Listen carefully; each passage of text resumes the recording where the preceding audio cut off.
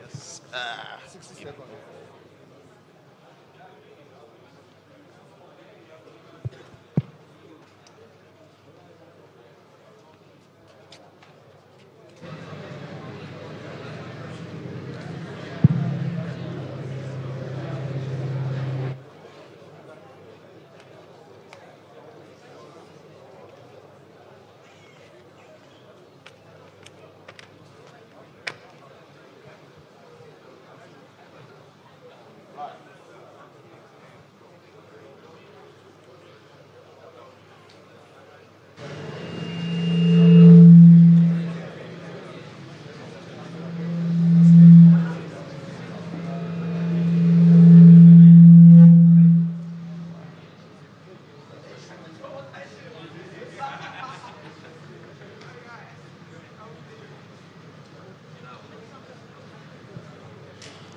Welcome to Datafest Africa 2024 Day 3.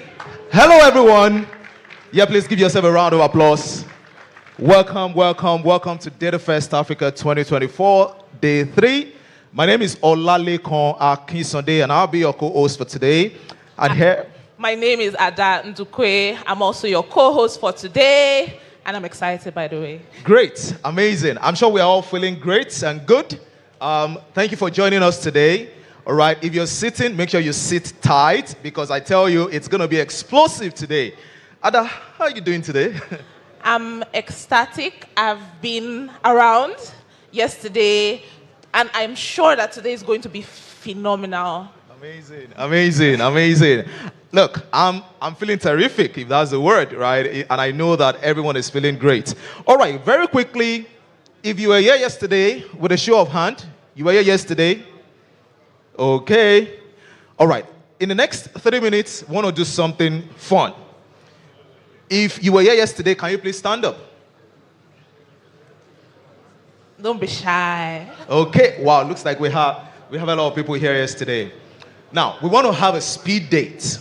So if you were not here yesterday, I want you to walk up to someone that was here yesterday, all right, and catch up with them. Tell them, ask them to tell you what happened yesterday, speed dates, get their contacts, just speed date, get their names and do that. Okay, I see that happening right there. Speed dates. And guess what? I need you to also take a picture with them. For example, I wasn't here yesterday, but Ada was here, so I'm going to have a conversation with Ada and then take a picture. And then when you take that picture, remember to post it online using... 1 minute, please. 1 minute, please. What's our hashtag? I hope everybody knows our hashtag. DatafestAfrica2024 is the hashtag, or DFA2024, right? So, let's make sure to that. Ada, tell me, what happened yesterday? A lot. I learned a lot. Amazing. Okay. Great. I should do the same. All right, let me do the same.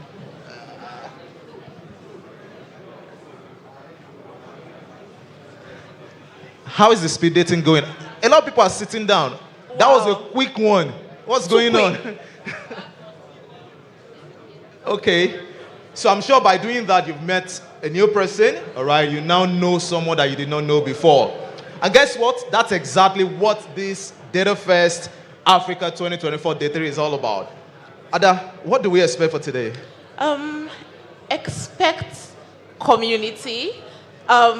This is the first thing we've literally done. You are meeting, new people. You are interacting. You are expecting to learn. We have an amazing lineup. We have a panel. We have so much to come. Amazing. Look, there is so much to come. All right. Now, without further ado, we're going straight into it. But if you're still outside and you can hear our voice, please make your way inside and have your seat. All right, we've started. All right. Now, next item on our agenda is Datafest Africa Journey. And we're going to be inviting gifts, all right, to come share with us on the progress from 2023 up until date. All right. Now, as I call our any speaker here, I would love us to do the favor of giving a round of applause, right? So as I bring Gift up stage, please let's give Gift a round of applause.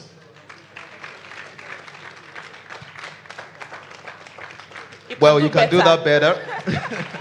Thank you. Thank you. DatAfest Africa. DatAfest. DatAfest. So when I said DatAfest Africa, you say 2024. DatAfest Africa. Yeah, thank you. Yeah, so first of all, let's give ourselves a round of applause for being here by this time.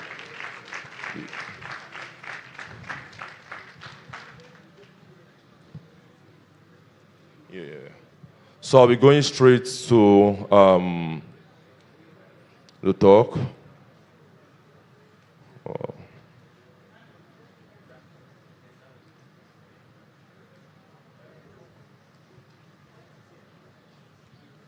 Okay.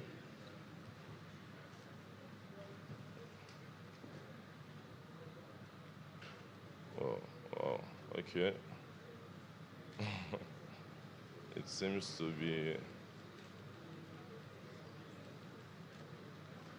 I think he's malfunctioning, but yeah.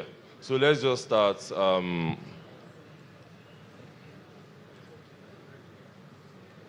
Okay. I think it's malfunctioning, but let's just start. So I'll be talking about the future and what we've done in the past about like Data Community Africa as a team. So there are several people here that one way or the other they heard about DatAfest Africa on Twitter, on LinkedIn, on YouTube, on Instagram from their friends that they don't really know what DatAfest Africa or Data Community Africa is about. So this is one of the things we'll be addressing this morning, right? Yeah, so I'd like you to follow through. Yeah.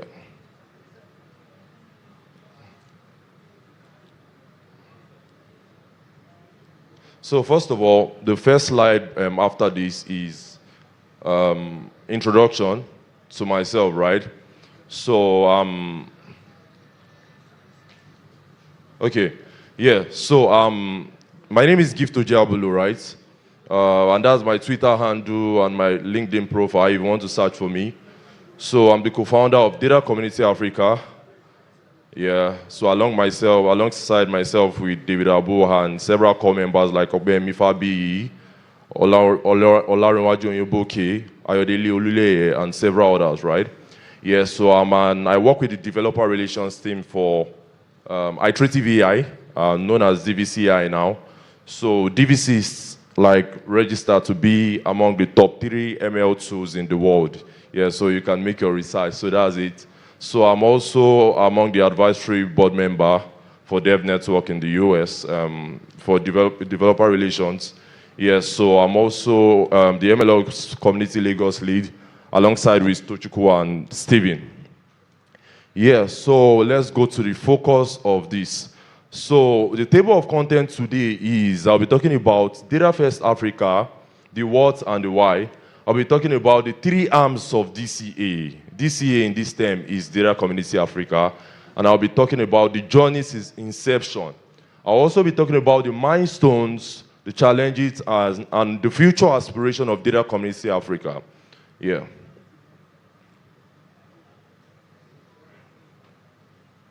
Yeah. So the first thing on the slide is what? Why Data Community Africa? I guess that's the first question people will ask. So first of all, what is DCA? DCA stands for Data Community Africa. In short, what is Data Community Africa? Data Community Africa is an encapsulation or embodiment of, I would say, a movement, right, of we trying to make a change. That's just the summary of Data Community Africa. So how are we planning to make this change, right? We are making this change through conferences, webinars, workshops, sending newsletter, building network, community development, education, and so on. That's how we are planning on making this change. So one of the way we make this change is through the conference perspective, which is why you are saying the hashtag DatafestAfrica2024. That's the DatafestAfrica Africa 3.0. We started 2022, right? Yeah, so why DatafestAfrica Africa? That's why DCA in this sense now. So we noticed a gap. What was the gap, right? So from the community perspective, there was some sort of disconnection in terms of there are several powerful communities, but a lot of them are standalone. We have the DBT community, we have the MLOps community, we have the data analysis community, Fabric community, and so on. All of them are standalone, right? The DSN, the AI Saturday.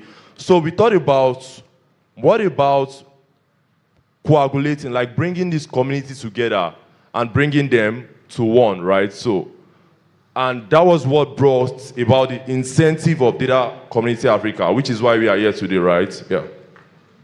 Yeah, you can clap, you can clap, you can clap. Yeah. So the three arms of DCA, which is what I'll be addressing now. So the first one,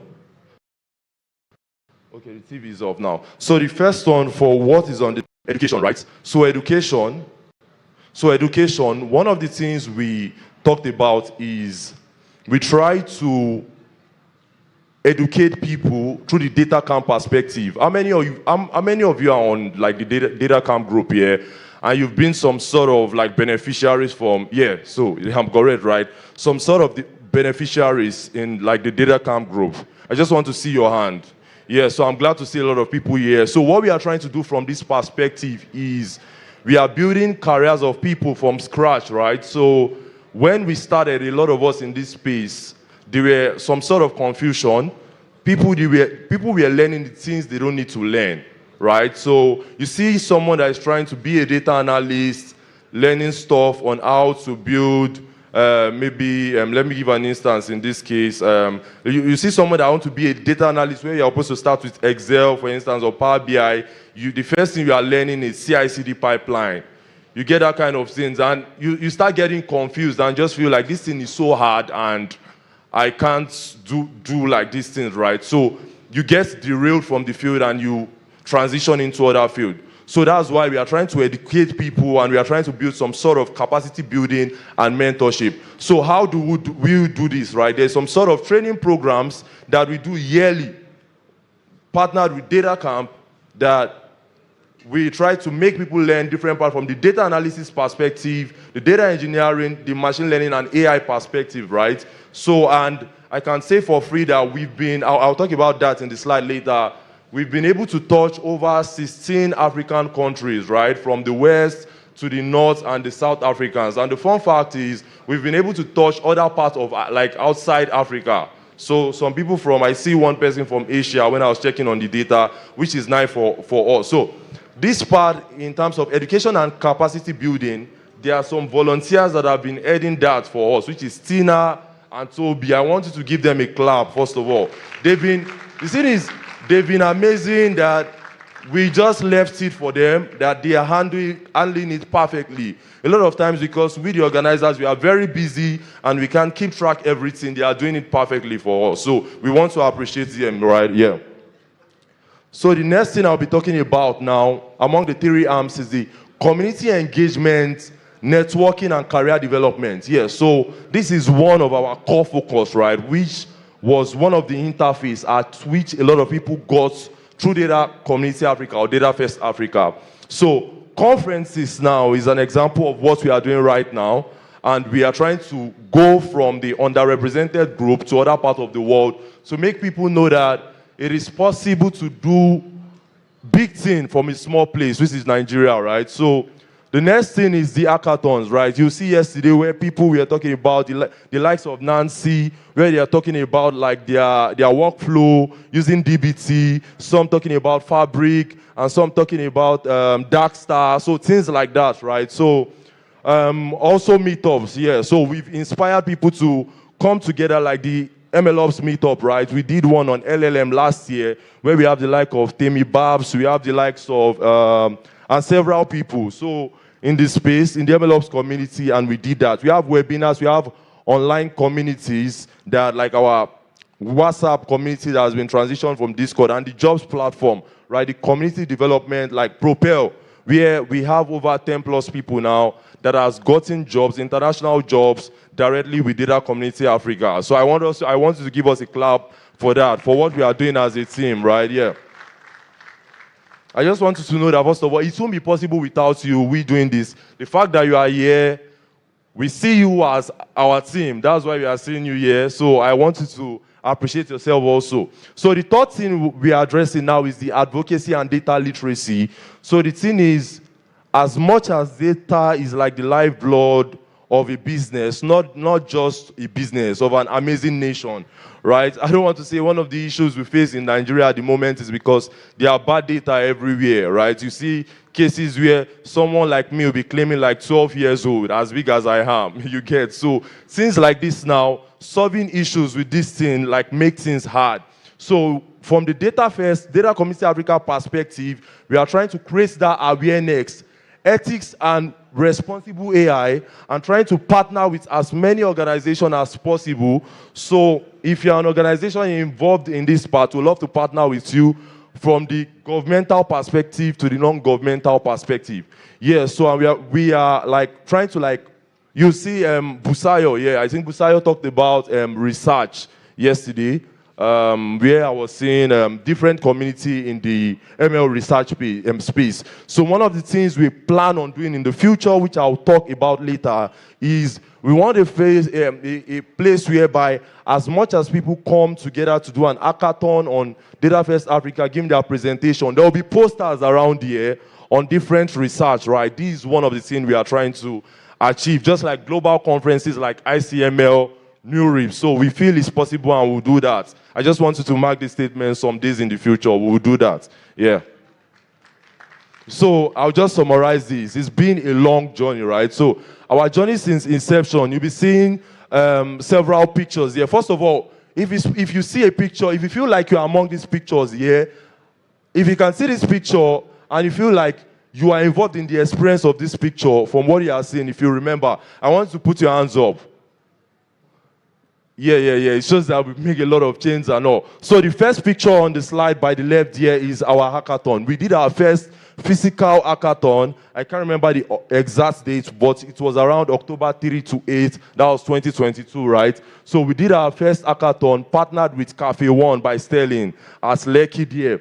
So where we address, like, we have the likes of Tina there that they are doing amazingly well right now. We have the likes of Felix currently in Dubai for an ML conference, and so on. So the second picture was like the DataFest 2022 that we did at Unilag. Yeah, so the third picture was Pelumi handling the hackathon. So Pelumi is our data team lead. So for everything about data team, Pelumi and Paul has been the one handling it for us. So I want to give a round of applause for them.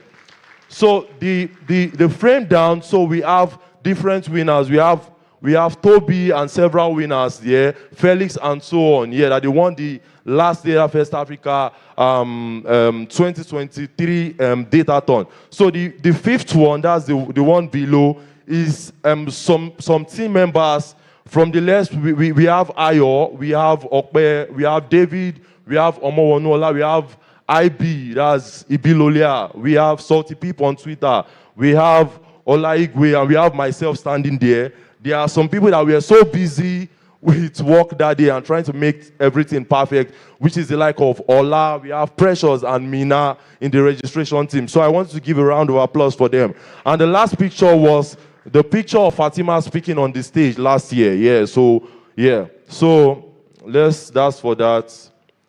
I just want us to run through the milestone, right? So we've been able to... Okay, this is the 2022 to 2023 March milestone. That was when this was compiled. So you see the 8.6K, I think that was LinkedIn then, but right now on LinkedIn, we are over 12K. So you can look for DataFest, Data Community Africa and follow us on LinkedIn.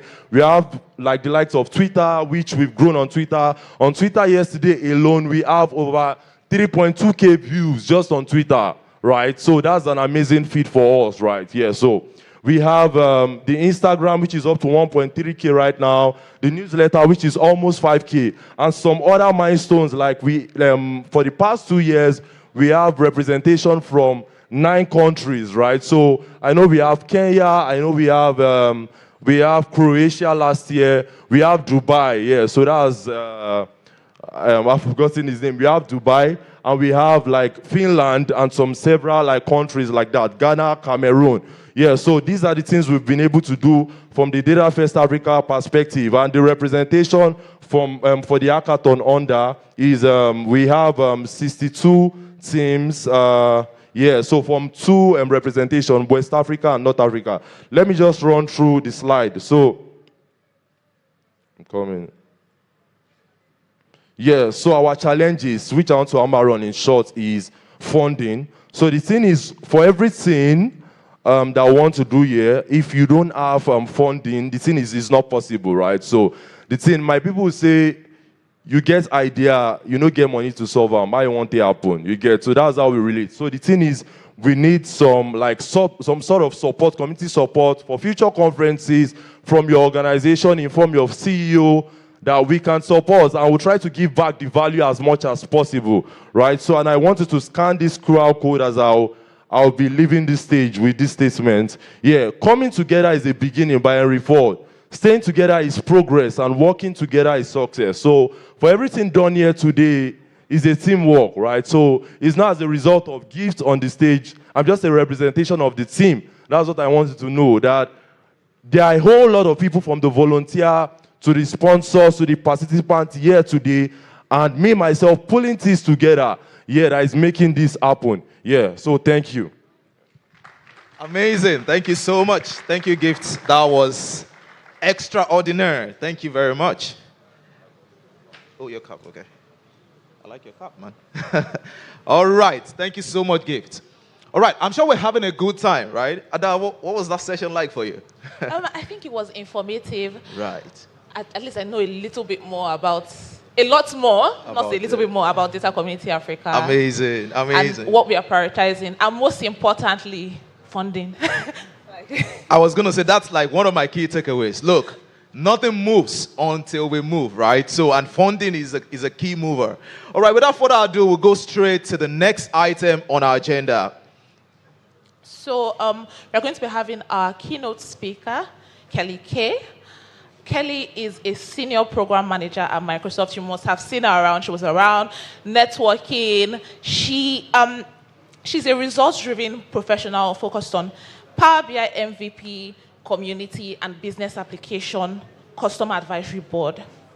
She's a passionate evangelist for the Microsoft Power Platform, an integrated application platform that combines Power BI, Power Apps, and Power Automate to improve productivity across your business. Please, let us give a warm welcome. Yeah. In fact, a loud welcome, right? Welcome. With a round of applause as Kelly comes up stage. You can do that better. Thank you.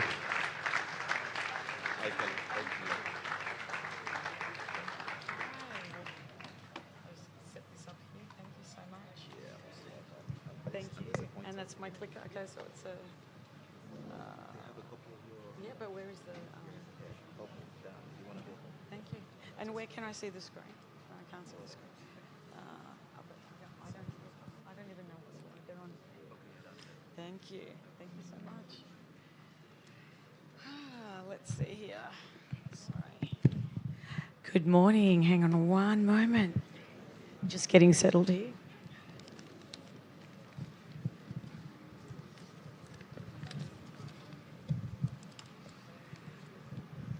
DatafestAfrica. I'm sorry. DatafestAfrica. That's better. Alpha. Sorry. Alpha. Auna day. Tell me, come on. Yeah? Firstly, I'd like to say thank you so much for collaborating with each other, being part of the community. And I would like to say a special thank you to all of the organisers here for looking after me. They're amazing. I felt especially welcome. And I tried my first Nigerian food yesterday, and it was edika gong. So, is that right? Did I say it right? Okay, cool. So it was awesome. So today we're going to talk about community and building communities, especially in the era of data and AI, and how important it is. And there we go. Great. And I'm going to tell you a story that's going to support all of this. It's a story about the past, but it'll come together with information about the time that we're in now and how community can work together to help each other prepare for this era of AI. We'll also see what the critical role is with communities and how their role plays in and how their role plays with preparing for data and AI technologies in the future. We also have a call to action. We'll have some time for questions. And I think we've got a bit of swag to give away. Is that right, Tina? Yeah? Excellent. So we've got some swag here, but we'll be answering questions. So I'd love for you to pay a little bit of attention. So if we're going to answer questions, people who answer questions, I think I've got 5 or 6 T-shirts here to give away. Okay. And with that, okay, what is community? Well, I mean, my definition of community, everyone's is different. My definition is that we gather and share. And we gather together to share food, information, food, I'm Greek, so we always have food, skills, food, as you can see, joy, the joy of accomplishments, milestones, food, culture, celebrations, food, and, much more.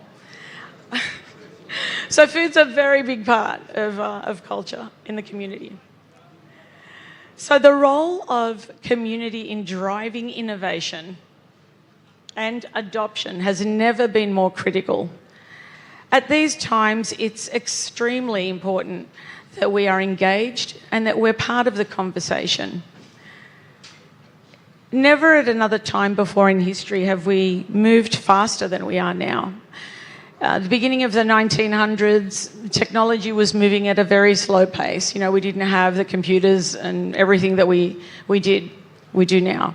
And moving forward, as time goes on, we're finding that we can do 10, 15 years of research sometimes in a couple of weeks with data and AI machine learning models. And I'm not an expert on data and AI. I'm not an expert on data and AI in those industries, but I am here to talk about how community can prepare themselves and be ready for this. And the most important thing is that we need to be part of the conversation. Okay. So, there we go. So the PC helped democratise knowledge and it expanded access to information. And the person who said this is Jared Spataro. He's a Microsoft CMO at work. And he had a recent article, which I will give you a link to. It's in the deck we can share with everyone. And he's absolutely right about that. The PC helped spread the word about technology, help people learn, gave us a tool to connect with each other. And that's all great. But now it's a little bit different. Oops. Now AI uses our technologies and it democratizes the expertise applying knowledge to solve a problem. So a piece is a tool. And AI will be trained on the data that we provide. AI will be trained on the data it can access. And AI will draw its own conclusions based on the data that we give it. So if we are not part of the conversation and we are not in a community, we won't be heard. Our voice won't be heard. So we need to be present together and learning and connecting with each other as much as possible So when the important decisions are made in countries, communities, even in families, it's important to have a say, be counted, and allow the ability for AI to include you in the conversation so we can be accounted for and included in extremely important decisions affecting our broader community, like budgeting, building schools. If we are not there to say, hey, our community is over here and these are our needs, nobody will know what our needs are. They will just assume. The AI model will just assume something else. It'll draw its own conclusions. So bad data in or no data, you don't get the result that you need for the community. So that's why one of the most important things is that you're here, you're involved, and we have a voice and a say. Oh, here we go. And we the people, as they say, we need to be the data. It's not just providing data. We need to be the data to be represented and included. And by we is how old are we? What are the needs of a specific community? Maybe that's not already documented on the internet. So maybe somebody in another country has an AI model that's not picking up all of this information. Maybe there are really important nuances for environments and for building infrastructure that aren't apparent just by simply typing in data. And so because of that, we need to be the data and we need to have our information absolutely included some way. And the way to do that is connecting with your community and making sure that people are upskilling and learning as they go. Now, I'm going to tell you a story about how we can benefit from technology. And it's going to be a story about the past. So I'm going to go over here. And here we go. So people don't know my background. For those who don't know, I have a Greek background. My parents, my mum grew up in a very poor village in Greece.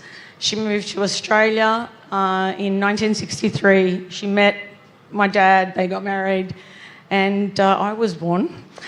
And then from there, basically, it was really tough as a migrant to get access to basic educational services. Excuse me for a moment.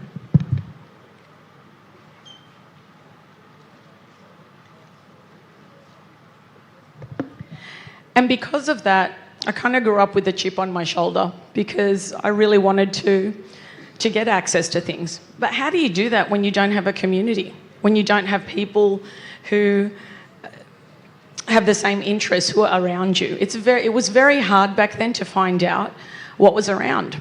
So let's take you through to the next slide here. I'm not very good at the clicker, obviously. So when you don't have the information, it takes several generations to succeed. And I'll demonstrate this to you here. You'll see this slide here. So this is my family. Oh. What happened? Is it? Oh, it's back. Okay, great. Sorry. So this is my family. That's my mum. See where the yellow arrow is? That's in 1945. And there's my grandmother's holding her. There's a whole bunch of kids. And there's a green circle on that screen. And that green circle, you might notice something. That's the only person in the photo who has shoes. Everyone else does not have shoes. My mum didn't have shoes till she was 8. So the only person who had shoes was the one who went to school, and only one child went to school. There's a reason for telling you all of this.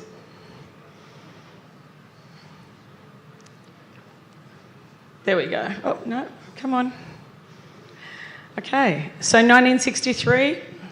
So that was my mum before, remember, the child in my grandmother's arms. She grows up in a village, she's working really hard, didn't go to school, I think, after the 2nd grade, and even then she was only going 1 day a week. By the time she was 18, she left the village, went into the biggest city in Greece, where they found out that Australia was doing a massive migration effort. And these are photos of the 1960s where boatloads of Greeks, Italians, etc. were coming into Australia with one suitcase for a better life.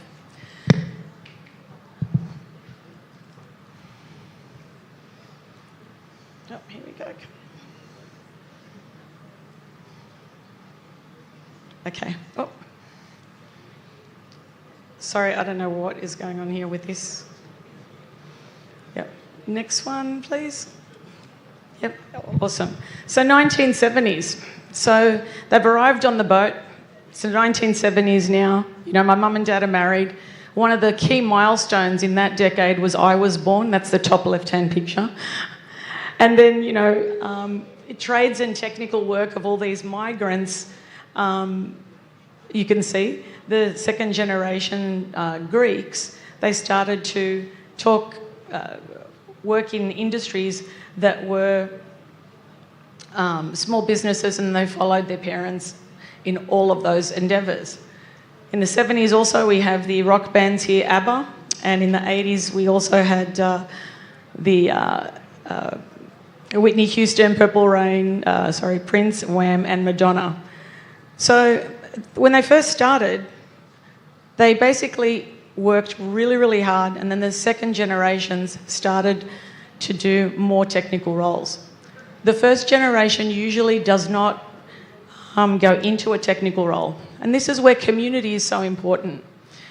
When you land somewhere or when you're trying to better yourself in life, you know, like I was trying to do, you need community. Okay, next slide, please. Thank you. Okay, by the 1990s, you can see we're putting the rock stars in here, so it's a bit of an influence for me growing up. The 1990s, we have professional services, and so Greeks were going into different industries. So this is how people progressed. You go from the 1970s, where they're working for other people, small businesses, etc. 1980s, we get to the point where, okay, we're getting educated. 1990s, the professional services, the second generation starts doing a little bit more in law and accounting. And you might think about that theme as when you land in a country, your parents want you to be a doctor or a lawyer. That was the whole thing. Now it's going to tech. So then you also go into healthcare and things like that, which are natural industries for people who go into another country, because they're naturally nurturing most of the time and they love feeding people, and this is why Greeks are in all those industries. Now, during the 90s, can you go back? Thanks. Yep. So during the 90s, we have all of these bands here. Remember, we're going to ask some questions later. Okay, moving on to the 2000s. Next slide, please. Yeah. So education and teaching became a popular profession. And you'll notice now that we've got information technology in the 2000s. The point I'm trying to make, if I haven't been super clear about this, is that, you know, back then when my mum was in my grandmother's arms, she didn't know where she would be in the future. But the future was bright. They go into another country, and it's the 1960s and 70s, they don't have a lot of education. Without the community and without knowing where to access all this information and having someone to help teach you, it took 30 years for people to start learning about technology. The reason why it's important to connect and learn now is that every time there's a new milestone, you can find it from somebody who's already in your community. When you're connecting with each other, you're sharing information, you're building and lifting each other up, and you're learning faster, you're getting certifications faster, and you don't have to wait the 30 years that it took So you kind of skip a generation, right? I don't know what happened.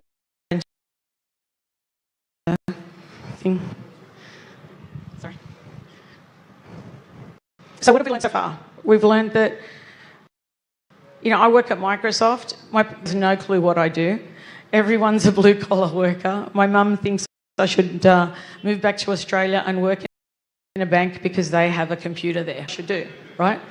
I know. And so nobody knows what I do in my family. But because I was able to access a little bit of education later in life, because I don't have a degree, I was able to go and work for a fantastic company who supports me. Now, in the 2000s, we see that, again, teaching became a good profession. And then in 2010, we start seeing a bit more diversity when it comes to careers, because that's at the 40-year mark. You're saying, okay, now that people are getting educated in the things that they had access to, at the 40-year mark, they can now choose what they want to do because they have the knowledge and the power to do so. And then in 2020, they go into leadership roles. So let's count, 7 years, 8, 9, 10, so what is it, 50 years. So who wants to wait 50 years? Nobody wants to wait 50 years to succeed. That's 2-3 generations. And the reason that it takes so long is because they don't have access to information. They didn't have a community. For me, I did not have access. Nobody in Australia, in Sydney, growing up, nobody looked like me who was doing computer science at all. It wasn't even offered in school. And when it was offered in school in the 1990s and 2000s, it was offered mainly to boys' schools in my area. Girls did not get access to it. I was fortunate enough to get access because my dad always believed in education, so did my mum, but I didn't get a degree. So it doesn't matter what your circumstances are.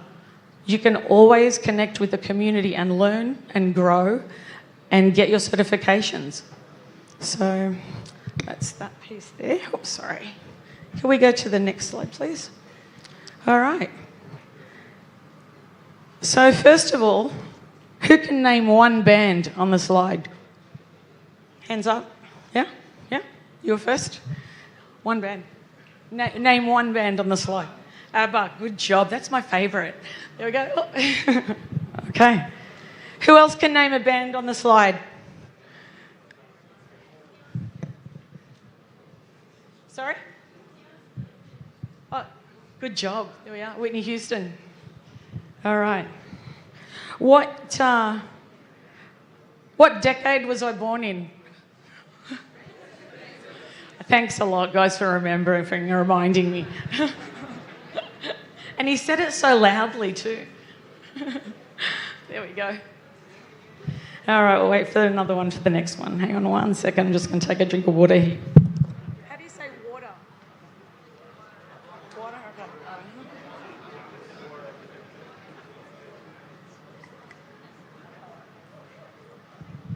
So what have we learned? We've learned that without access to education, without access to the information, it's really, really hard to get ahead.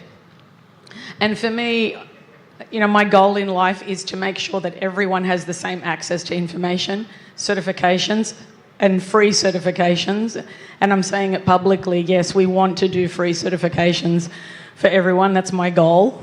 Now, whether I can succeed, thank you. Whether I can succeed or not, I don't know. But that's definitely what we want to do. I've got a great manager and leadership who have given away a ton so far. And that's all through community. So here we are. Because of my passion and giving access to people for access to free education to people, especially women, I started a user group a few years ago called Power BI Women. And this is a testimonial from Deborah Jones. Deborah Jones is on our leadership team as well now. She's one of the leads. And she learned through our group. She had a lot of support, but she was also super smart.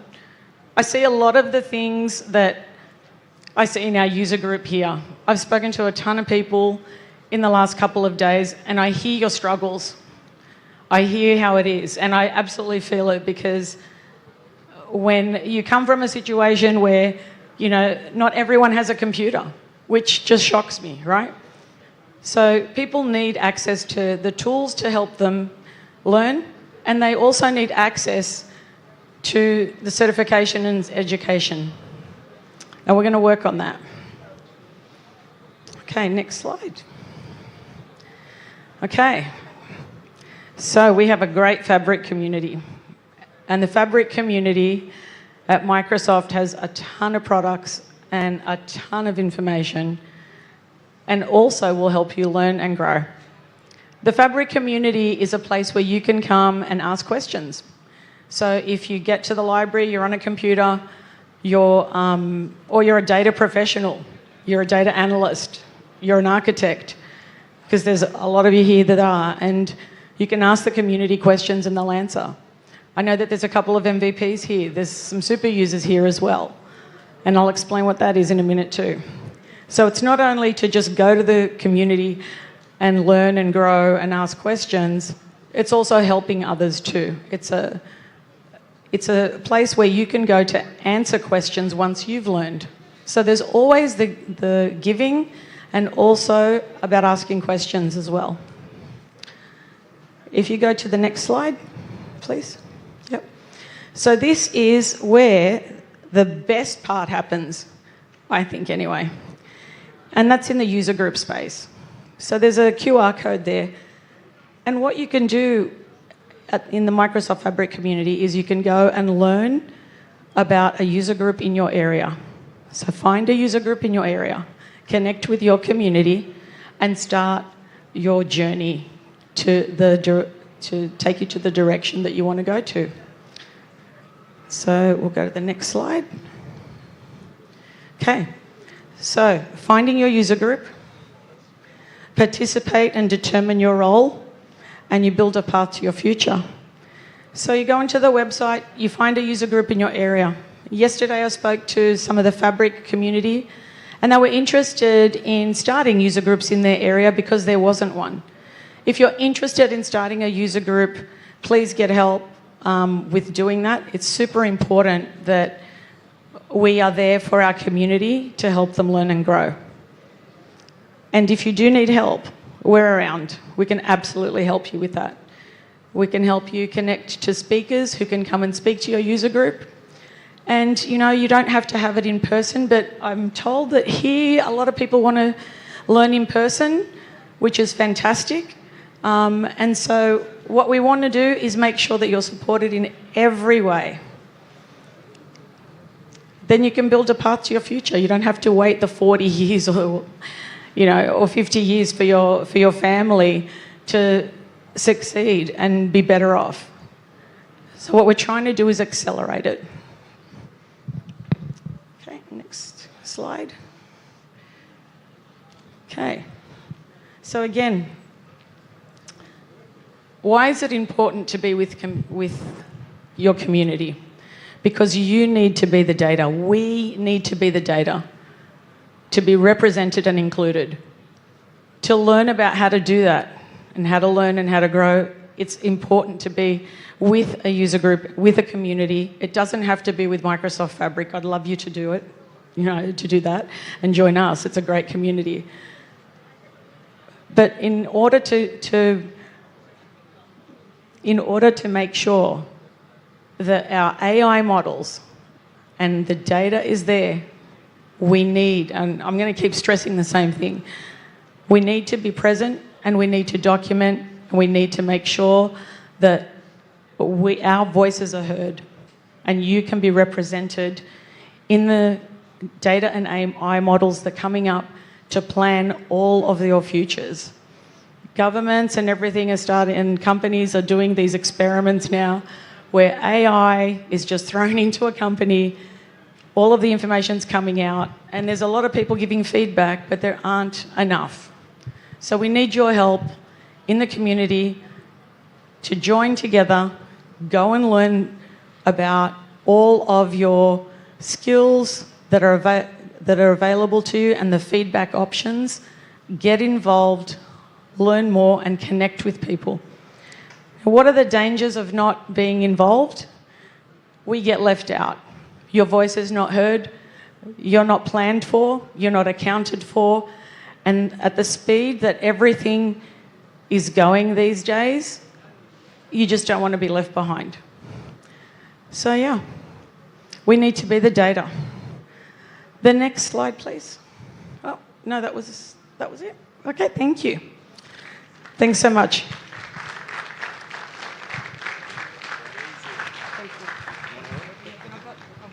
Okay, please. Okay, so who is a user group leader here? Okay. Who wants to start a user group? Yeah. Okay. All right. So if you're serious about starting a user group, I have 2 T-shirts. Come and see me over there. I'd be happy to help you. And if there's more than 2 people, I will send you one. But I'll be just over there, and come and see me. Thank you so much, everyone. Amazing.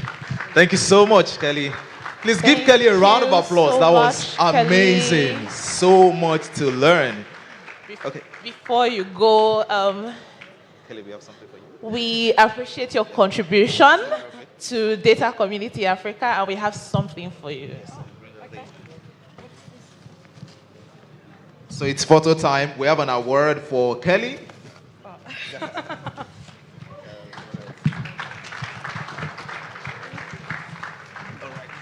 Thank you. Thank you so much. So that's on behalf of the organizers of DatafestAfrica Africa 2024. Thank you so much. Thank you. That's wonderful. Thank you so much. Thank you. Okay, so it looks like you have a lot of bags. I need someone to help. Yeah, okay. Thank you. That's for her. Thank you so much. DataFest! I don't like that energy. Come on. Let's get the energy high. DataFest! Amazing. One more time. DataFest! Let's add a twist to it. A bit of a twist. I like that. I like that. If I say DataFest, you say DataFest. DataFest. If I say DataFest, you say DataFest. DataFest. Amazing. I love this. Look, this is the largest community and gathering of data professionals in Africa, in the world, right? And I think we should celebrate ourselves for that, right? That the fact that you are part of this community says a lot, right? Just like Kelly said, right? Look, this is the power of community at work, all right? And the fact is that the future is shared, right? And what that means for us, right? I don't want to get into preaching, but what that means for us, right, is that we've actually brought 30 years forward. Do I have a witness? You brought 30 years of your generation forward. All right, so please give yourself a round of applause once again for that. Ada, how was the session? What was your key takeaway from the session? I personally loved the session because it was like she was describing, I know she was talking about her life, but she was also describing my life. When I started my career, I was fortunate enough to have a community. So we literally learned together, did certifications together, grew together. Funny enough, my current role, my current job was gotten by a referral from that same community. Look at that. So yeah, community is really important. Amazing. Look, and of course, I'm a product of community too, right? I remember how I started my journey in data science, right? Far back 2016 when I attended Data Science Nigeria's bootcamp. And fast forward till now, 8 years after, still thriving, still having fun.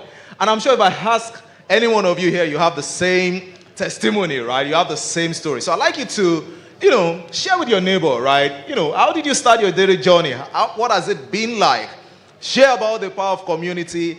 And if you can also go online, right, to talk about your key takeaways from the session, using the hashtag DatafestAfrica2024, DFA24. That would be amazing. So let's do that. Social media break. 1 minute social media break. 1 minute social media break. So this is the time you need to engage. Remember community. Buzz online. Let's trend DFA24. Let's trend DataFest Africa2024 hashtag. Can we do that?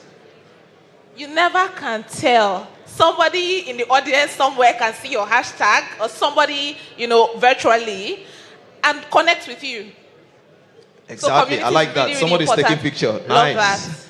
that.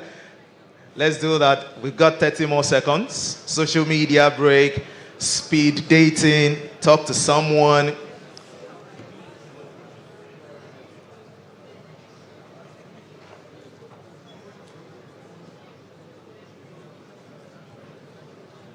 All right, 15 more seconds.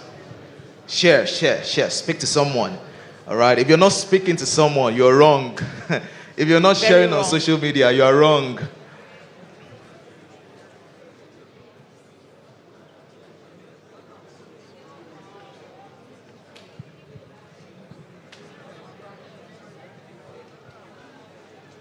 Amazing. Looks like the hashtags are coming up on social media really well.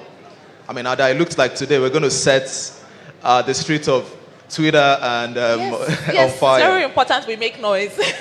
Yeah, it is very important. And by the way, you're also contributing to your own social media footprint, right? By tweeting about this gathering. I hope you know that. So please, let's do that. And one more thing. If you see a DatafestAfrica hashtag, somebody else is posting, engage. Engage online. Engage physically, engage online. It's very important. Yeah, it is very important. All right. So now we'll move to the next item on the agenda, and that's a fireside chat, right? Where we'll be talking about the history and future of data and AI. And that's going to be with Kazim Teobade. But I have the facilitator for the fireside chat, that's Amaka. Amaka, if you're there. Okay, great.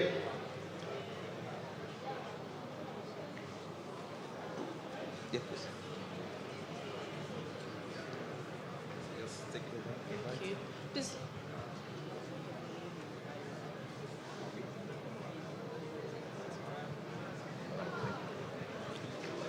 All right, good morning, everyone. It's time for the Fireside Chat with Mr. Kazim Teobade, the CEO of Blue Chip Technologies, one of the pioneers in the data industry.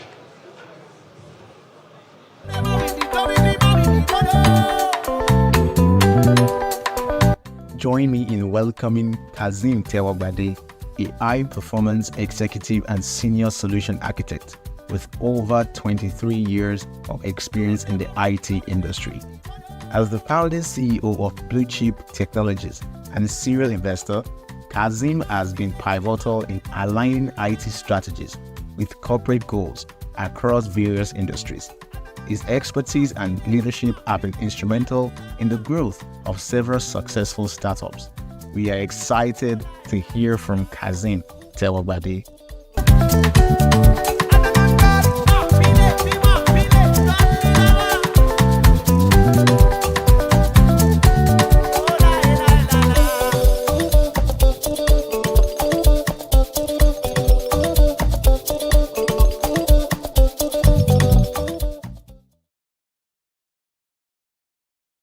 All right, that was an amazing introduction that we had there.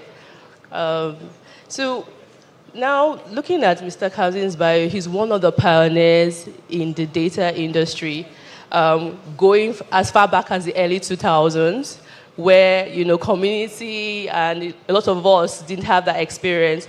So I think my first question for Mr. Kazim will be some of your data-related works. Can we get a microphone?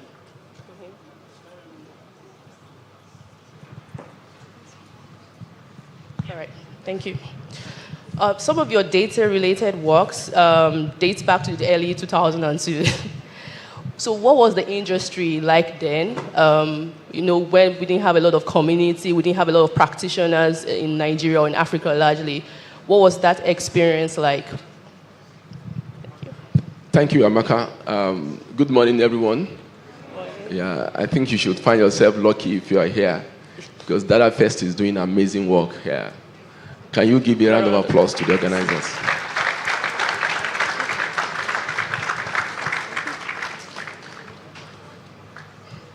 If you look at the trend, it's been very deep, actually. In 2002, there was nothing like AI, definitely. Maybe there was Hadoop and all the big data stuff outside of the country, but there was nothing like that yet in Nigeria. And even if you have, in 2022, you have all those new big data infrastructures that are, doing very amazing work outside of the country, it's still going to be even within the research space, okay? Here, we are still using a solution called SAS.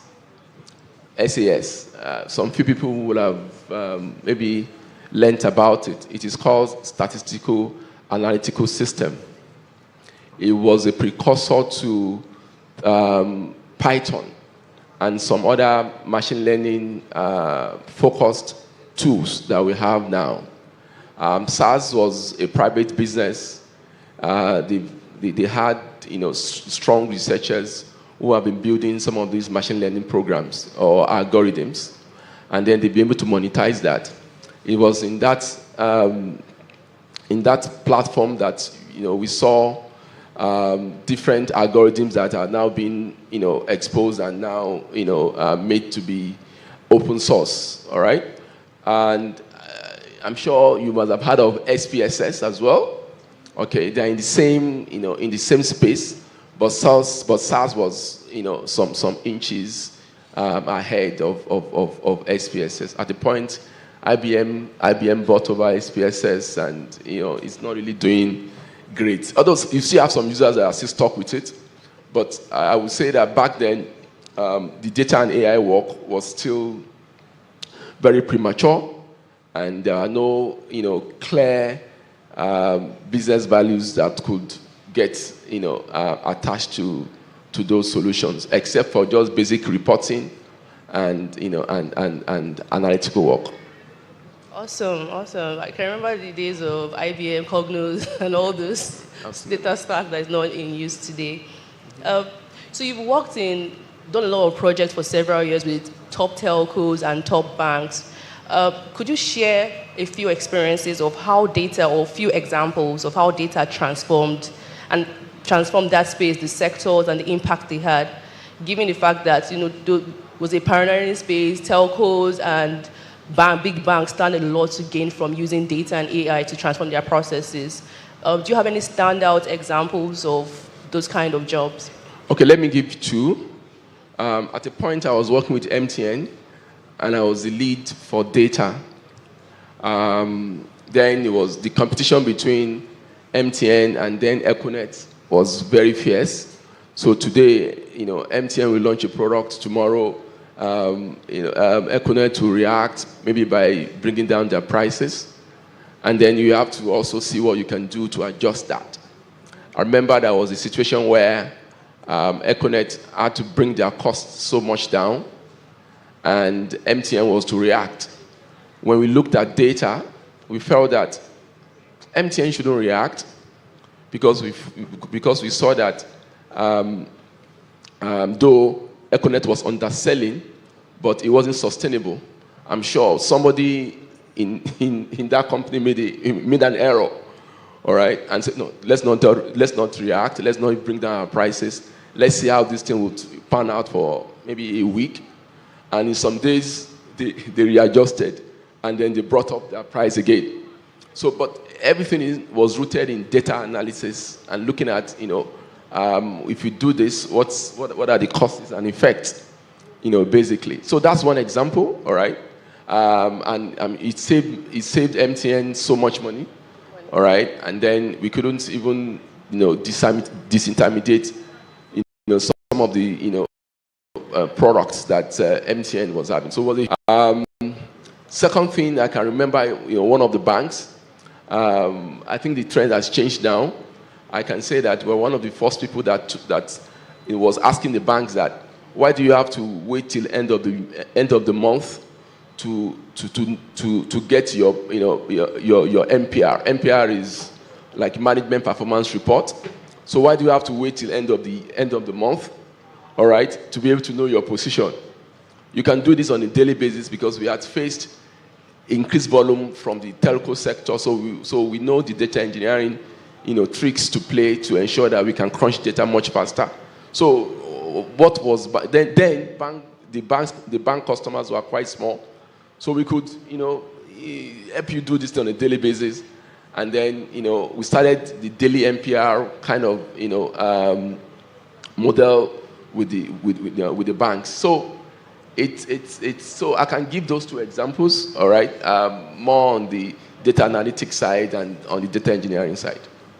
Thank you very much. So one key takeaway from that is imagine having to wait for the end of the month to know your performance and to know how your business is trending. But now with data, you're able to see that on a daily basis and have that information to make decisions at your fingertips. Awesome. One more question is, as a trailblazer and as one of the pioneers in this industry, I'm sure you've had to train a lot of, young professionals. I'm sure some of the leaders that you see today were probably, people that learned under your tutelage. What would you say are the key competencies or skills that a data enthusiast needs to break into the industry and have a successful career? Amaka, you are making me feel like I'm an old man. Trailblazer. Okay, so when it comes to training, I'm quite passionate, all right, about it, because myself, I'm a product of training. I got recruited from school immediately after I finished my studies in UI, and it all went into start coding. And then, these are the things you need. These are the guys that will help you to, to train. So we were basically some interns, all right? So after, co-founding Blue Chip, I decided that, yes, let me use the same approach. Let me get interns from schools and let me have a program. I used to call that program BITP, Business Intelligence Training Program. You see, there was no data and AI then. It was BI. Okay, so we had that program, and I think over 150 people would have gone through that that scheme, and many of them have become leaders in different places that they found themselves. So I'm happy for myself in that. But so what are the skills you need? I think I always say this. My top number one skill, although of course it's human skill, is reliability. All right. You must have your team members to say, that guy or that girl is reliable. It's the best form of accolade that you can get from your team members. Then, of course, you have to learn a lot of things within, within short time. You have to be, self-motivated. I always say that sometimes I'm not asking for you to come and I'm not asking that you should come and build a compiler. I'm not asking you to come and create a new Power BI solution. I'm just saying that write SQL, plot SQL, do this. I'm not asking you to come up with a new predictive model algorithm. I'm not asking you to be a researcher.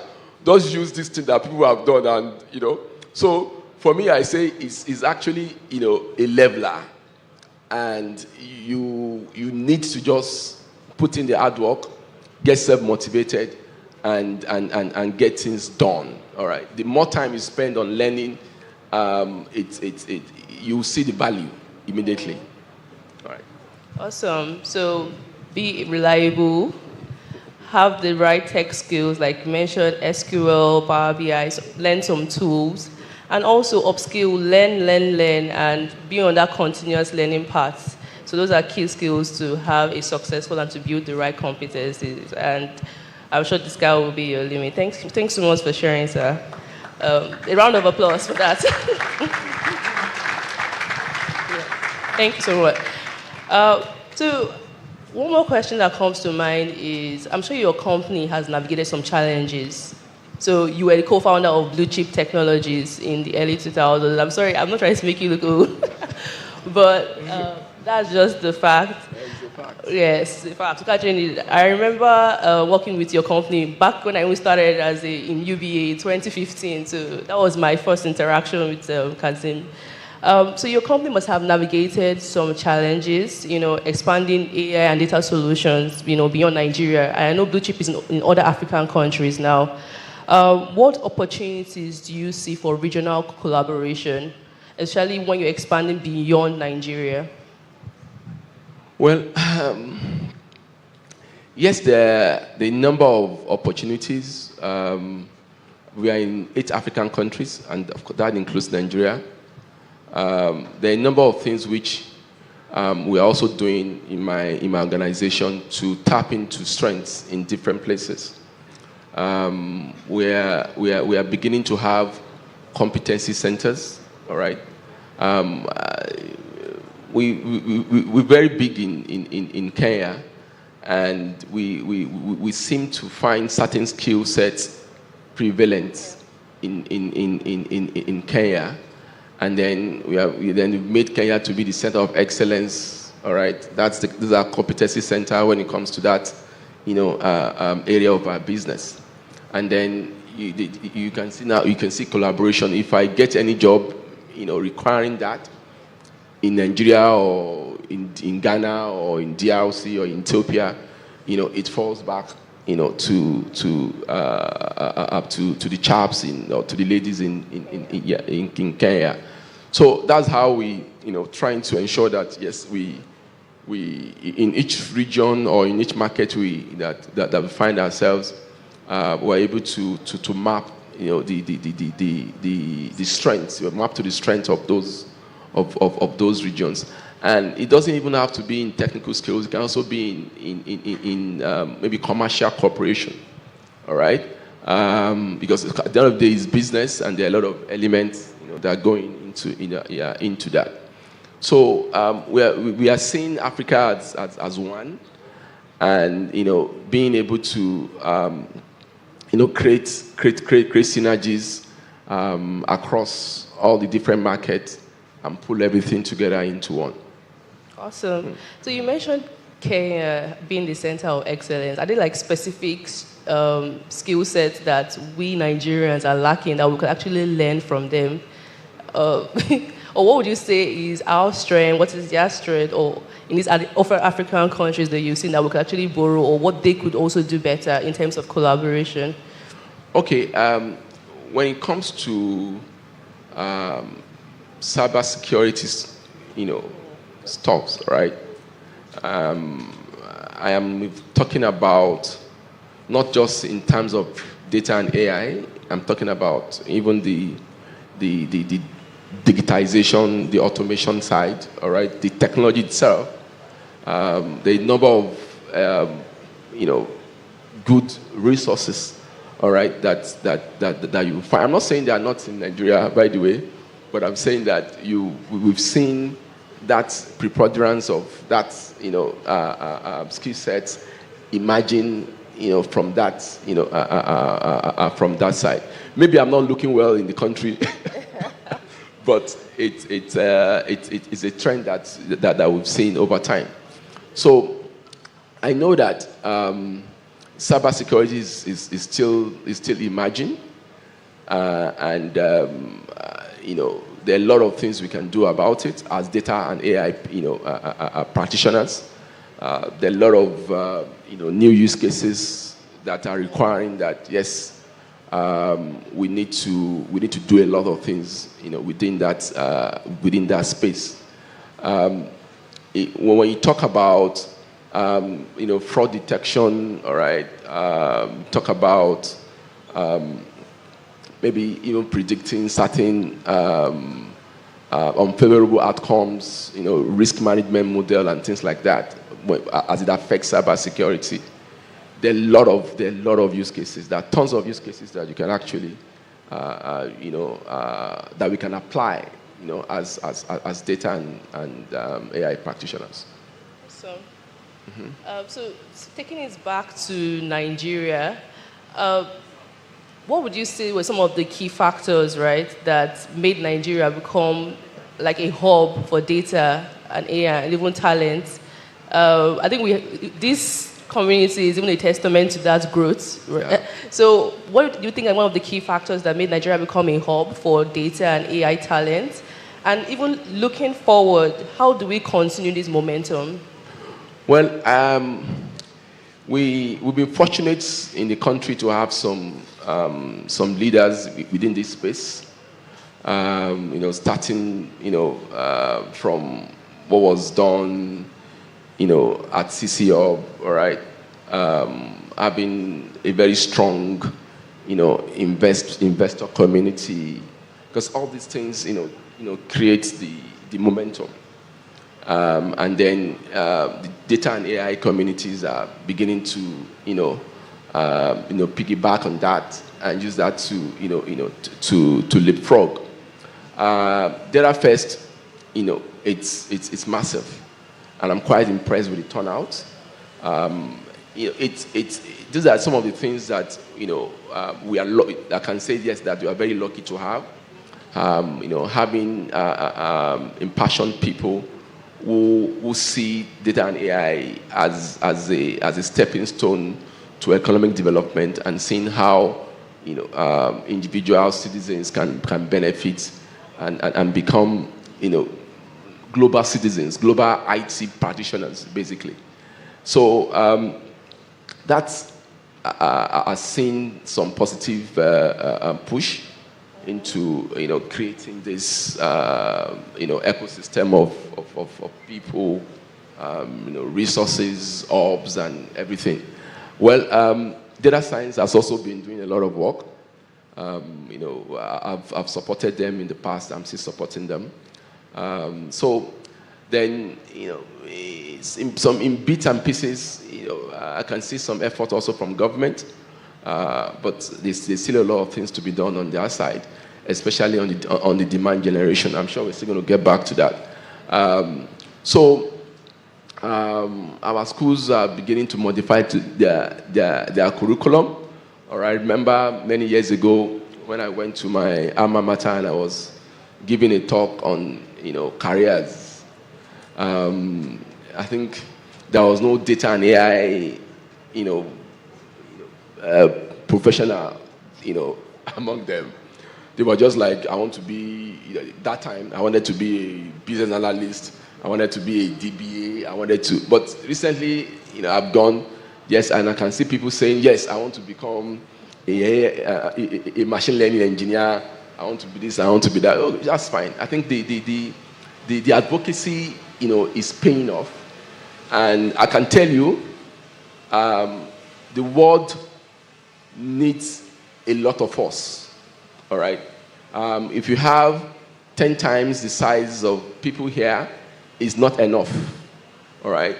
And so it's even going to get much bigger and bigger, in the few years, to come. So if you're in that space, please, increase your skill levels, all right? Connect with people, participate in communities, all right? Just get yourself, into that ecosystem. It's a lot. It's going to be very, very, very, very rewarding. A round of applause for that feedback. What a time to be alive and what a time to be here. I remember when I started as a BI developer, you told people, what are you doing BI? They'd be like, what is that? Nobody even understood what BI or business intelligence was, but now with community and with a lot of awareness, we are here today. The final question I have for Mr. Kazim, talking about future trends and talking about the Nigerian landscape, what role can the government and at least our regulators play to foster the growth that we've seen and not to be a hindrance to AI and innovation? Okay, I'll take the question in two parts. Maybe one on the side of regulator, and then maybe on the larger, government side. I'm not a fan of regulation, okay? But I know that there has to be some guardrails, okay, that we must, abide with. So in that sense, I'm still talking about regulation. A lot of things a lot of challenging things that we don't even know that AI would turn up. Need governments to, or need regulators to try and, create laws, around. When AI really, gets into the swing, I'm not sure it's already in its swing right now. Some other infrastructural, issues. But when all those things are solved, you have good computing power. You have power itself to run your stuff. It's going to be very massive. LLM is there. I hope we'll be able to, at speed of thought, be able to manage the changes and the disruptions that will cause. But we still need, as a people, as an organized people, to create laws, to create rules of engagement, and how to deal with some of these things when they come. But we should not over-regulate. We should not stifle innovation. We should not make life become unbearable, for the practitioners to effectively, create, the economic value, that our country needs. Okay, so that's one on the regulator side. However, on the government side, I see a number of things that the government is doing. All right, thumbs up. But I would say that I'll be more impressed if they are making deliberate efforts to stimulate demand. All right, because I've been looking at faces here. I cannot see any face that does not like money.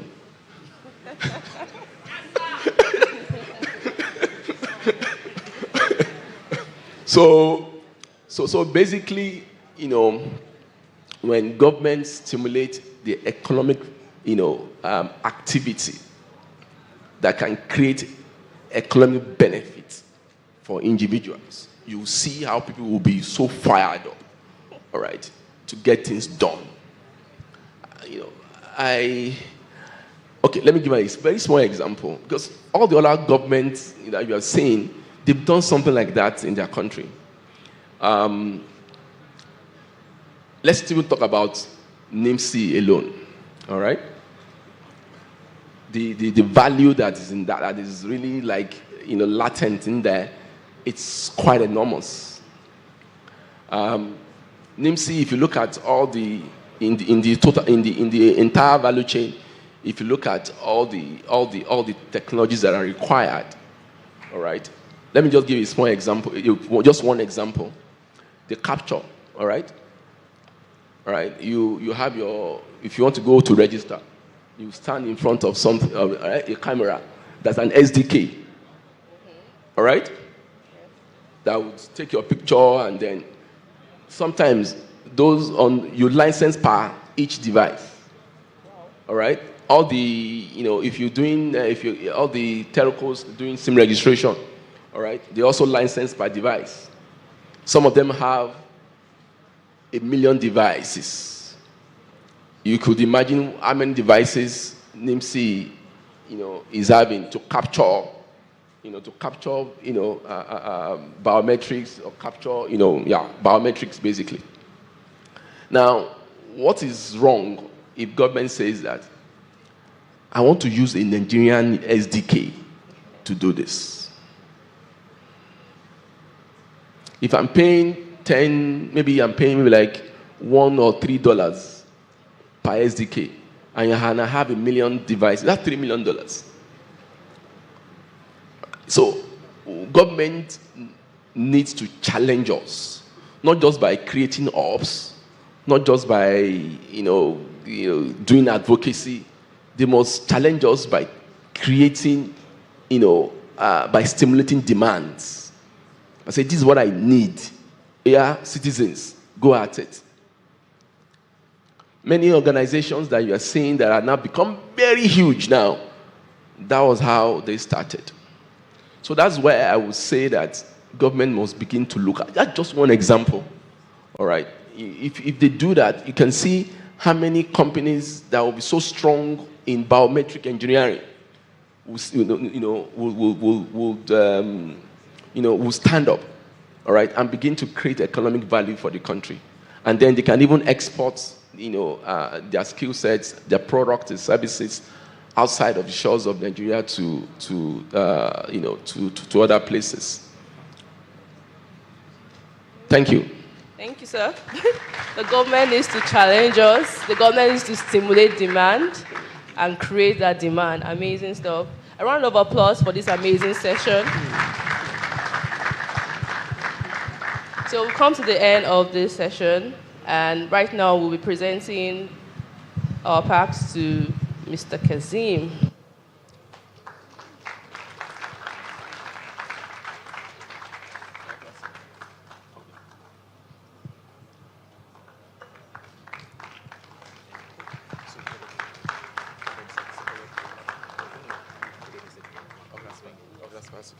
Talking of our position, Thank you.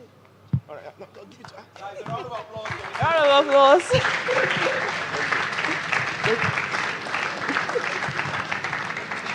Thank you so much, sir. Thank you. Thank you very Amaka. much. Thank you so much, Mr. Kazim. A round of applause as they return to their seats. Guys, just in case you don't know, that's one of the greatest minds that we have in Africa. One of the greatest minds that emerged from Africa when it comes to data and AI. Please give him a round of applause as he steps out. Thank you so much, sir. We're grateful. Thank you. Amazing. DatafestAfrica. Looks like I'm not hearing anybody from that place. DatafestAfrica. Come on. Let's get the energy high. DatafestAfrica. Amazing. Thank you so much. Right. I'm sure we had a lot of key learnings, key takeaway from Kazim's session. All right. And as much as possible, for me, I think one of the key lessons, right, is one word he said about being reliable. All right. Being reliable. Look, whatever you are, whatever you do, right, you want to maintain that consistency in the output of your work. Being reliable. I'm sure if I ask everyone, right, we definitely have one or two key takeaways, right? But Ada, do you want to share yours? You know what? He said something about ecosystem. I don't know why that has been echoing for me, right? So that ecosystem is very important, and I'm very happy that we are doing this together. He said Kenya, but Nigeria is replacing Kenya soon, so. Amazing. Ecosystem echoes. Wow, that's a rhyme there. Ecosystem echoes. Great. All right, please give yourself a round of applause once again. I think it's been really, really amazing. Guys, let me give you a gist, right? We still have a lot of fantastic speakers that will be gracing this stage. So as much as possible, please take notes, all right? You can take notes on social media, right? By tweeting those quotable quotes, right? Key learnings, so that you can always fall back to them even after this session. Is that okay? Can we do that together? All right. Remember the hashtag DFA24 and DatafestAfrica2024. Without further ado, we're going to bring our next speaker up stage. Yeah, we'll be having our first expert session for today, and it's on smart farming, AI innovations in agriculture. So before I bring up the speaker, please, I know he said take notes, but take notes. Yeah. This, for me, I like this particular topic. I'm all for AI for good. Like, we know the situation of things in the country. If we can help with AI, then we should. Yeah. So let's just be attentive. Let's give a warm round of applause as we bring up Femi Adekoya. Amazing. A round of applause. Let's give a warm welcome to Femi Adekoya, a leader in precision agriculture and drone technology. With over 12 years of experience and numerous accolades, including the Royal African Award, Femi is dedicated to advancing digital agriculture in Africa. He is the founder of Integrated Aerial Precision and Precision Field Academy, working tirelessly to train young professionals and promote sustainable agricultural practices. We are excited and we give it up for Femi Adekoya.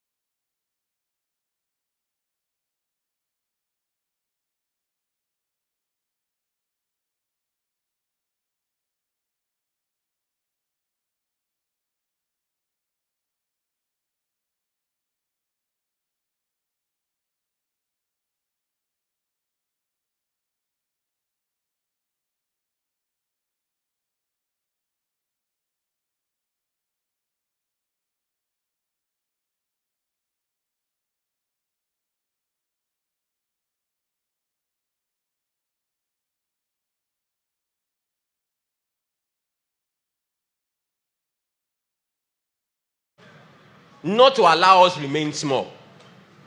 Okay, this is what I mean. It is logical for you to actually call a tractor to come and work on 100 hectares of land than a tractor come and work, to come and plow on 1 acre of land. Yes or yes? That's the power of technology. It's to scale your effort.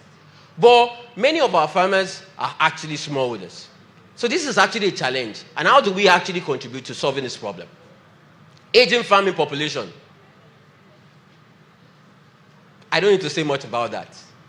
But I believe that we can be able to use technology to bring youth back into agriculture. And so that they can be able to see agriculture as a noble and a rewarding career. Okay, there's lack of technology, youthful and digital inclined demography. Just like you are seated here. Are you not digitally inclined? Yes. So the power of innovation the power of AI-powered innovations in agriculture. The next slide. So I will be, this presentation, I bet that it's not exhaustive because of the time I have, but one of the important way that AI-powered technology or innovation is contributing into the agriculture industry is through precision agriculture. And what is precision agriculture? I need to say it again. When you hear precision agriculture, it's not first about technology. No. Precision agriculture is a concept. It's an approach to farming that actually, in simple man's language, leverages data from different sources and you acting upon that data to take action. Allowing you to actually to apply the right thing at the right time and at the right location. Talking about precision. That's what precision agriculture is about. So, how can we actually collect data, be it spatial data, temporal data, spectral data, and many other data that are individual, weather data and all that? How can we then combine them together to be able to make informed decision that allows us to be able to take action on the ground? That's actually what precision farming is about. And I believe you agree with me that that is also called smart farming. Okay, let me say it again in another way. When I was actually studying economics, as a module, my lecturer told me there are actually 4 factors of production: land, labor, capital, and entrepreneur, right? Or the manager. But there's one that I discovered through critical thinking. For the manager to actually optimize the previous resources, land, labor, and capital, it needs information. You need information to be able to optimize the aforementioned resources, to be able to produce the best and maximally. So this is where data is very, very important. And this is where we're talking about precision agriculture. Precision agriculture guarantees us, if we are actually applying little, we are supposed to be getting maximum out of it. Sorry, is there anything wrong with the slides? Oh, just the screen. I cannot see that. Okay. Can somebody help me so that I can...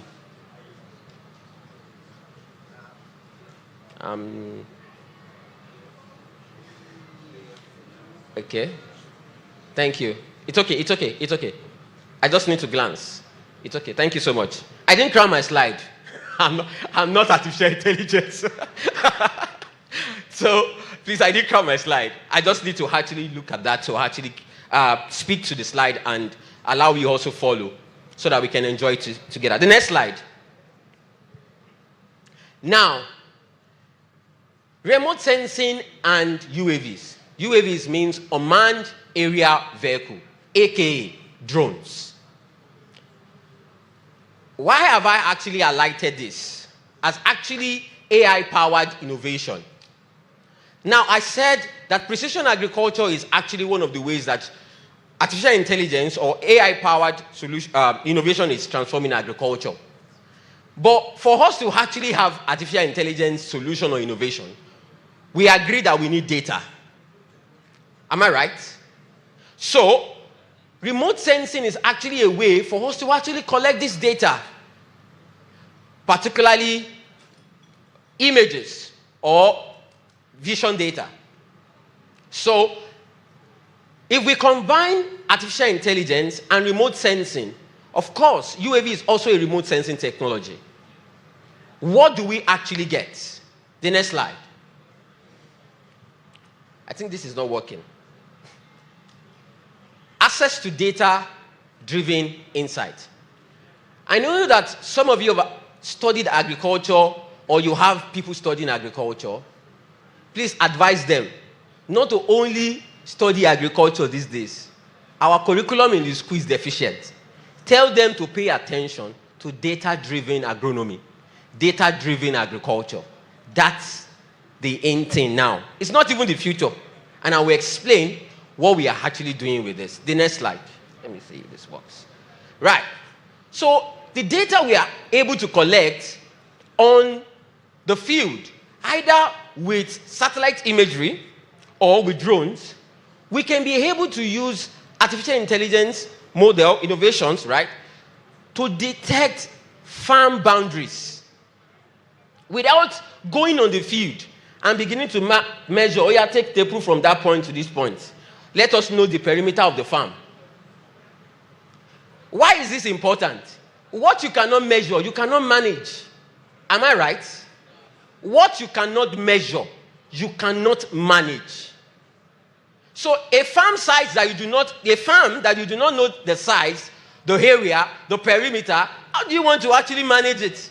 How do you want to say this is actually the right resources, the amount of resources I need to be able to generate X amount of this? And that's actually the data we're talking about. Is that relatable? Thank you. Okay. Fruit tree detection. And now, fruit tree detection, so we can actually be able to, either through satellite imagery or drones, images we collect from drones, we can be able to do tree detections on the field. Imagine you going to, which state produces oil palm most in Nigeria? Edo State. I think I will agree. Edo or Cross River? Edo State. Okay. So, and you have vast amount of oil palm.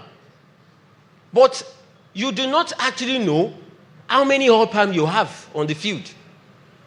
And UAC want to actually partner with you. You cannot be able to say, this is how much I should be harvesting in the next 5 years, because you do not know your plant population. So, but with this, when we're actually able to collect this data and process it, use artificial intelligence model, particularly, you call it deep learning, right? We can be able to count how many number of oil palms we have on ground. And this is also applicable to many other fruits. I'll also share more because my time is running out. Okay. With detection and mapping, we do this very well at integrated area precision. So that's the first image there. So when we actually fly with drones, we collect the data, we make an auto mosaic of the farm, and then we put it into the machine. We're able to delineate or detect weeds out to be able to generate a map like this. What this gives to the farmer would allow you to actually walk down to the place that you have more weed with precision. You can be able to also get this map into a tractor or a drone to spray specifically where there are weeds. So that would actually help you reduce the chemical you are using and also the time to be able to control weeds, while also saving the environment. Crop type classification. This is actually an example from satellite imagery. And you can see the crops, according to regions, have been classified just by detection. Okay? Crop phenotyping. Phenotyping is I studied agriculture, and when I was doing my project, I suffer. I suffer. You will have to, I was working on cashew, and I have to take data on this cashew plant. You know what I mean by data? You will use tape rule to measure. You will count all of the leaves on the cashew plant. Yes. Although it's not the big tree, and not just one, no, 400 plants, samples to collect. That is actually phenotyping. But when we actually we can use data collected with drones and artificial intelligence to be able to accentuate out the point of interest. This is, for example, this example that is here is grain pinnacle identification from wheat. So this is from an area imagery. That red lines that you can see there, that's actually the pinnacle. That's the edge of the wheat. And with this, we can be able to use it to do yield prediction. Because I'm able to then know the size of the pinnacle and then extrapolate that into volume and into weight. That gives us understanding of what we are going to be harvesting maybe in the next 1 week or 2 weeks. Guess what? If you are a farmer, you might not really understand if you are not a farmer, but as a farmer, it gives you power to know that I am harvesting so tons in the next 2 weeks. And it allows you to be able to negotiate before you even harvest. Does that make sense? This is actually what artificial intelligence is giving to us. Pest and disease detection. We can be able to use things called vegetation indices, but from vegetation indices, we can be able to train artificial intelligence to be able to know where there are pest and disease hotspots on the field. When we are able to know that, the agronomists do not need to just ramble around randomly to actually detect. It will go straight directly to where there is disease and pests and actually address the situation. That's it. Does that make sense? Are you following me? Oh, thank you. I think I'm wrapping up. And crop yield estimation. This is also another way. And this is very, very interesting. This plant that you see here, that's actually a garbage plant. Cabbage. Okay. But in the garbage market, or cabbage market, you buy per size. The size of the head. This is how big the garbage is that you are going to sell. Am I right? But the question is, how can I estimate or grade the size of my cabbage on the field before I harvest? Because if you harvest a cabbage, your time starts now. You know that your time starts now. And you are under pressure to actually quickly sell. If you are under pressure to quickly sell, you have low negotiation power. But if you can be able to know before you harvest, before you pull out from the soil, you understand what it means. So with artificial intelligence, we are able to, drones, we first fly the field, collect the data, do the auto-mosaic of the field, just like a satellite imagery, just like you see on Google Map, and then we put that. So on this platform, you can see, and we can be able to grade the sizes of the cabbage, even before harvesting. We can be able to track the growth, or even know if the fertilizer, after applying fertilizer, we can be able to know 1 week later, is the fertilizer working or not, because of the rate of growth. We can be able to track how big the fertilizer has made our plant, or perhaps at the time of harvesting. So it depends on the context where you are actually using it. Okay. So moving away, there's autonomous farm operation. This is actually what we also do at Integrated Area Precision. There is what we call variable rate application. And this will actually help you save water, save chemical, save your time. Or spot spraying. After collecting data on the field, and we are able to generate a prescription map through artificial intelligence, we will then impute that map that I mentioned the other time into this drone or a tractor drone in this case, the drone will then go specifically to where there are weeds or where you want to apply the crop protection product and apply it exactly there. And more importantly, this autonomous farm operation allied safety enabled by artificial intelligence because they have obstacle avoidance. They are intelligent. So they will not be flying around only by themselves and see a tree and go and kiss the tree or hit human being. That's actually what artificial intelligence is doing to us. So as I wrap up, the next slide. The next slide. Okay, I know there are more use cases. I think I have majorly highlighted the use of computer vision, particularly for my examples. But because there's no time, do you want to talk about the LLM, right? It can actually provide farmers with advisory services. If the farmer, just like a WhatsApp, I have so hectare of land. When can I actually plant? There are actually products that now advise farmers what they can plant, how they can plan for the season, and at what time should they be planting. That is actually some of the ways. So, but because of time, but these are actually key considerations we need to actually consider. Data privacy. It is very, very important. I know that this is data community. It's always a debate. Who owns the data? The person who has collected the data or the farmer who has the field? And things like that. But we have to actually do all of these innovations or have this innovation respecting privacy. Digital divide.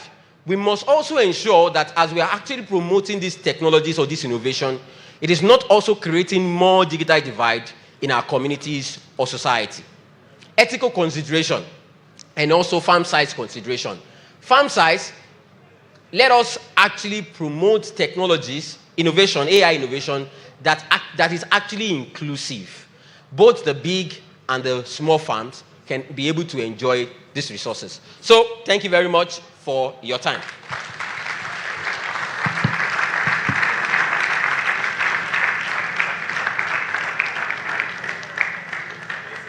Thank you so much. Thank you so much, Femi.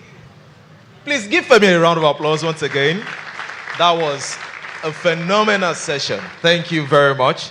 On behalf of the organizers of DatafestAfrica, Africa, we have this award for you, sir. Thank you so much. All right. Thank you so much. A round of applause for Femi as he goes back to his seats. Thank you. Wow. That was really, really good stuff, right? For those who are just joining us, welcome to DataFest Africa. I'm Olalekon Akinsonde, and I'm co-hosting with Ada Ndukwe. Amazing, great. Okay, our time, I think we are right on time, but we don't want to run out of time, right? So we're going straight to the next item on our agenda, and that's a sponsorship session by Data Science Nigeria, right? Please give Data Science Nigeria a round of applause as we have a representative of DSN come up stage. Building future Nigerians who are well empowered to lead the future of AI and data science. As a result of these efforts, thousands of Nigerian students have been equipped with skills needed to enter the job market, expanding their opportunities in life. Among them, some have chosen the path of freelancing, while others have already embarked on their professional careers. Our commitment is to raise 1 million AI talents and build AI solutions that improve the quality of life and well-being of 2 billion people in emerging markets. In the collaborative efforts between Microsoft and Data Science Nigeria lies a shared vision of building a better society. One where digital skill is not just a privilege, but a fundamental right accessible to everyone, everywhere.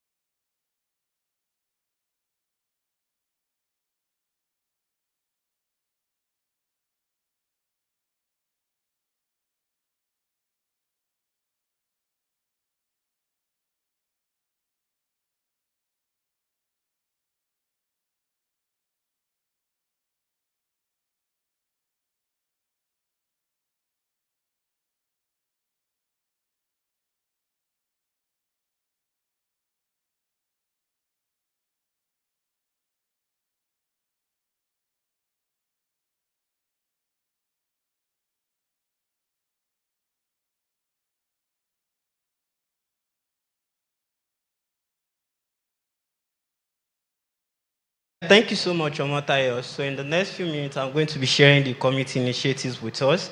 DSN has conquered the whole of Nigeria, and if you've been to our booth, you will see how we've expanded across Africa, and even beyond Africa.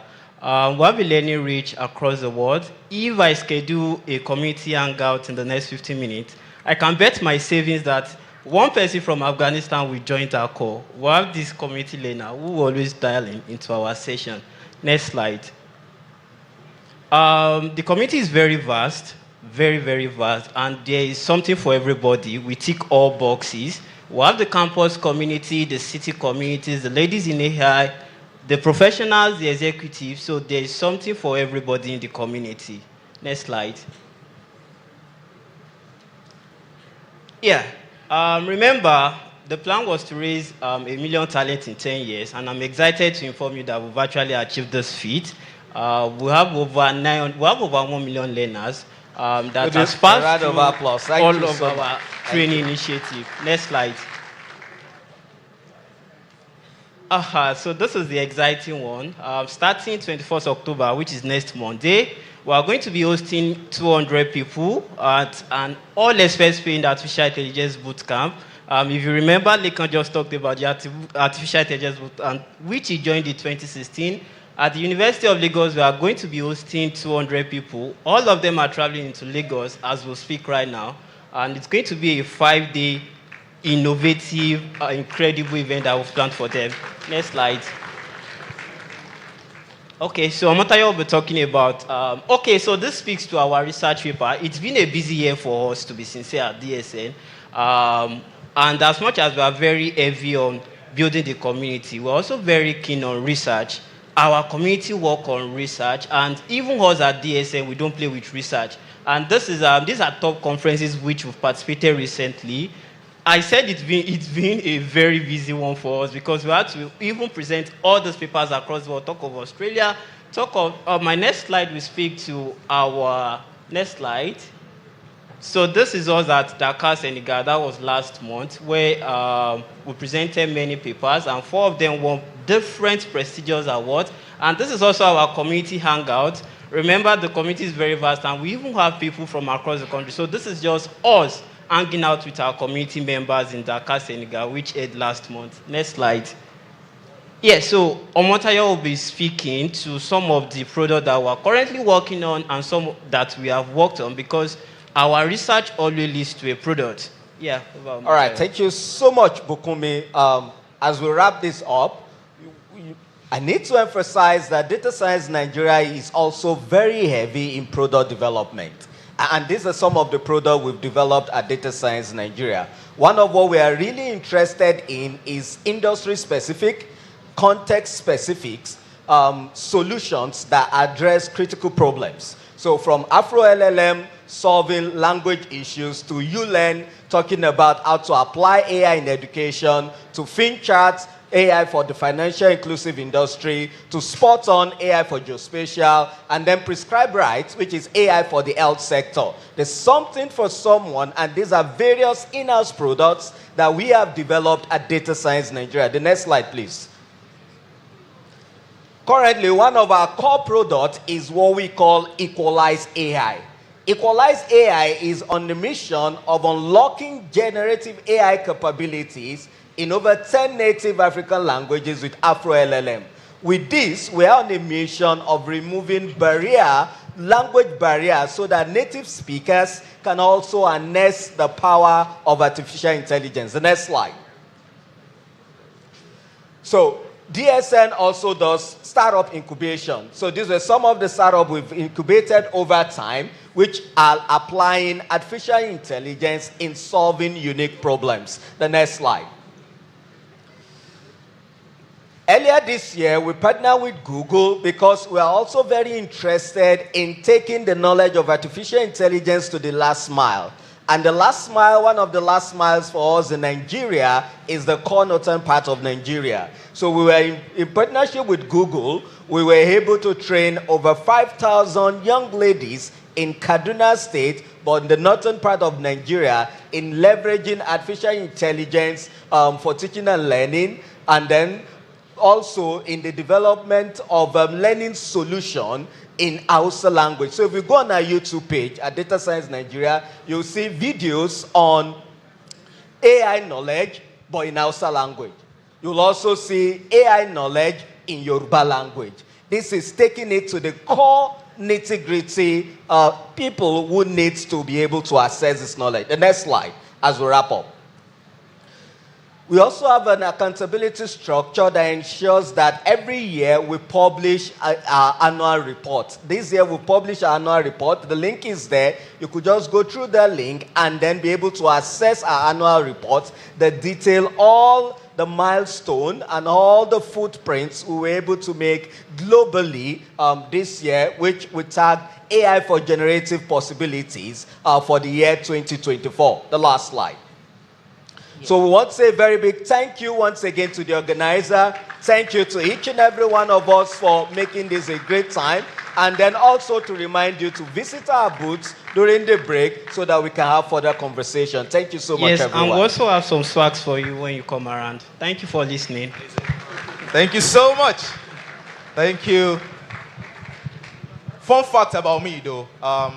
For like 3 years, I worked with data.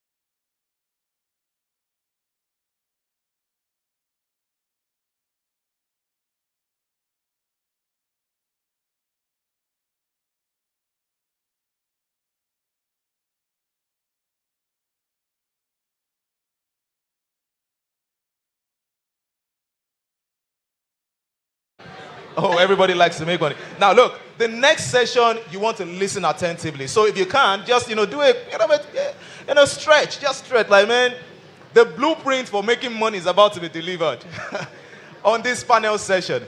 All right, thank you so much. Please, you can have your seats. Thank you so much.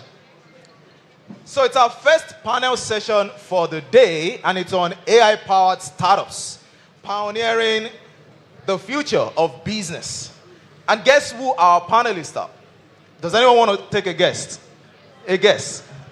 Okay, somebody wants to take a guess. Okay. John Dada. Okay, John Dada, good. Anyone else? No chorus answer. Kayode Okikiolu. Okay. Let me save you the stress. Okay. All right. Let me save you the stress. So this session, we have three fantastic panelists. And I'll mention their names. The video will be playing. All right. And then we give them a round of applause. One after the other, they'll come up stage. So to start with, all right, we have Olumide Shoyombo. Please give him a round of applause. And his bio video will be played.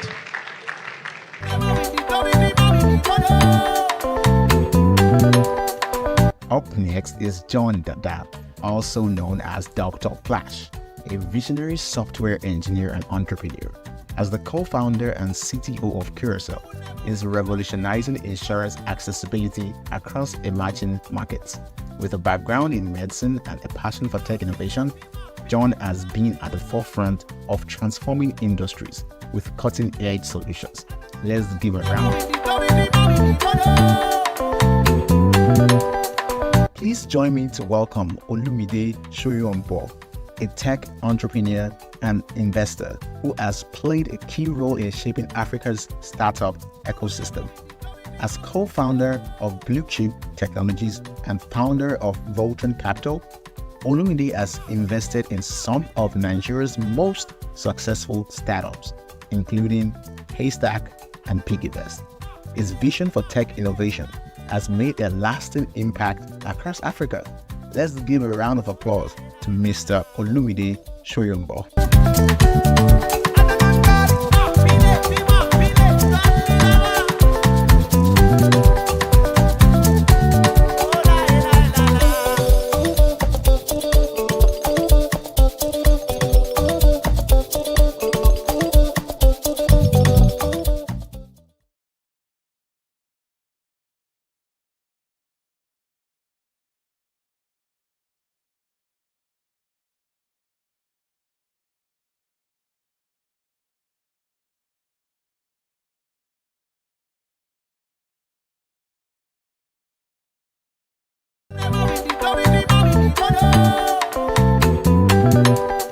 are honored to have Inyoluwa Aboyeji with us today.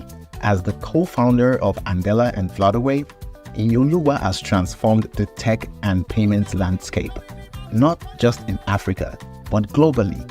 His leadership and vision have been recognized far and wide, including his appointment as Officer of the Order of the Niger. He is now the General Partner at Future Africa, where he continues to support mission-driven innovators. Please join me in welcoming Inyoluwa Aboyeji.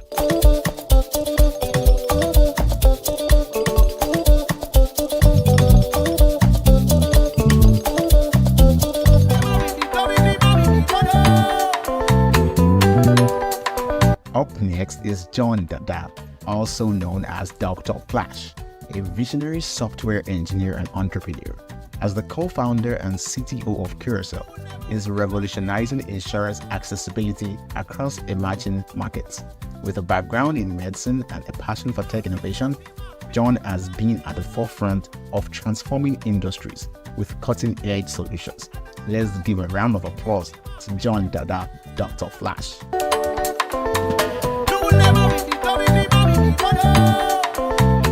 And listen up well.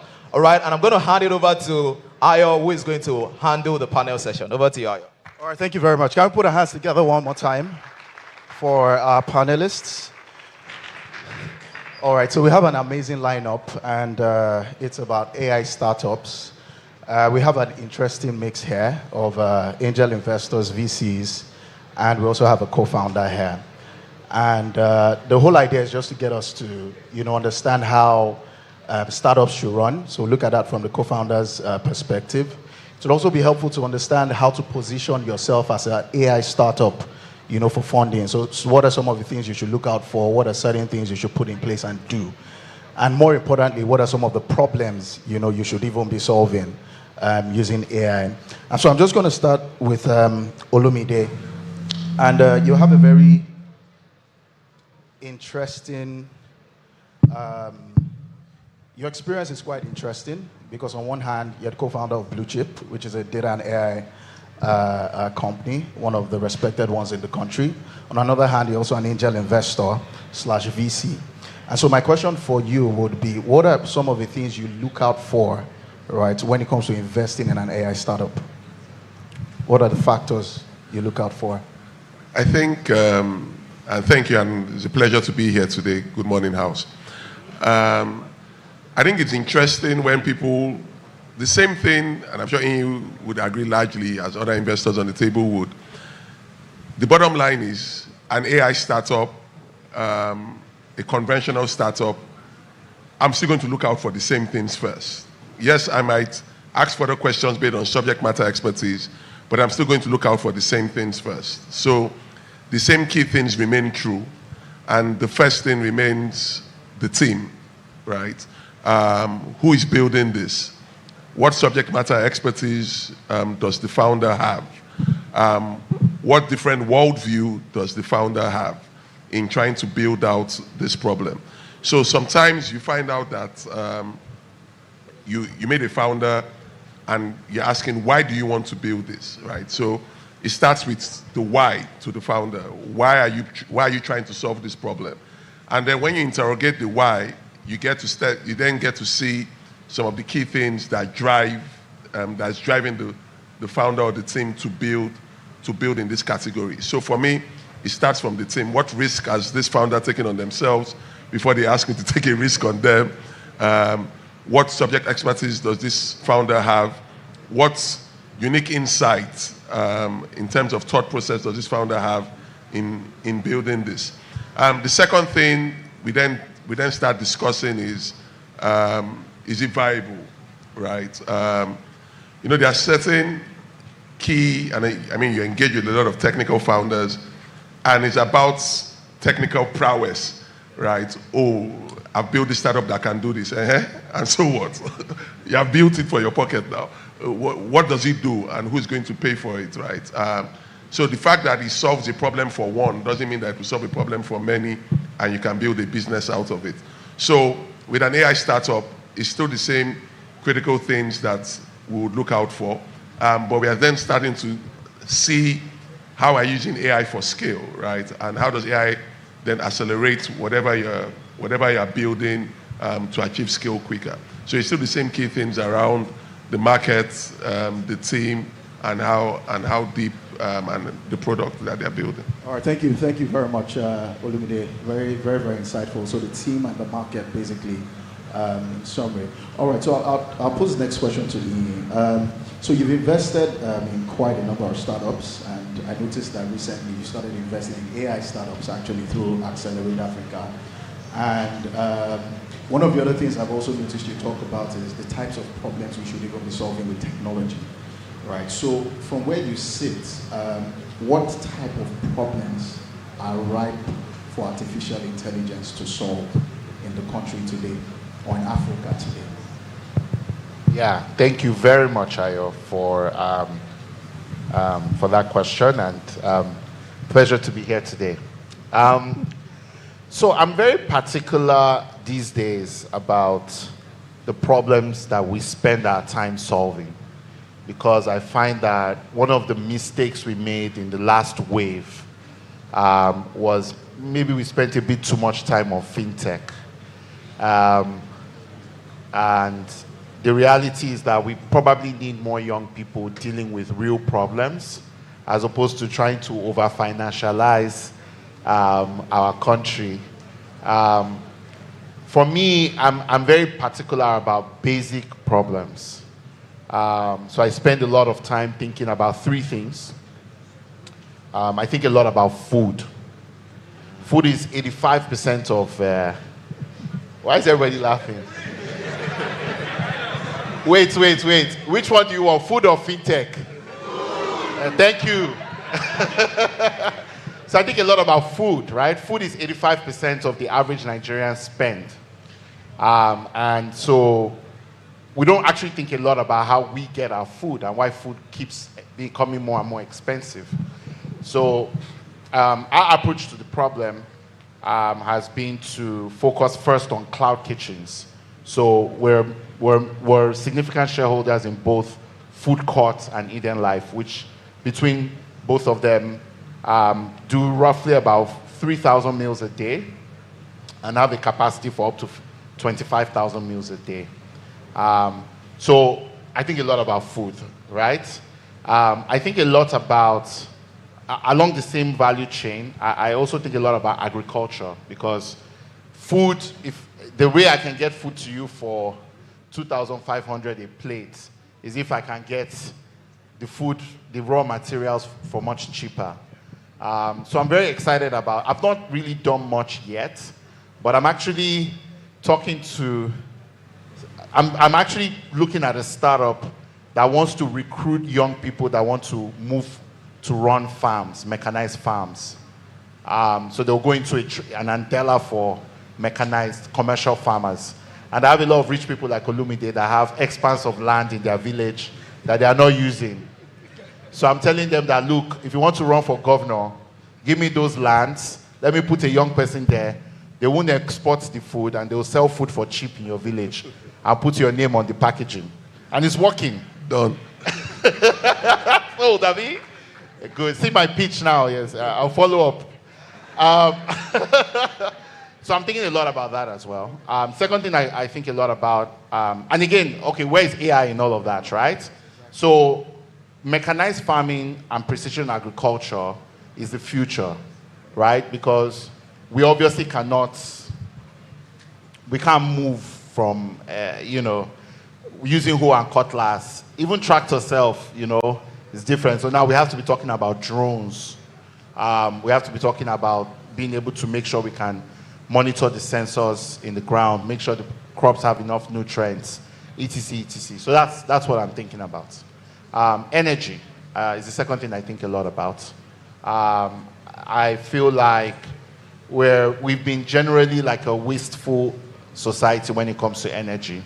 And thankfully, now that the government has removed subsidy, a lot of these SUVs can make way for electric cars. Not necessarily because we love the environment, but because it's cheaper energy. But where does AI come into that? I'm talking to a startup that's building a new kind of smart meter that basically can control your electricity usage. If you're on band A, you're probably paying easily between 300 to 400 naira per kilowatt hour. How do I optimize your band A usage, right? So that you can have a battery. When you're not in the house, you can just power the fridge instead of using expensive band A power.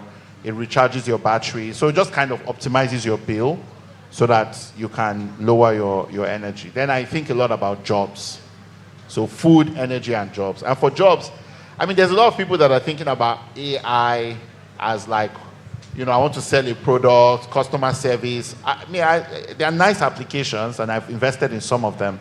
But what I'm really excited about with AI when it comes to jobs is, one, how people can get into how can we make more Africans the human in the loop? So when you think about reinforced learning with human feedback, how do you make sure that it's an African that is the person that is doing that? And then how do you scale those types of platforms? The second thing I'm thinking about is how do you use AI to identify exceptional talent? So, you know, we worked with AfriScouts. AfriScouts is a platform that allows local coaches to use video and automatically creates using AI and computer vision a LinkedIn profile with reels of every player on the field. And then we're able to layer on statistics from successful football players and use that statistics to overlay over this so that we can build what we call perfect tryout teams. So when a coach comes to Nigeria, you have a perfect tryout team, and that tryout team is more likely to be able to get into a proper league or be exported and all of that. So I think a lot about food, energy, and jobs. All right, thank you very much. So food, energy, and jobs. So if you're thinking about starting something or solving a problem, you can look into those areas. All right, so John, now to you. So you're a co-founder of Carousel, and which is a YC-backed insurance startup. And I think for you, it would be from where you sit, what are some of the challenges that you faced building and scaling Carousel? Great. First, thanks for having me here. It's an honor. So what are some of the challenges? I mean, the challenges stroke, there are plenty. So I have to try to pick some. Okay? And let's see. So I'll say one of them, the very common thing you all mostly are familiar with is talent. And I'm going to be very specific in the direction of if you're trying to build an AI startup, right? There's some kind of talents that you need, especially depending on what you want to build. And you could find your way around this, try to, hire, train, even learn yourself what needs to be done, right? But you just need to be aware that if you're going to build something massive, you're going to need the best people on your team, right? Most times what they tell you is the company is the people. It's not necessarily just the product or what you're building. The people make the company. So the quality of people on your team would determine almost everything that happens with your startup. So building the right team, finding the right people to join your team, being able to have the right culture, having the people that actually fit the kind of culture you want is one challenge that almost every startup founder is going to face. We have faced that, and we think we have scaled through that. Another very interesting challenge is the fact that for Africa, we do not have a lot of tailored, when I say AI models, or we do not have a lot of tailored data to build our models on. So I remember back in the day when we were starting our AI model for health insurance, this was like 2019. I probably spent an entire month or two researching the entire web to see if we could find something that could do what we wanted, and it didn't exist. So we had to go the hard way of building it ourselves, ground up. And this is the way it is because Africa is a very unique part of the world. It's exists on its own. The rest of the world is going in this direction, going in that direction. Africa is we don't agree. We go do it in our mind. That is the way Africa is. The rest of the world has data that you can easily just download and use. Africa doesn't exist. So even if you're trying to find statistics or you're trying to find data that you could use to build your models, it's most likely is not going to exist, or it doesn't represent the true picture of what is happening in Africa. So as an African startup, you can't just say, okay, I'm a startup founder, I want to build, this thing that was popular in the day, Uber for X. or you just want to do copy and paste. Like I had a conversation with some guys. They wanted to build Apple Pay for Africa, and I was like, bro. He said, yes, Apple Pay for Nigeria. I'm like, Apple Pay for Nigeria. Are you really thinking about what you're saying? This is Nigeria where you have to use a PIN, you have to use OTP before you authenticate a payment. And now you're telling people they just tap and they've made payments in Nigeria. So there's a lot of local awareness, like awareness of the environment. Data to support that isn't available. And if you're trying to build AI for Africa or for a Nigerian use case, you have to be prepared to deal with that, because trust me, that data is not there. You have to find something to do about it. And one other challenge I would say that could also be important, or that we also faced, was having to get acceptability. So depending on the industry you're in, for instance, we were playing in healthcare/health insurance, and this is one industry that is gated by our fathers and our grandfathers. They are not tech-savvy people. They are not ready to jump on anything new right away, right? So we had to do a lot of work to allow them to see the value behind what we're saying. And like, they can see the value, but they're like, are you trying to replace my doctors or replace my nurses with this, your AI? No, we don't want. They can see it works, but acceptability to that change becomes another barrier. So startup founders, you need to have it at the back of your minds that even though you're building something awesome, nobody might want it immediately. Or they might want it internally, but they're not going to give you a yes from your first sale or from your first pitch or from your first, demo. So you need to be ready to press on and keep pressing. Right? I'm sure our investors yes can tell you more about that. Thank you. All right, thank you very much. So I guess with what you said, right back to what Olivia just said again, which is you're looking at the team. You need to have like a formidable team, right? And then the second is about the data. I was actually going to ask about that because we don't have a data culture here in Nigeria, so it's always very difficult, finding that data. All right, so I'll go back to Olivia again. So he already talked a lot about, areas he would focus on: food, energy, jobs. Are there any other significant opportunity areas that you see that AI can play in the next, say, 3 to 5 years in this country, in Africa? I think Ian touched on the last point that I'm really passionate about, and maybe I can expand more on that. And it's around jobs and how that would how that we can leapfrog and do some interesting things there. And I'll put it in context for you, especially as we talk about AI. In the room today, how many people used the internet by the time they were 10? By the time you were 10 years old, you had started using the internet. I would expect more people here. This is not a young room. Am I in a pension class? Okay, let's say 15. By the time you were 15, you had started using the internet. So there's some people in the room that didn't use the internet by the time they were 15. Okay, by the time you were 20. Thank God. Thank God for Obasanjo. But where I'm getting to with that point is an average CEO of a bank today in Nigeria, if you talk to Agi Mokwede or Segun Agbaje, they probably didn't use the internet till they were 32 or 35 for the first time. And if you look at mobile too, in many technologies, folks in the West and in other markets had experienced those technologies way before we started using them. And those were revolutionary technologies: the internet, mobile wave, and so on. What's very interesting about AI is that the guy in Shomolu and the guy in Ikosi are experiencing the same shifts in technology at the same time and have access to the same time as Jason in the Valley does. And that creates some very, very interesting opportunities because the guy in Ikosi or the guy in K2's cost is very different.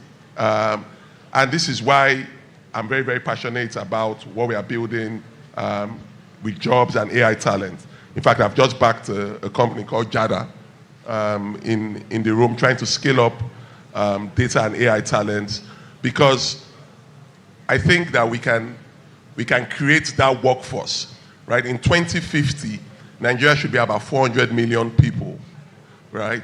Median age of 20. What would these people be doing, right? Who is creating the real jobs and scaling these people up for the future?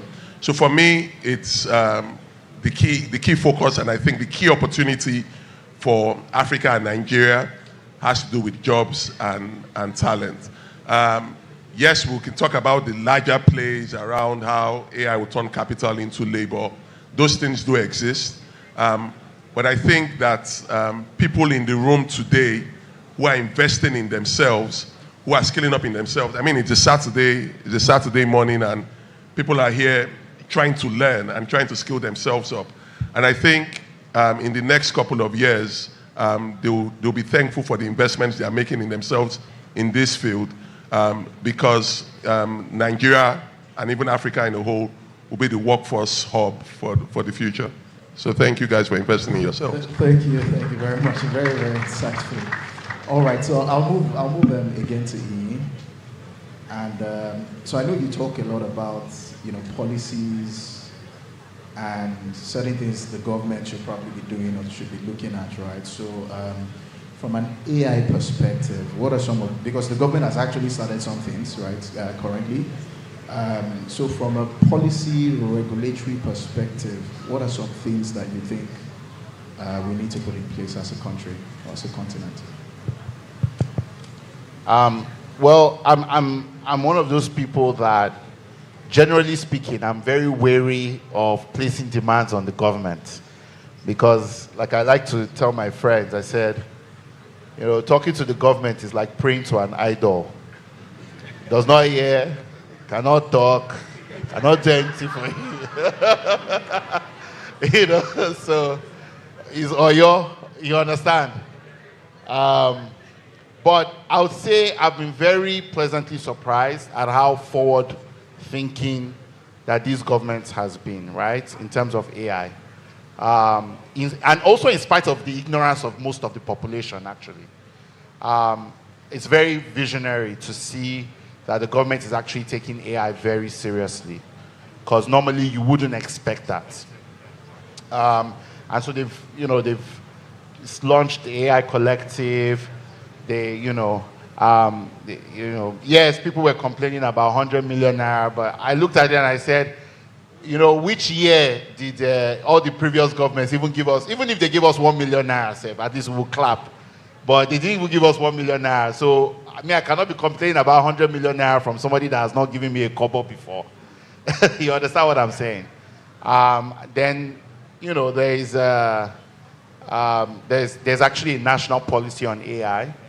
That seems to have been put together very thoughtfully. But I think the biggest thing that the government needs to consider is actually leveraging AI to transform itself. That's actually, if you ask me what should government do, it should actually leverage AI to transform itself, right? There are so many opportunities for us to be able to do a better job of ensuring that government, doesn't waste money. I'll use a practical example. One of my very good friends is the CEO of Budget. And it's very clear to me that they've been using AI to figure out where all your lawmakers are stealing money from the budgets. Because before, that thing used to be one tome, one maximum page tome, and you couldn't know, you would just see all sorts of random things. I remember one year in 2013 or so, I saw that Wike had put that time I was Minister of Education, around the time I was Minister of Education, he had put classroom blocks for 1 billion naira each. I was like, which classroom block are you building? But these are the kind of things that people, do. You understand what I'm saying? Maybe it's not him, maybe it's the ministry, maybe it's all sorts of people. But I think if government can leverage AI to actually look at those types of things, okay, these projects that we've done, have they actually been done? You can leverage AI to actually send people there, take a picture, do the verification, and use AI to actually map things properly. Even down to serving people, down to tracking criminals, down to making sure most people pay their taxes. So I think there's an opportunity for government to do it. If I was in government, I would be building an AI crack team, right? Basically that works for government to use AI to fight crime. You know, all these people, like I believe that Nigeria will only be safe when we make our peace with being a surveillance society driven by AI, like China is. Where if you commit a crime anywhere in Nigeria, your picture goes on all the databases, and anywhere else we see you, we'll just be grabbing you by the trouser. You know, in terms of protecting our cyberspace as well. All the Yahoo boys that are disgracing our country abroad, how can we make sure that we can surveil them and grab them wherever they are, and you know, make sure that we can distinguish between those who are innocent and those who are guilty. So I think that's the biggest thing. But from a policy standpoint, they're doing all the right things, in my opinion. But it's really about them leveraging AI to transform society. Thank you very much. Let's put our hands together. And then the last question would go to John. So if you were to start another company today, right? What industry would you target? If you were to use AI now, what industry would that be? Okay, so the first thing I always like to say is I think of AI as another tool. I don't think of it as the holy grail. So I think the same way we had mobile apps after the invent of the App Store, and then we had Web3, we had crypto, we had the blockchain, and then now we have AI. I see all these things as technological advancements that can be used to solve real-life problems, like Ian rightly said. So I would not start a company for the purpose of starting a company with AI. I would start a company because I've seen a problem, and I think AI can actually contribute to solving this problem. That is the only reason I'll decide to start a company or build a product. And if I can think of anything right now, I would say one of them is education. The potential for AI to influence education is really massive, because there's a lot, how do I describe it? There's a massive amount of information that can be transferred digitally and reorganized in the way it is presented to the children, to the students. I mean, at all levels of education, for instance. Of course, maybe not tertiary, because then it becomes very interesting. Why should you use AI when you're in the university and all that? But at the lower levels where the fundamentals is what is needed, I think there's a massive room for disruption there. And it's nice that some startups are doing that, but maybe we need more players in that space. Of course, I would say healthcare because I'm a medical doctor, but I don't want to dive into much there because it starts to become very cliche. But I see potential for AI in healthcare as well. And aside what we're doing in Curacao, I definitely still have more projects on my mind, on my to-do list, that I'm going to build for the healthcare industry that are going to be maybe assisted by AI. Not necessarily totally AI, but assisted by AI. So I'll keep it at those two for now. Thank you. Can we put our hands together for them? And so we've put your hands together again. We've come to the end of the panel session. Thank you very much to our panelists. Thank you. Just very quickly, we have some awards to give and some pictures to take. Thank you.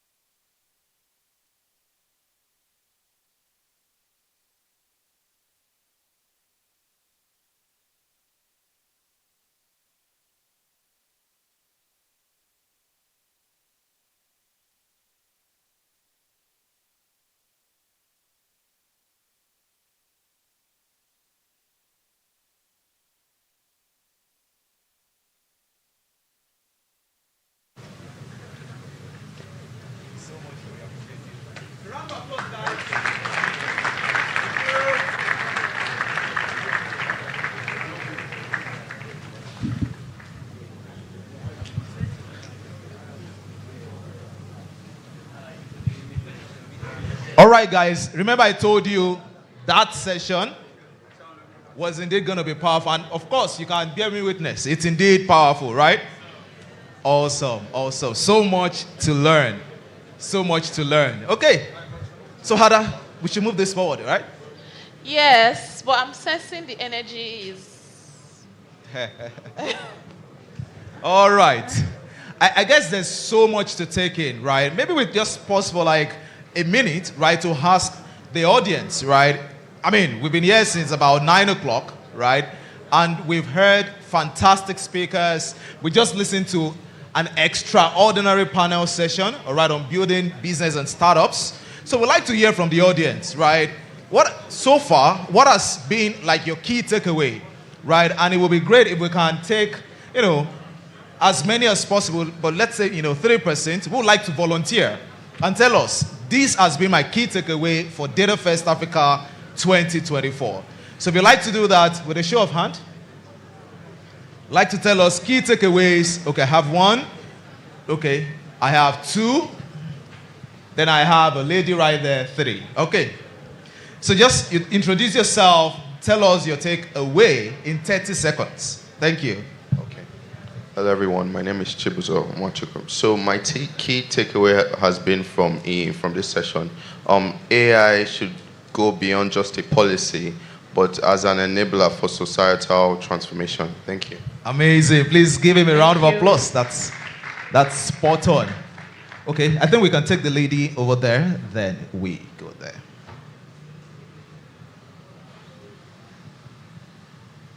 Okay, so my name is Daniela. My key takeaway has been that there's a lot of possibility and growth for AI in the Africa space, and it all starts from us. That's our community, what we do, how we build, networking, and the likes. Amazing. Thank you, Daniela.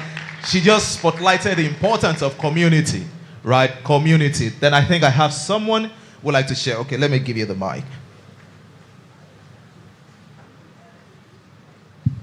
Good morning. My name is Yusuf. So part of my key takeaways from this event is that we need to build local solutions. For instance, one of the speakers made mention of finding tailored data to the African context, and as well as the data we need is that we need to be represented in AI space itself. Thank you. Amazing. Thank you so much. That's real good point. All right. And I think indeed our audience have been fantastic. I think this has been one of the fantastic audience I've had to interact with in a while. So thank you so much, and you can please give yourself a round of applause. Thank you so much. So Ada, what do we have next on our agenda? So we have a sponsorship session by Zacrac Integrated Limited. All right, Zacrac Integrated Limited sponsorship session. Can we please have a representative of Zacrac on stage? Okay. All right, so while we wait for a representative of Zacrac to come up stage, why don't let's have a social media break again, all right? Remember the hashtags, DatafestAfrica2024, or you just use DFA24. Tweet about how this has been, what has it been for you. I mean, I just, put it out there, all right? Especially since the last panel session we just had. So this is a good time to actually take a social media pause. Exactly. All right, so we have our friends from Zacrac right here. So over to you, sir. Hi, everyone. Good afternoon. Can you see your screen? Can you see your screen over there? So I think this is going to be a very exciting part of this event, and I would like your attention for the next 30 minutes or thereabouts. I'll try to catch your attention as well, but please give me. So look at the screen, guys. On social media, you have about 100,000 vendors. I'll tell you what they do. You have about 30,000 hotels and restaurants in Nigeria alone. Okay.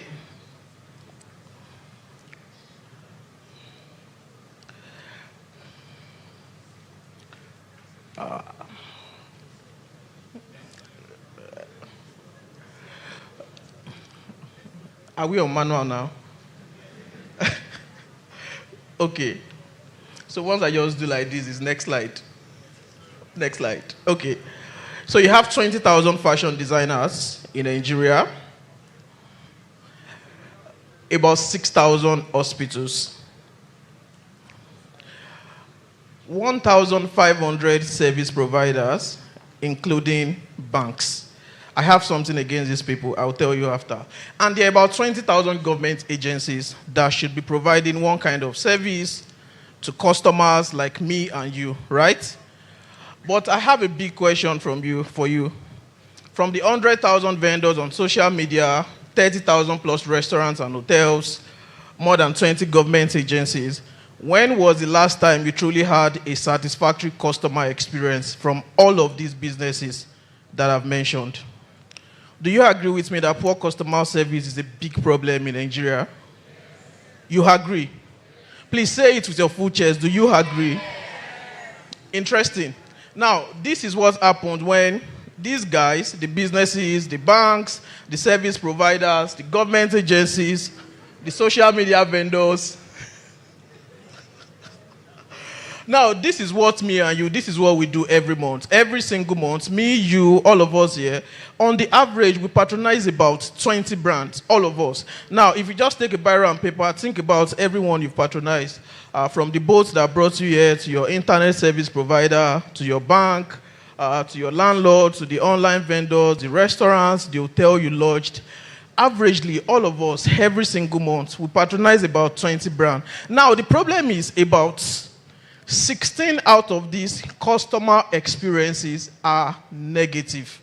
You always have a complaint, and that's a whooping 80%. So you spend your money, with 20 brands, 16 out of them you were not happy with the service or, whatever it is that you got. This is why you're not happy. Either the product itself is outrightly not good, or the customer service is terrible. A lot of times it's not necessarily the products, right? So you go to a restaurant, the ambience is nice, right? But the food is terrible. Picture-worthy restaurants, you go to some other places, the food is excellent. But the person attends to you is doing as if you are fighting. They are so, aggressive, unfriendly. And this is the issue. When this happens, wow, okay. Now, because of the bad customer experience, because of the bad product and services that all of us patronize, it means we as customers, we are usually not happy and we are not satisfied. We spend our money a lot of times because we don't have a choice. If we have a choice, we won't patronize some of the brands, right, that we do patronize. Now, businesses think they are not, losing anything. But the issue is that because you treated a customer, badly, right, that customer is very unlikely to refer you to other customers, or that customer is very unlikely to also come back and patronize you again. Of course, except some guys, maybe in the banking sector, right? So businesses also lose money when they provide poor customer service to their customers. We want to solve this problem, and we want to use data to solve this problem. We are a data company, and we truly want to change the world, but using the only thing that we know how to do very well, which is data. So today we want to launch 3 different products on this platform. Now, those products, they are for you. They are going to solve the problems I've mentioned, the problems of not finding trustworthy businesses to patronize, the problems of patronizing businesses without knowing what others have experienced with this brand, and the problem of not being able to ask other people for their reviews and feedback before you bring out your card and pay. So the first product we are launching today is a customer reviews platform. The second product we are launching is a question and answer forum. Think about something like Quora, where you can say, hey guys, between Chowdeck and Glovo, which offers the fastest delivery? And actual customers can actually tell you their reviews.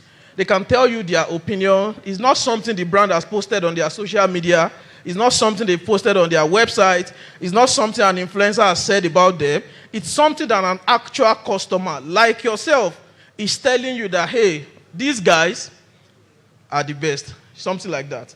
The third product, a social commerce platform. A lot of time the problem is, how do you truly find trustworthy businesses? I mean, there are obvious businesses, you want to shop, ShopRite, you want to buy food, probably Bookout, all of those guys. So, but a lot of times, there are more businesses that we don't even know exist. And some of these businesses are fantastic. Products, great. Customer service, very good. So, how can we help you with data? Find these trustworthy businesses that are worthy of your money. Are you excited about this product? The energy is low. Do you want this product? But here is the catch. Instead of giving you 3 different apps on your mobile phone, we've packaged all these 3 together into a single super app called Parrot. Parrot does all the 3 things that we've talked about, from finding trustworthy customers, trustworthy businesses, to reading actual reviews of customers like yourself. Of course, that helps you make smarter buying decisions, right? Now, to actually asking customers their real-time feedback and review about a brand. Not just review. Sometimes you ask them, hey, where can I get this? Or between this and that, which do you think is the best? This particular brand is, etc., etc. The power of Parrot is that your customer reviews are public. Everybody can see it. Customers can see it. Businesses can see it, and we are simply leveraging the power of public opinion. Let me give you an example. If a brand treats you dirty and you voice your complaint and feedback and whatever, do you realize that a lot of time nothing happens until the matter gets to Twitter? Do you agree with me? So sometimes you give them feedback, but they don't take you seriously, like, hey, nothing will happen. Rant all you can. You can't do nothing. But you are the customer. You can do something, right? If the matter gets public, if your review, if your feedback becomes public, it truly becomes very powerful. And I think most of us try to use social media to voice our opinion. The issue is that social media platforms aren't necessarily built for customer reviews. And that is why we built Parrot. So I will walk you through Parrot. I will show you what it can do. I mean, it's not just presentation, it's a demo. So let's talk about, before Parrot, how were you looking for trustworthy businesses? Next slide. Okay, so usually you ask your friends and family. We all talk to people. You want to buy a car, you ask your friend. You want to buy a new phone, you ask your friend.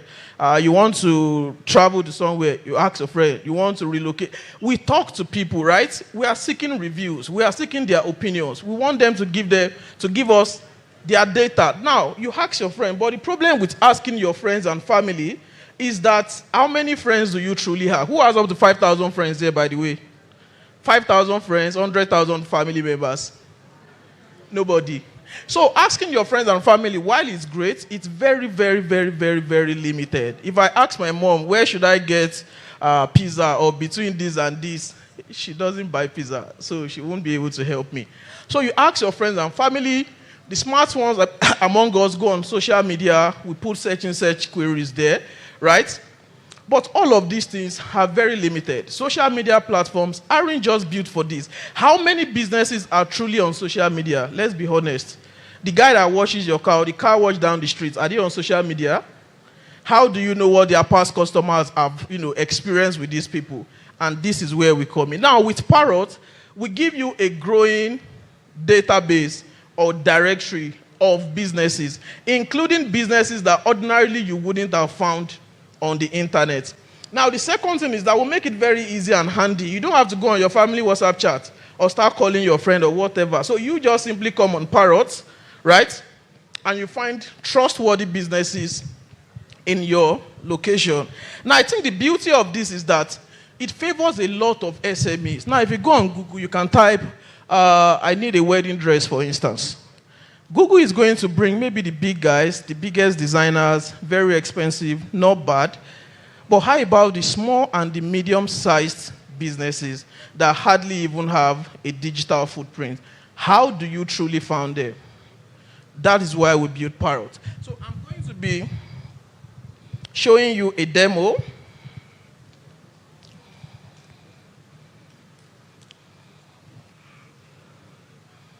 So I'm about to say, can you see my screen? You guys are used to it. Can you see my screen? Can you see my screen now? Can you see it now?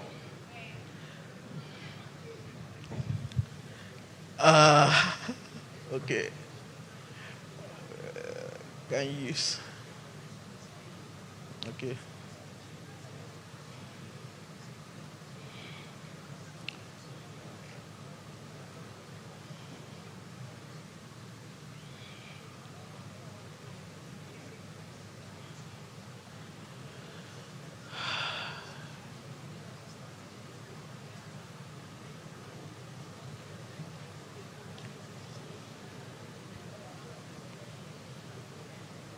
I should keep going. Okay, so I'm going to be doing a demo, once we sort all of this. So you can use Parrot in a nutshell to find trustworthy businesses, any kind of business, right? You want to make your hair, you want to wash your car, you're looking for a hotel, you're looking at hospital, you need an app to do, whatever it is. Just come on Parrot and, okay, this also. Next.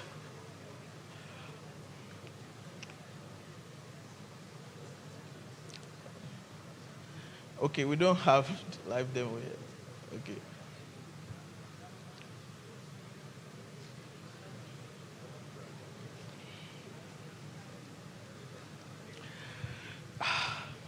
Finally, can you see my screen?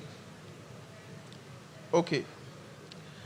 So I have Parrot installed on my phone, and I'm going to demonstrate how to find, say, where I can learn data science. So I'm going to put something like data science. Wow. Data. Can you see it? It's too dim.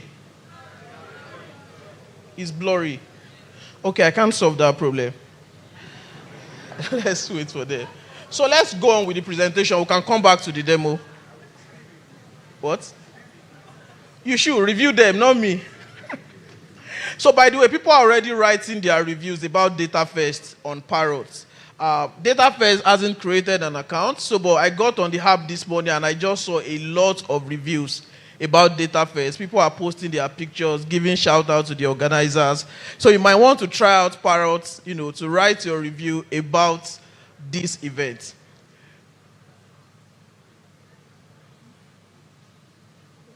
Okay.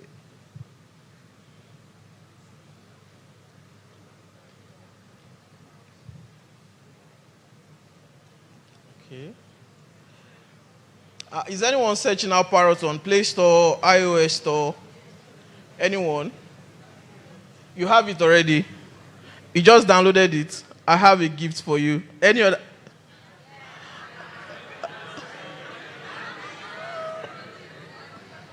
You have it. You have it.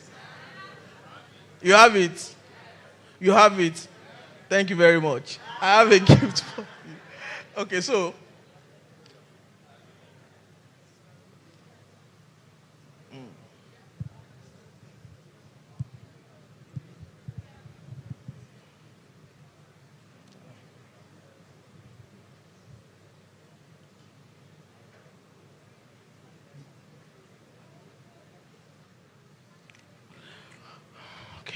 Next slide.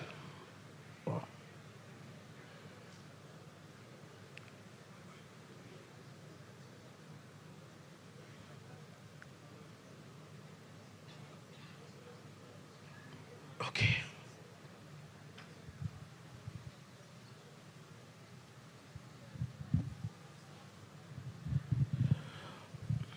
So Parrot is predominantly a customer reviews platform. The reason we layered a business directory on it is because we understand that truly reviews are useless if they aren't attached to businesses at all. Why am I just coming on a platform and I'm just putting, the hairdresser spoiled my hair? The business is not there on that platform, right? So your review is not doing anything. And if people are not coming on that platform to search for that business, right, they won't even get to see your reviews. So Parrot is 80% a customer reviews platform. Next. How did you used to get reviews before? Most times, you ask your friends, you ask your family, you go on social media, and some of us follow influencers a lot. Now, these influencers bring products, they bring services, they demo, they talk about them. I must give it to those influencers that are truly being very, objective about their reviews, right? Now, but my issue with trusting reviews by influencer is who pays for it? Somebody paid them to review their products, or they are trying to get an endorsement with that brand, right? There's just something. You data guys know the meaning of bias, right? When the data is biased or a finding or an inference, whatever it is. So we get reviews from influencers, and a lot of times for those businesses that are in quotes techie, they have websites and social media pages. And on their website, you see the testimonials, what our customers are saying. You will see it on our website, by the way. You will see what people are saying about them. But think about it. Do you think those businesses will post their negative reviews on their websites? I don't think so. So this is how we used to get reviews before Parrot. We either ask our friends and family, we go on social media where reviews are fragmented because these platforms are not built for reviews. We trust influencers to tell us the right businesses or products to buy. Sometimes they are objective. Some other time they are extremely biased. Then we go on the website of, do you expect me to put the negative reviews on my website? And now this is where Parrot comes in. When you come on Parrot, you actually see reviews written by real customer, real time, not influenced by anybody, not even the platform, not influenced by the brand, not influenced by any influencer. It's just customers like you and me. So I put my voice on Parrot. The same way I put it is the same way you're going to see it. We'll get back to the demo next.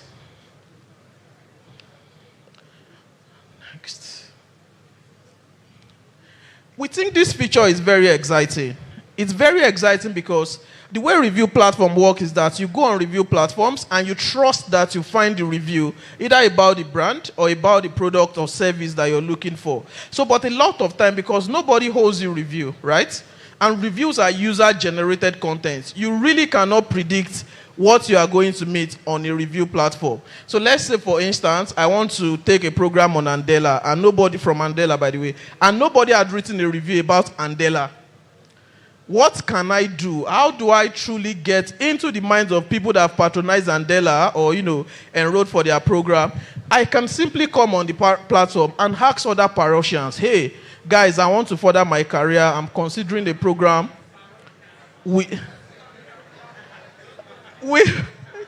Thank you. So I simply get on Parrot and just ask other Parrotians, hey guys, what do you think about this? I want to take a program, with Andela. Is it a good use of my time and money? Boom. And you can put a location, say, hey, I want to ask people in Lagos or just people in Abuja, right? Or people everywhere. And actual people like me and you can get on that and say, hey, yada, yada, yada, yada, yada. This was my experience with Andela. So you actually get to ask real questions from real customers. They get to recommend businesses and tell you their reviews and opinion before you make a purchase decision. How does that sound? How does it sound? Wow. Next slide. Next slide. Next slide. No demo. Next slide. Here is the big question that people have been asking since yesterday. For people that have been to our booth, how much do you charge? How much do you think we should charge for these products, by the way? Why?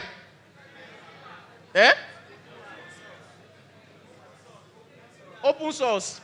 Who pays for infrastructure? Open source too. Who pays for servers? Open source. Anyway, the platform is totally free for customers. So as a customer, you get to have Parrot on your phone, use Parrot unlimitedly, and you never have to pay a dime for it. But who pays for Parrot, by the way? We'll find out. So next slide. Parrot is free for you as a customer. It's totally free. No string attached. We are data people. We understand all the privacy policies. We know all the ethics. And 100%, Catwig and Dale, they are our legal partners. So we are not doing anything funny with your data. Who pays for Parrot? Let's move forward. Now, I know some of you are very smart. The moment we talked about it being a platform where you can find businesses, you already should know, or I assume you already know, that this product is two-sided. Why? Because you're giving real, actual feedback to businesses. And this data is so valuable, is so powerful, right? They can use it to do anything. Optimize marketing, grow their product, make more money. I will tell you how. So these are the people that pay for Parrot. Next slide. Next slide. Interesting. So as a business owner or for enterprise, what can you truly do with Parrot? So the first thing is Parrot gives you visibility. When you come on Parrot and you set up what we call a Parrot page, it's a mini e-commerce website, so to speak. So you don't have to pay a web developer, you don't have to do anything. Parrot gives you everything that customers need to make buying decisions about you. Now, the most important thing for us is this. A lot of businesses do not know what their customers want, think, or like. The only way to know that is through the reviews and feedback from these customers. Businesses run on different kind of data, sales data, marketing, any kind of data, but the most important data to any business is customer feedback. But not many businesses know how to collect it. So with Parrot, you can easily collect customer feedbacks. You can respond to it publicly, right? We are neutral. Whether the feedback is positive or negative, you get to put it out there publicly. Next slide.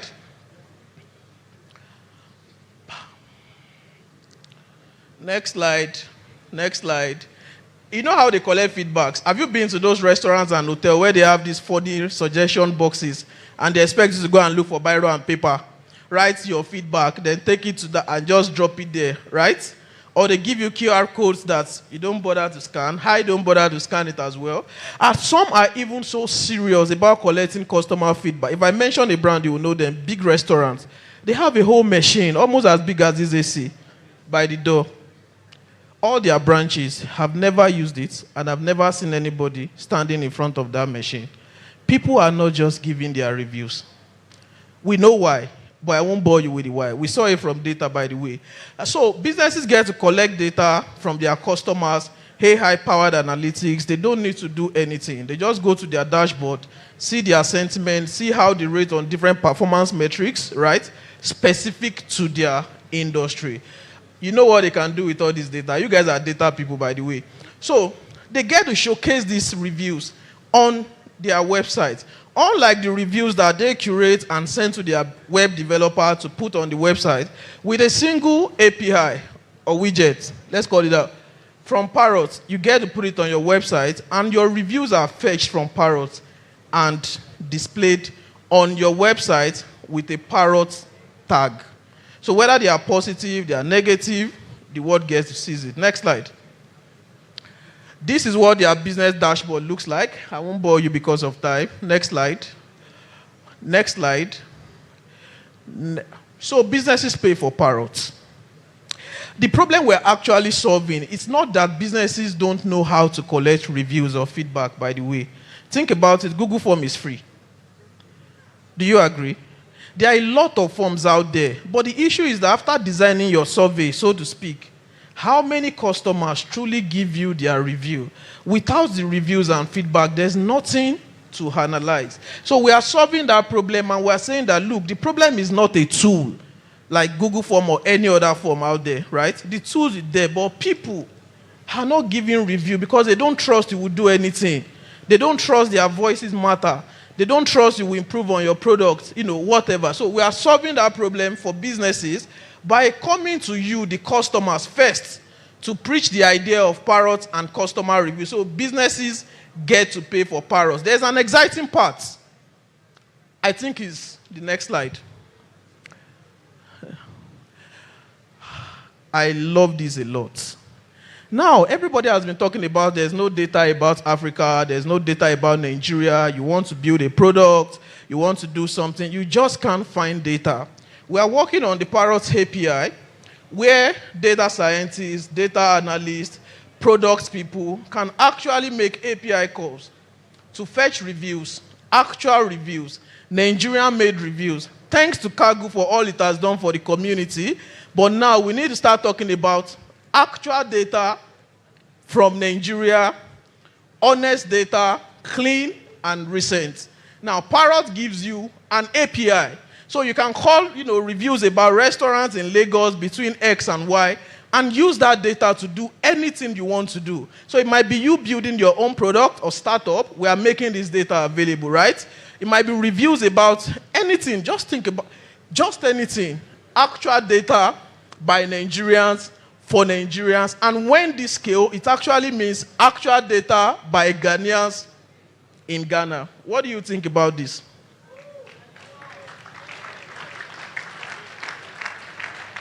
What do you think about this?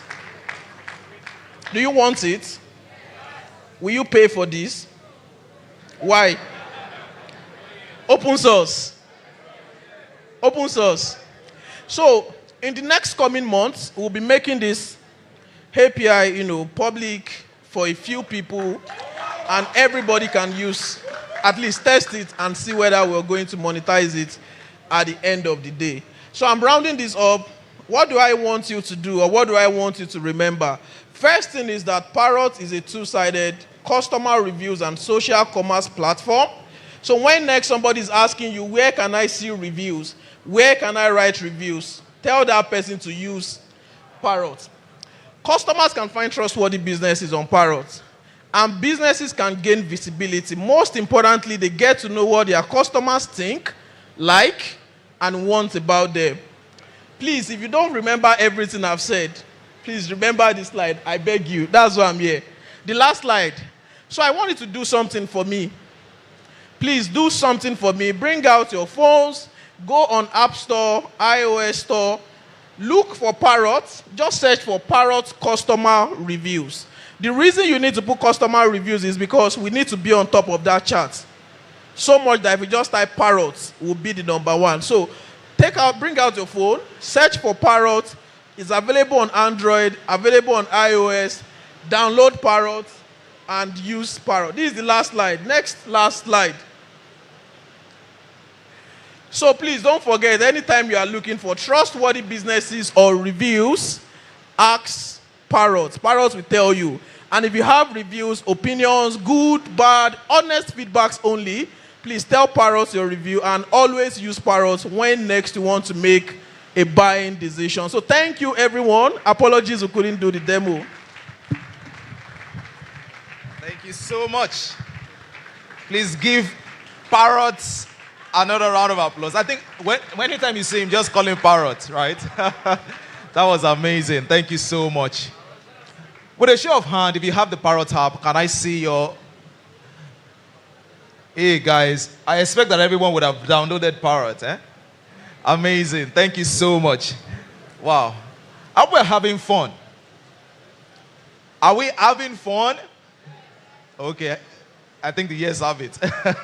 All right. So we will be having a networking and lunch break shortly. But before then, we have a video. All right, and the video is an address on AI Collective Initiative. All right, so please turn to the multimedia screen while we play the video.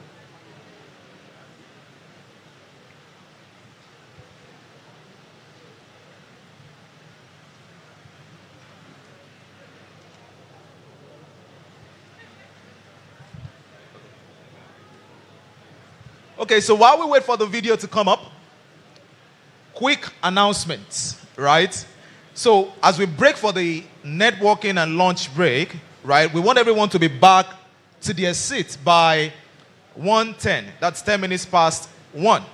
All right? And that's because we have a surprise. All right? And you can only discover that surprise when you're on your seat. And you can take Ada's word for it, right?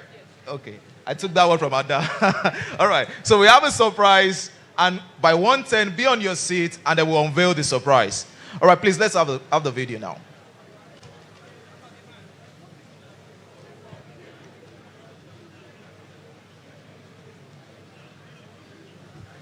Okay, I see people are catching up. That's nice. Please catch up. Take pictures, share on social media.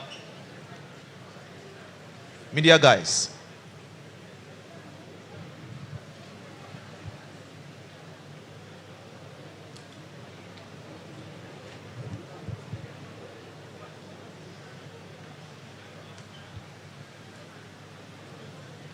Okay.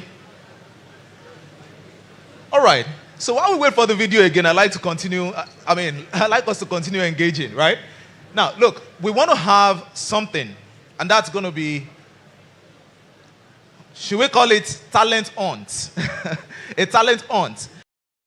Now, if you know how to tell jokes, after the networking and lunch break, all right, we want to have people who can tell jokes, right? But you have to tell a joke about data. Does that make sense? So maybe that's an opportunity for you. It's data skill. All right, if you know how to tell jokes, or you can start thinking, right, of a data and analytics joke, because we'll be giving you an opportunity to come share that joke. All right, just two persons.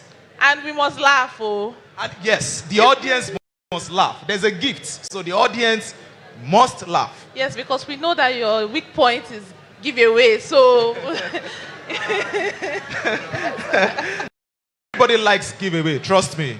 Everybody likes giveaway, so it's my weak point, so it's my mumu button, giveaway. All right, I think we have the video. Okay. All right. It's DatafestAfrica African Time 2024. Great to see the amazing work being done by DatafestAfrica Africa leadership to champion building together data enthusiasts, experts of all kinds from different parts of the continent to begin to tell our stories of how we are applying data and AI to make a difference. I'm glad to join you today to speak about an amazing vision being driven by the Honorable Minister of Innovation, Communication and Digital Economy, Dr. Bosun Tijani, called the National AI Collective. This is a platform that envisions Nigeria to become a leader in the world of artificial intelligence and how it's applied for driving economic prosperity of Nigeria and meaningful innovation that will improve the qualities of lives of our people. The National AI Collective brings together all practitioners within the domain of AI and the ancillary space from academia, from academic institutions, from the industry, developer startup ecosystem, the policy makers, the civil society group, the government, the non-governmental organization, development agency, so that everybody can contribute in building an inclusive AI approach that is sufficient to address the peculiar and nuanced use cases from our part of the world.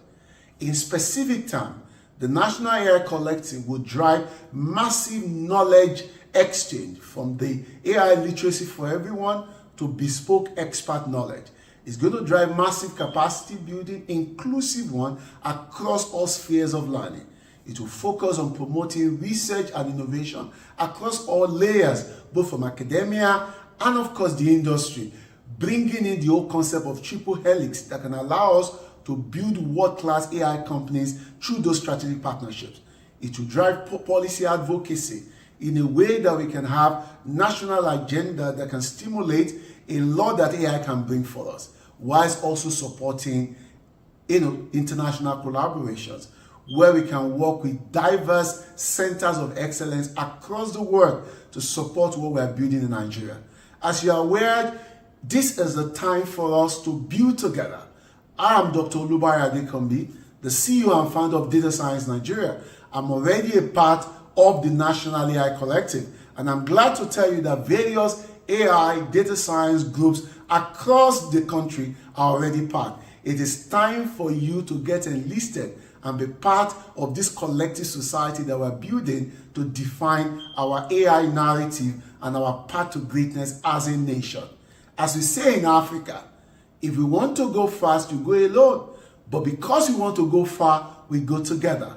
It is time to bring all our best together to shape how we leverage AI, a nation-defining capability to define our path as a nation. I'm sure that Nigeria is set to become an AI-powered superpower in the next few years with the quality of talent that we have in this room. And by coming together with the best of expertise and experience that we have, we can build an inclusive AI society. And that is the vision of the National AI Collective. You can join today and read more by visiting www.ncair.nitda.gov.ng and be part of the journey. Let's go together. Let's make impact. It's AI time. And enjoy the remaining part of DataFest Africa 2024. Thank you very much. Wow. That's amazing. That's Dr. Bayo Adekombi sharing on the AI Collective. AI Collective. Thank you very much. Okay, great. So it's time for lunch and also time to network. All right. And we'll do this for give and take 30 minutes. So like I mentioned, 10 minutes past 1, please be back on your seat because we have a pleasant surprise for you. All right. So please, let's all have a break now. 10 minutes past 1. We get going. Thank you very much. So there's also food available at a subsidized rate by Eden. But if you have a VIP ticket, your ticket comes with a meal. So just show them your ticket at the stand. Thank you very much. See you by 1:10.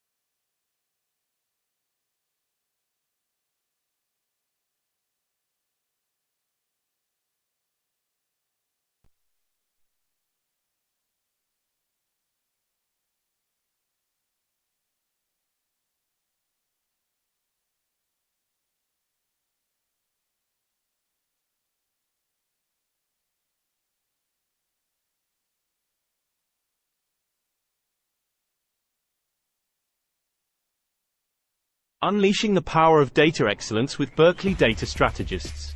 Introducing Adi Ajibola, CEO and Chief Data Strategist, Berkeley Data Strategists. The world of data management is becoming vast and spreads to all domains you can think of. Presently, the entire universe is driven by data. Unlocking its true potential requires expertise and strategy. We are proposing to be your partner in harnessing the power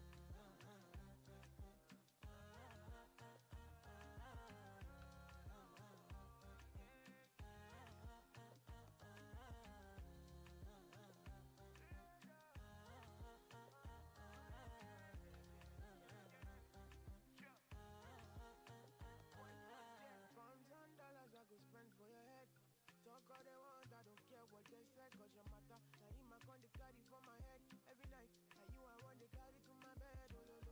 Don't tell me no no no. You can be my partner, never riding solo no. And we got no one lucky, no need to party whoa. I feel it what you're doing, oh yeah baby, gotta go, gotta go. Your body they back on me, see. Open up, make I see. Now you where they got my fancy. When they do me, I give fancy. Oh no no no no no.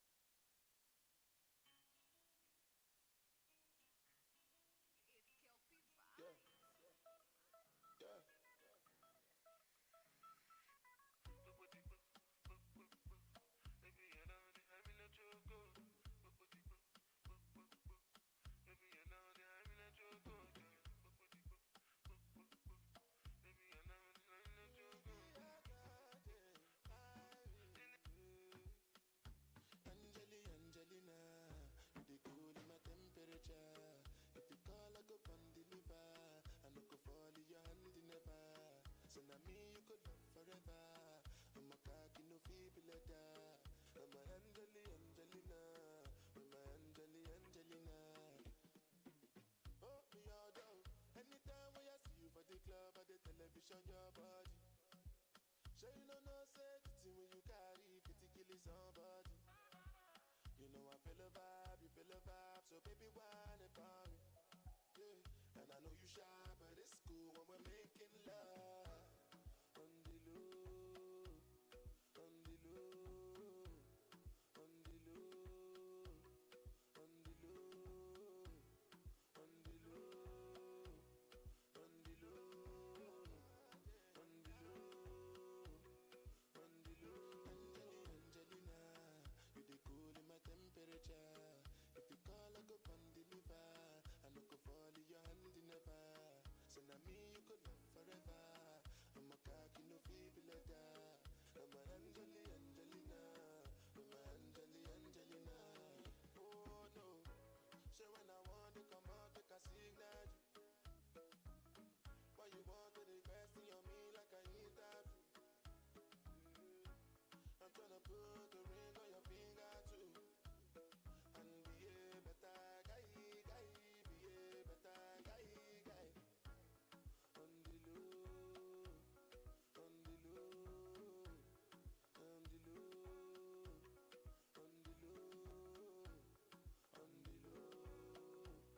on the low, on the low, on the low. Angelina,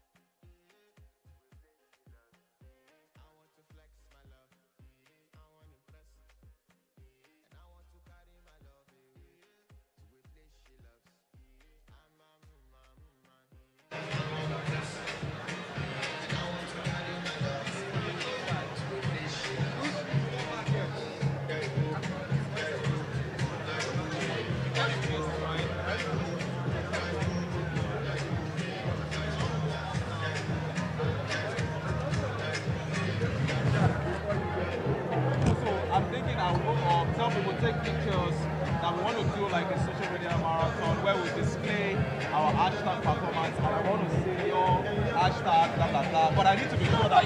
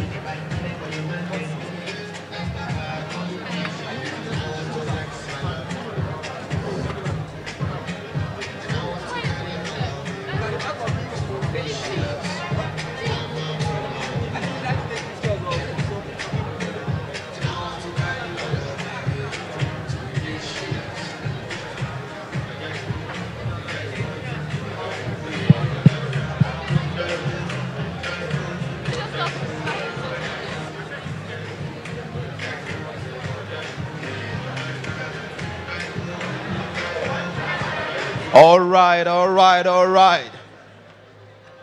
Thank you, thank you, thank you. Looks like we're having a good time networking. Good stuff. All right. Okay, please, if you can make your way back to your seat. Remember I said we're going to do a discovery. There's a treasure hunt game that you'll be doing. So please, if you can make your way back to your seat, please let's do that. All right, back to our seats. Yeah, DJ, you can give us some music while people dance back to their seats. Okay, there's something I always like to do.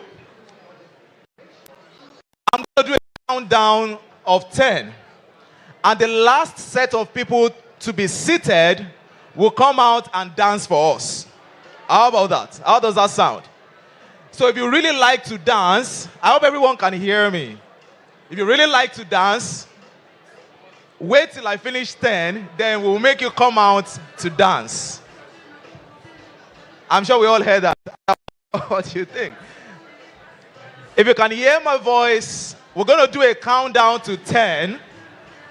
After 10, everyone that is still standing will come forward and dance back to their seats. All right? Okay, let the counting start. Okay, so it's a countdown. 10, 9, 8, 7. Let me give you the instruction again.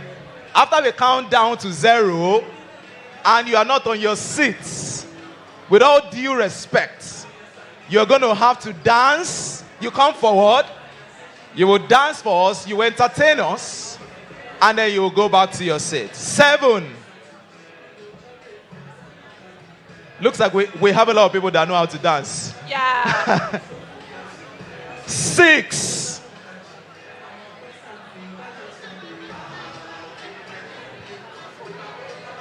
'The instruction again, if I count down to 0 and you are not on your seat, we would want you to come forward and then you dance back to your seat. 5.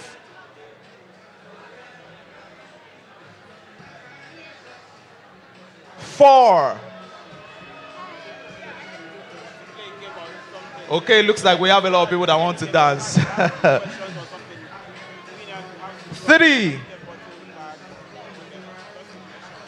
Now let me give the instruction again. if you can hear my voice, we need you to be seated. If I count to 0 and you are not seated, you would have to come forward and dance. 3.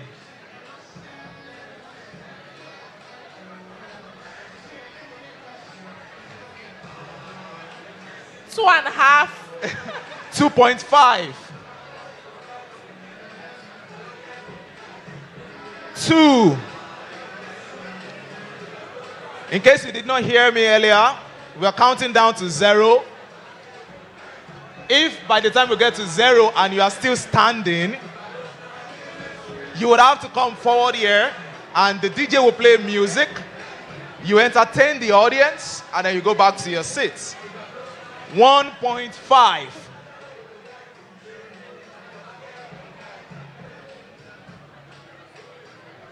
1. I like this. I might not be able to catch everybody, but if I point at you while you are still standing, you will have to come forward and dance. 0.5. So Ada, you're going to watch over that door while I watch over this door. 0. Okay, now, hello, sister. Please come forward. With all due respect, come forward. As I point at you, those who are just coming in, just come forward. If you can hear me, just come forward. Please come forward, sir. Hello, please come forward as you're coming in. Hello. Come forward, come forward, come forward. Come forward. If you're just coming in and you can hear me. Come forward if you can hear me. Please give them a round of applause. They are going to entertain us. Look, if you are just coming in, just come forward. Because we had an agreement. 1:10 was the agreement, so please come forward. The stage is all yours. Yeah, I know. Join me on the stage, I know. Thank you. Thank you for being kind. This is kindness and respect. If you are just coming in, be kind and respect yourself by coming forward. Join me on this stage. Okay? If you are just coming in, join me on this stage. Yeah, please, I see you just coming in. Please be kind and respect and come on this stage. Welcome, ladies and gentlemen. Ladies, gentlemen, okay. All right. It's all for fun, nothing serious. But my DJ is going to play music and you're going to dance. Yeah. So, DJ, please, some serious, some serious music. All right, ladies and gentlemen, watch as they give us a dance rendition. All right.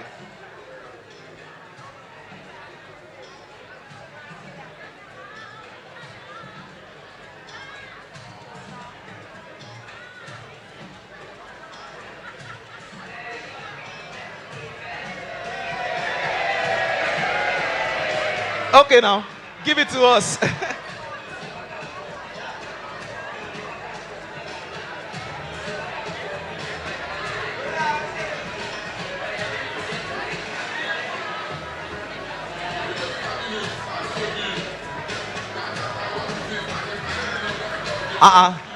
What's going on now? Just dance to the beat. If you don't know the music, you still dance. Show them that data can dance. You want a fast beat?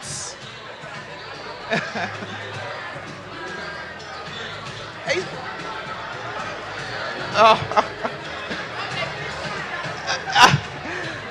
Wow, look at that.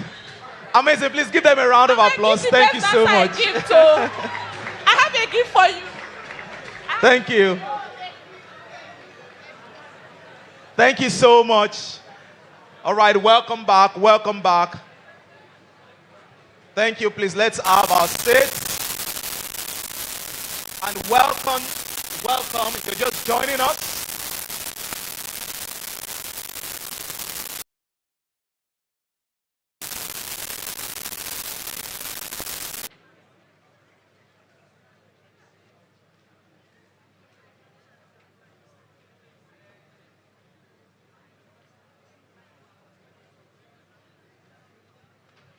All right, welcome back. Guys, look, we have exciting lineup of activities for the rest of the day. All right, and as much as possible, I believe that our energy is back. We are all feeling excited. All right, so if you are just joining us, my name is Olalekan Akinsonde, and I've been your co-host, co-hosting with Ada Ndukwe. All right, great. Now, listen up. What we want to do now is we want to have a quick social media drive again. All right? Remember, like I always love to say, right, and I said it earlier today, that this is an opportunity for you to have a good social profile, right? Put yourself out there, all right? Put yourself out there. And how best can you do that? By leveraging the power of community. So what we want to do now is we're going to be taking pictures. I know we've taken a lot of pictures today, but we'll be taking pictures and posting them specifically on Twitter using the hashtag DFA24, or you use DatafestAfrica, and you use DatafestAfrica2024. And guess what's going to happen? We're going to project on the screens, right, the live feed from Twitter. And I want to see your name. I want to see your handle. I want to see you posting. All right? Because we're going to be calling people randomly based off what we see on the screen. Does that make sense? Did you get that? Okay, let me take that again. We want to do a social media drive, all right, where we're going to project. Look at that. I like those videos. We're going to project Twitter, the DFA 24 handle. Media, please, if you can help me put it on the screen, that will be helpful.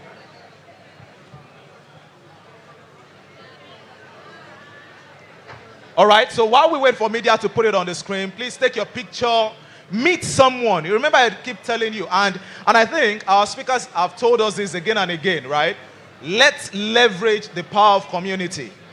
Remember what Kelly said, right? The fact that you can literally, fast forward your family history by 30 years, all right, by meeting someone. So meet someone, get their handle on social media. If they're on Twitter, do that, all right, and tag them in those pictures. All right, so media, please, I need a screen I made the Twitter screen. All right. So I hope we're taking the pictures, you're collecting people's handles. Okay, so while we wait for media to do this, I have another interesting stuff. Remember I told you that when you come back on your seat, right, we want to have a kind of treasure hunt game. So I'm happy to inform you, if you are seated, look at the pocket, search the pocket in front of, the pocket in front of you, which is like, okay, sorry if you don't have if you don't have a pocket, you'll find a card, right? Let me see. It's from Data Global Up. Search. Okay, I see how people are searching. People like freebies, eh? You found something? Of course, everybody will not find something. But if you find something, just let me know. Find something from Data Hub. Excuse me, is that Data Hub? Data Hub Global, okay. Okay, if you find something from Data Hub, okay, great. Okay, I think we have some lucky guys, okay. You find something, excellent. Now, guys, we have the Data Global Hub booth. I think it's somewhere over there. Right? So you can please make your way there and grab your gift. Go claim your gift. If you found something, please go claim your gift from Data Global Hub booth. Media, can we have the screen up, please? The Twitter, you found something. Congratulations. I like that. I like your energy. All right, it's getting interesting. Media, can we please have the screen? Okay, I believe we're taking pictures, we're exchanging contacts. Remember, that's the purpose of this game, right? That's the purpose.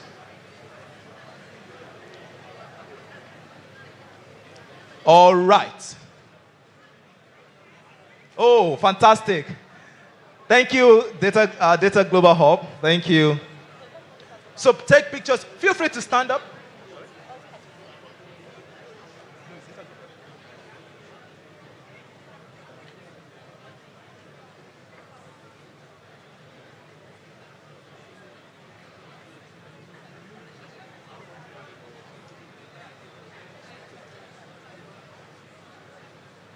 Are we post?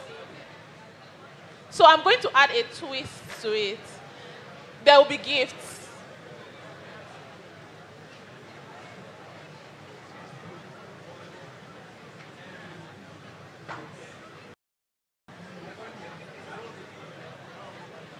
In fact, let me open the hashtags too.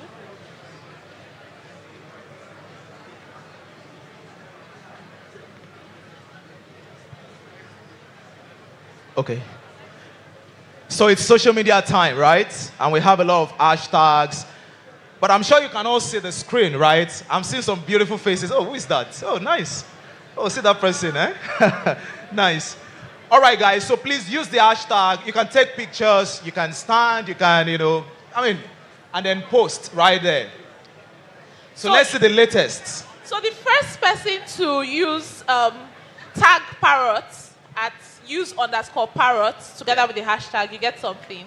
Look at that. Use _Parrot and then post something, and then Parrot has something for you. Parrot has something for you. That's so generous of Parrot. Oh, look at that. Some beautiful, beautiful pictures. And I think we should do the same, right? We should also participate. So let's take a picture.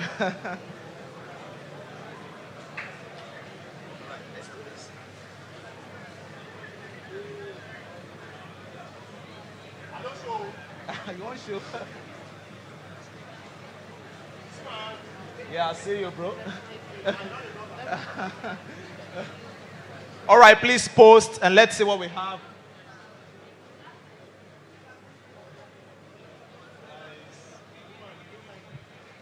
Okay, great. So let's see for DatafestAfrica Africa 2024. Let's see what have we got. Oh, look at that beautiful face right there. Awesome. Great. Great. Okay. Oh, someone sharing from Parrot. Okay, nice. Wow. I haven't seen. Oh, yeah. I've seen a couple. Fantastic. Wow.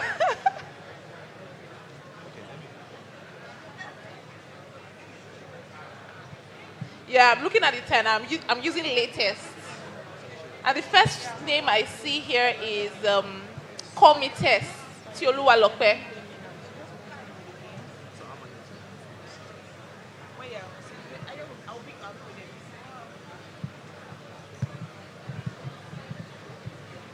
All right. Okay, please refresh. Let's see new stuff coming through. I know Parrot can actually give us some more. So there's Aloko Kende. Having a great time. Oh, wow. I love this. So tag the person that you just met. Then we have, okay, from Parrot. Okay, thank you. Look, we have more props here. Yes, please. Thank you. Okay, so I'm going to pick randomly people who use Parrot also in their post. So media, please, can we refresh? Let's see what we got. Catwick and Dale also has stuff to give out, so feel free to mention them. The screen is out. Okay, thank you. Who is Aloko Kende? Man, 13. I'm seeing some really creative pictures right here. Rules are boring. Somebody said to come to Datafest Africa is not to remain the same. Hey, that's a good one. For Mayorinde, that's a good one. Thank you. Who is Ayorinde? Ayorinde is somewhere there, okay. Nice.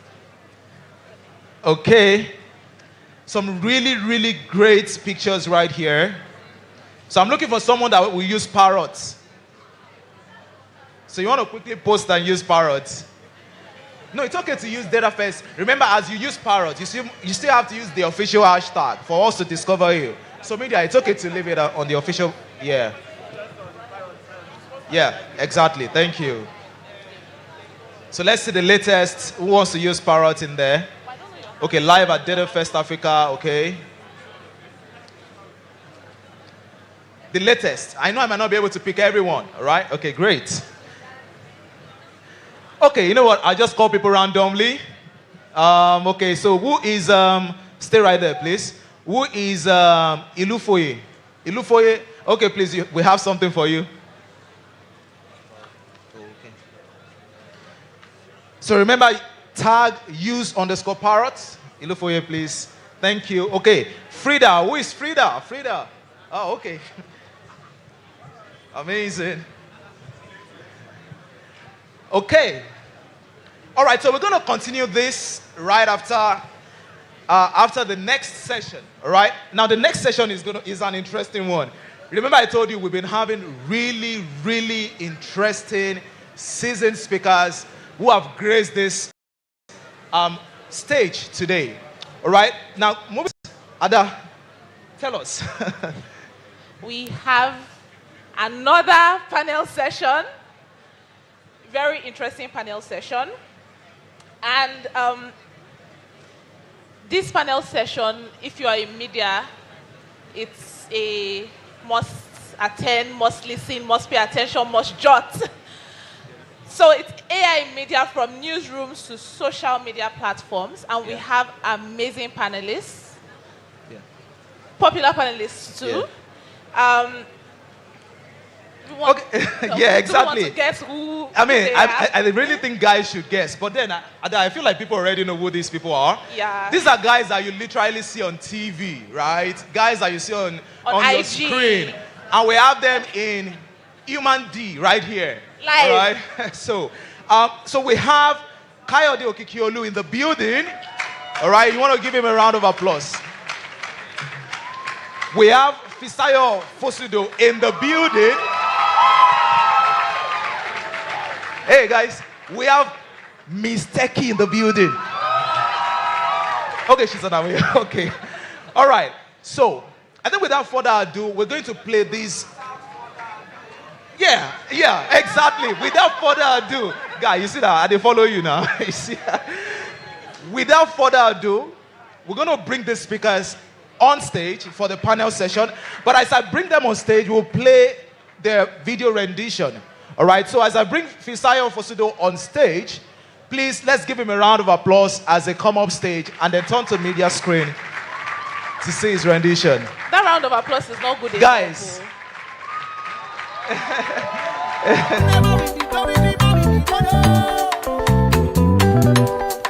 Up next is Fisayo Fosudo, a renowned visual storyteller and finance and technology video producer with over 670,000 subscribers.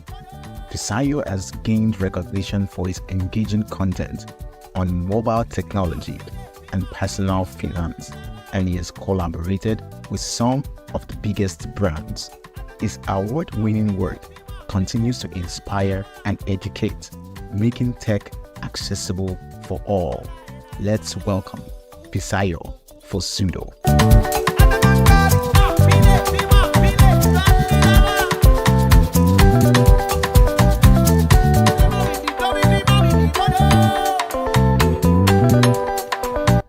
We are privileged to have with us Kayode Okikiolu, a trailblazing media innovator and TV anchor with Channels Television. With over a decade of broadcasting experience, Kayode has co-hosted shows like Sunrise Daily and Politics Today, and currently anchors The Morning Brief. Known for simplifying complex news into engaging content, he is a passionate advocate for youth issues and good governance. Kayode holds a degree in psychology from the University of Ibadan and is an associate of the Chartered Institute of Personnel Management. Let's welcome Kayode Okikiolu.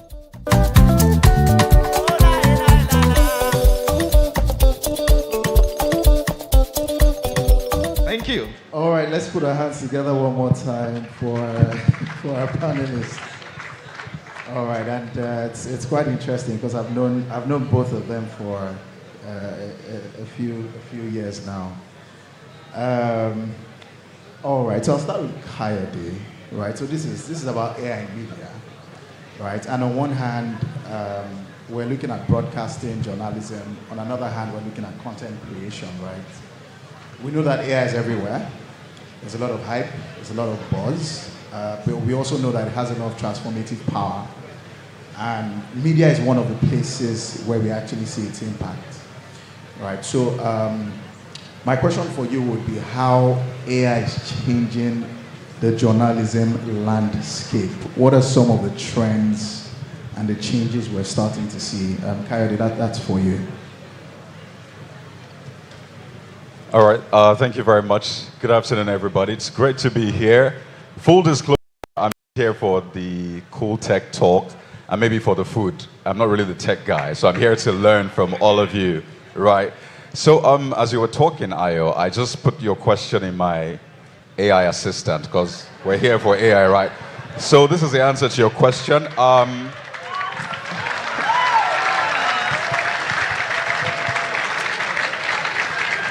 Are you guys clapping for me or for my AI assistant? Both of us. Great. So this is what my assistant has to say. Automated reporting, data analysis, fact-checking, personalized content, enhanced storytelling, etc. But the point is this. It sort of just frees your brain to do other things, right? I didn't have to use my brain matter, which, by the way, has been depleted over the past few months because of the work I do. So that helps me reduce the pressure on my brain. Take, for example, I go to cover a story, and I'll just give you a simple use case. By the way, journalists are celebrities. I know you don't regard us as celebrities, but we are, because we're responsible for the breaking stories that get millions of views, you know, the videos and stuff, but you don't see us, you just see the stories. So imagine a whole star boy journalist or star girl journalist goes out to cover a story, interviews someone, either video or audio recording, right? And gets back to the newsroom, and then you have to transcribe. The whole star boy, you have to sit down in the newsroom and transcribe. And then when you're done transcribing, you look for the headline, you look for a caption, you look for illustrations. I'm talking 4 hours. And people need that news, right? But you're still stuck trying to figure out how to present it to the people. Then you have to fact check. Because a politician said that they've built 200 schools in a local government. So you have to fact check again. So you don't go out there, put it there, and people abuse you, that you're part of the problem. 4 hours, 5 hours, and the news is not out yet. Eventually, the news has to go through your editor, right, who then goes through it and says, you know what, let's change this. Let's change the headline because this will appeal to people. Point is, all of that is stressful. So AI sort of helps you to reduce that pressure so you can have time to do more good stuff, more creative stuff, and have time for yourselves as well. Yesterday, I got home early, and I caught grasshoppers with my daughter. I wouldn't have been able to do that if I was stuck at work all day. Even though the grasshopper is dead, because we couldn't feed the grasshopper. But the point is, it gives you time for work. You're able to do more creative stuff, and also time for yourself. So I think that it's changing a lot. Maybe we'll get deeper into it as the time goes on. But basically, it reduces the pressure on our brain. Thank you very much. Thank you very much. Very, very insightful. And so to Fisayo, I noticed in recent time, I mean, you've been talking a little about artificial intelligence, you know, and integrating that into what you do. How do you see it changing content creation? I mean, in the world we live in now, we have tools like Midjourney, Clean AI, you know, video generation tools at the click of a button with a very simple prompt.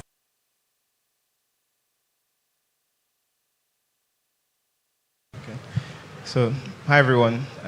It is a huge honor to be here. I didn't know there would be this many, but I'm a bit shy, so forgive me. So, to your question, this is a very interesting topic because I've been making videos for 7 years now, and in this time, let's look at it like this. Many years ago, many people would not imagine that they would have a job called social media creator or like influencer or something like that. There are people today that do this job, aka me, and I have like 5 people that work for us, and we pay them every month. And it's all because this guy decided to say, hey guys, welcome to my YouTube channel. And you never imagine that this would be a career path. What I'm saying now is everyone should embrace this. Everyone should embrace AI. Everyone should understand AI. Everyone should incorporate it into what they're doing in some way. You don't have to take, like, you also have to fact check sometimes. AI can hallucinate, but you have to incorporate it or learn about it, or else you'll be left behind. And I'm seeing this in content with video. OpenAI has Sora. It's not out for the public yet, but it can generate videos and they would look lifelike. There's obviously ChatGPT for writing and many chatbots. Meta has theirs in WhatsApp, which that's what Kaede used just now. There's also for pictures like DALL-E, Midjourney, and the rest of them. I was fortunate to speak with Google's Senior Vice President for Technology, and this was the topic, like AI and what it is doing for us.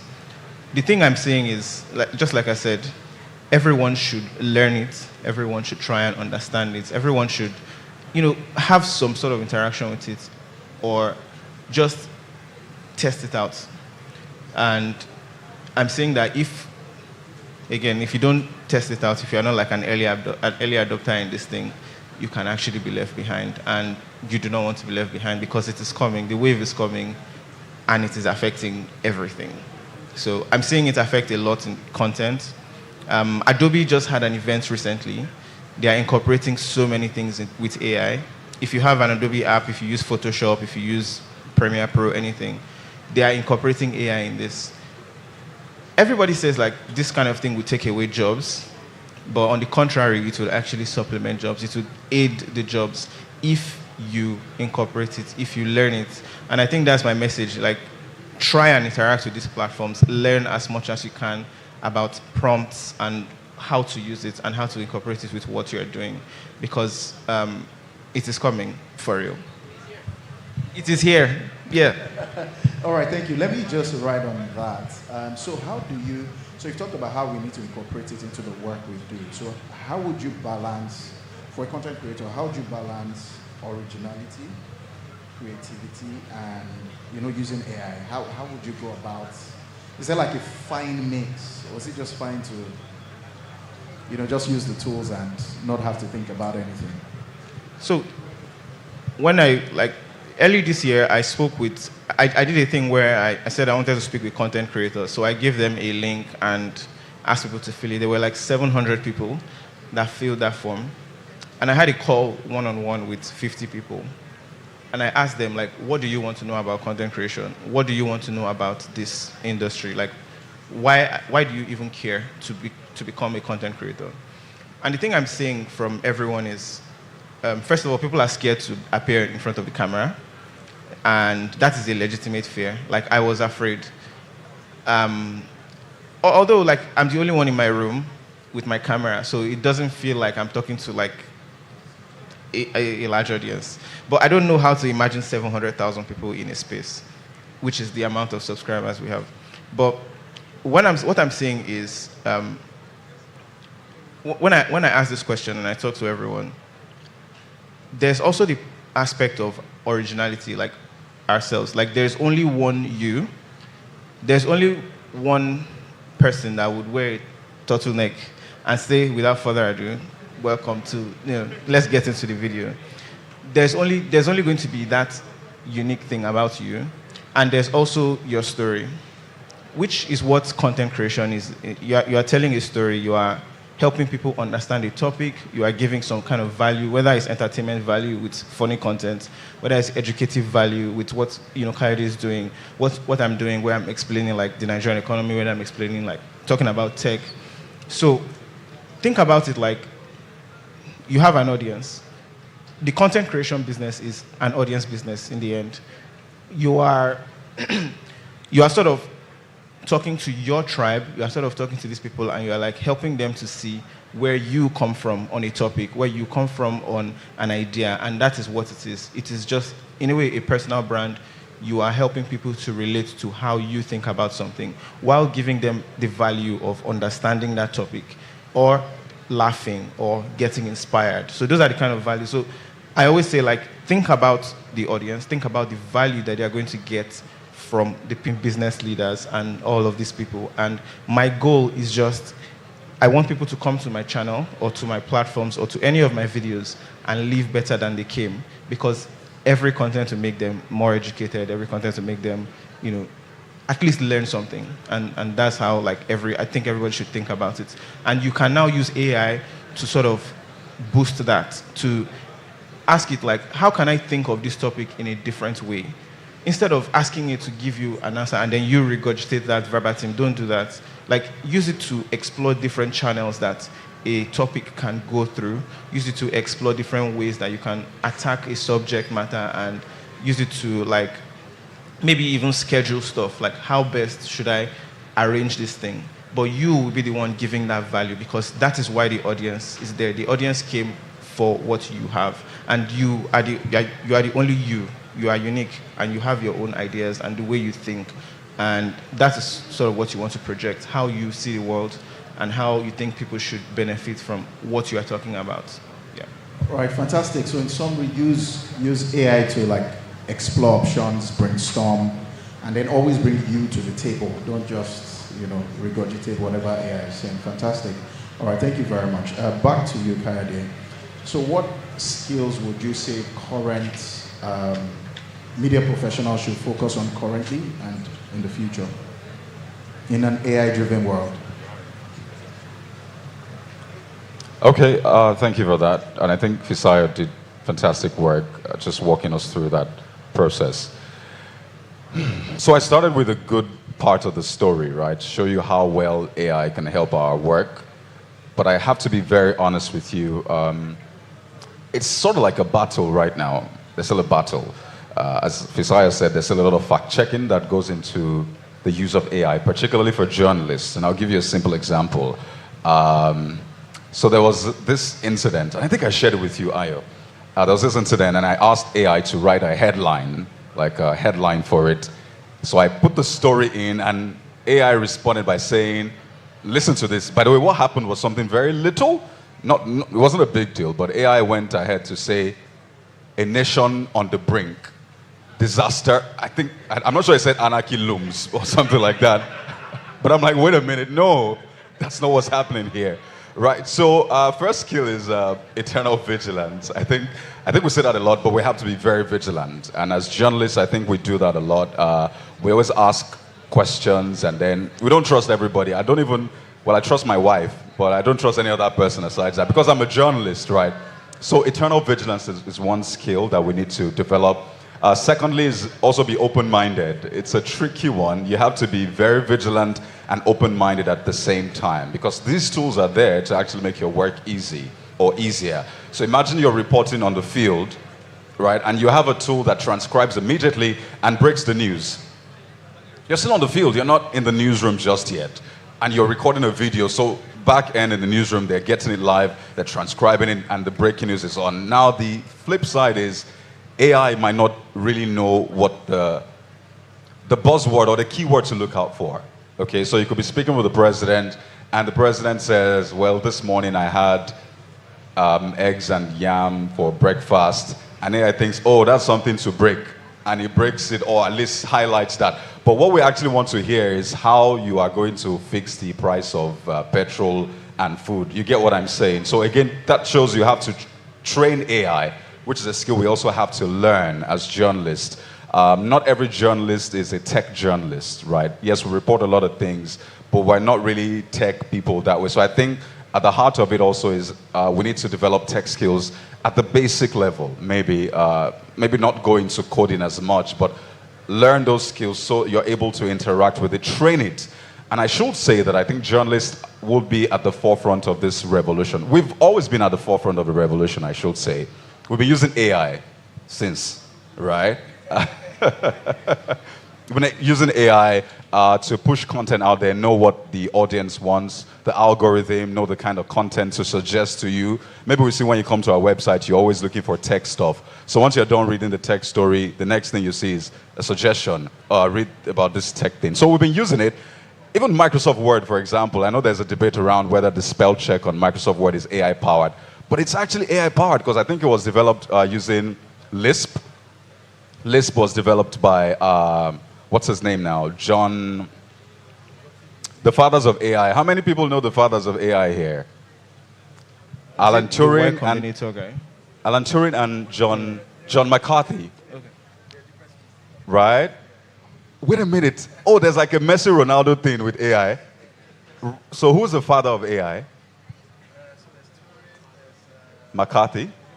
John McCarthy. So he developed a Lisp that was then used by, I think, one of his schools to develop the spell check for Microsoft. But the point I'm trying to make is we've always used these things. So as a journalist, I put my story on Microsoft Word, so I see the spellings that are wrong or put it on Grammarly and stuff. So we've always been at the forefront of this. So we'll play a major role in this. So the skills, as I said earlier on, vigilance, tech skills, knowing how to train AI appropriately, which is why you need the tech skills. And I could go on and on, but let me stop here. Thank you. Quite insightful. All right, so my next question is in a slightly different line, and it's about misinformation, disinformation, right? And what we can do. And just to give some context, you have the closed source companies like the OpenAIs, Anthropic, and the likes, right, who are at the front end of innovation in this space, right? But you also have the open source guys like Meta, right, who are making these things free for everybody to use and anybody to adapt and adjust, right? And so, unlike several years ago where it was difficult to run AI models or to get access to these things, it's just very easy, right? With commodity software, commodity hardware, you can run things. And so what that means is that bad actors are going to jump on this and start to use it massively, right? So over the past few years, we've been hearing a lot about deepfakes. And we've been seeing deepfakes, right? You have different disinformation rings on, the likes of Twitter, Facebook, where all they're doing is putting out false political information to influence elections and people's decisions, right?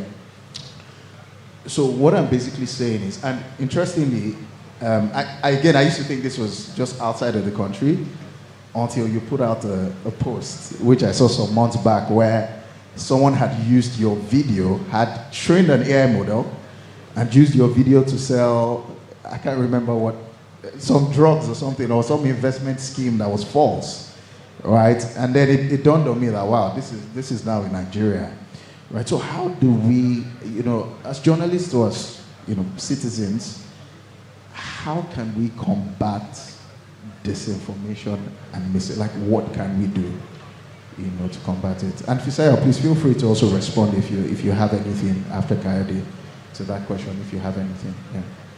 Thank you very much. Okay. First, yes, they use my video to sell different things, even performance enhancement drugs, right? I'm like, come on, you should have the fear of God, right? You can use it to sell hypertension drugs and investment schemes, but not these things. And it was a major issue because I had someone in government call me, a major person in government, called me after my show and said, Kayode, hi, thank you for the work you're doing. I'm like, thank you. And he says, you see that hypertension drug you talked about? I really want it because I'm hypertensive. Someone you probably would know. He says, I really want it. I love the way you talked about it and I'm sure it will work for me. And I go, no, that wasn't me. And he was arguing with me. Like, it was you. I'm like, no, it wasn't me. It went back and forth until I had to put out a disclaimer because I don't want people to see me on the street and then beat me up because they got into some investment scheme that failed because they saw me. So it's really crazy. So that's why I did. And then I had to invite Fisayo on the show. And Fisayo introduced me to this other AI tool. Do you remember the name? Hey Jen. Which I forgot to unsubscribe, so they billed me the second month. And my wife calls and says, Kayode, what's going on? I'm like, I'm sorry, blame Fisayo. But we had to then do that and combat the fake news. By the way, she didn't blame you, she still blamed me, so you're safe. So we had to do that to combat fake news.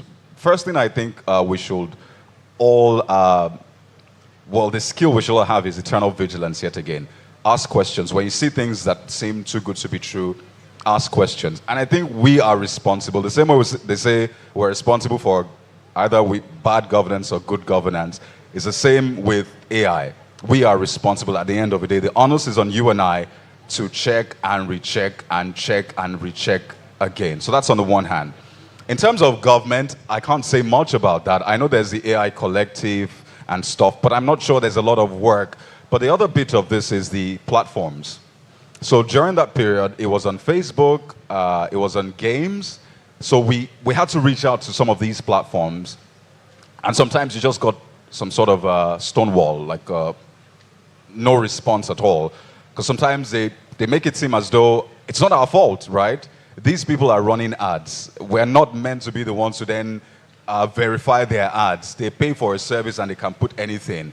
But after a while, I think some fact-checking organizations fact-checked it, and the platforms then picked it up and said and flagged it and said, well, this has been fact-checked to be wrong. But then those people went on mobile games as well. So I think platforms have a major role to play. They have a major role to play in ensuring that deepfakes are flagged on time.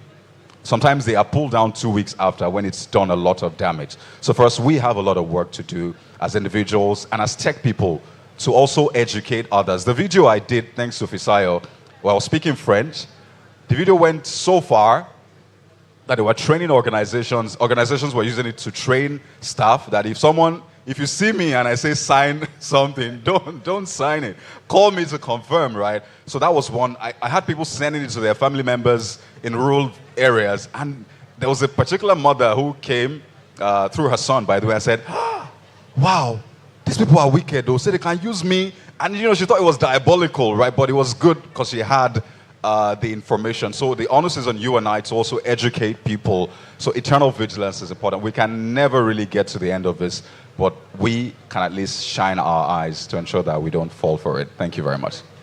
Thank you very much. Very, very, very insightful.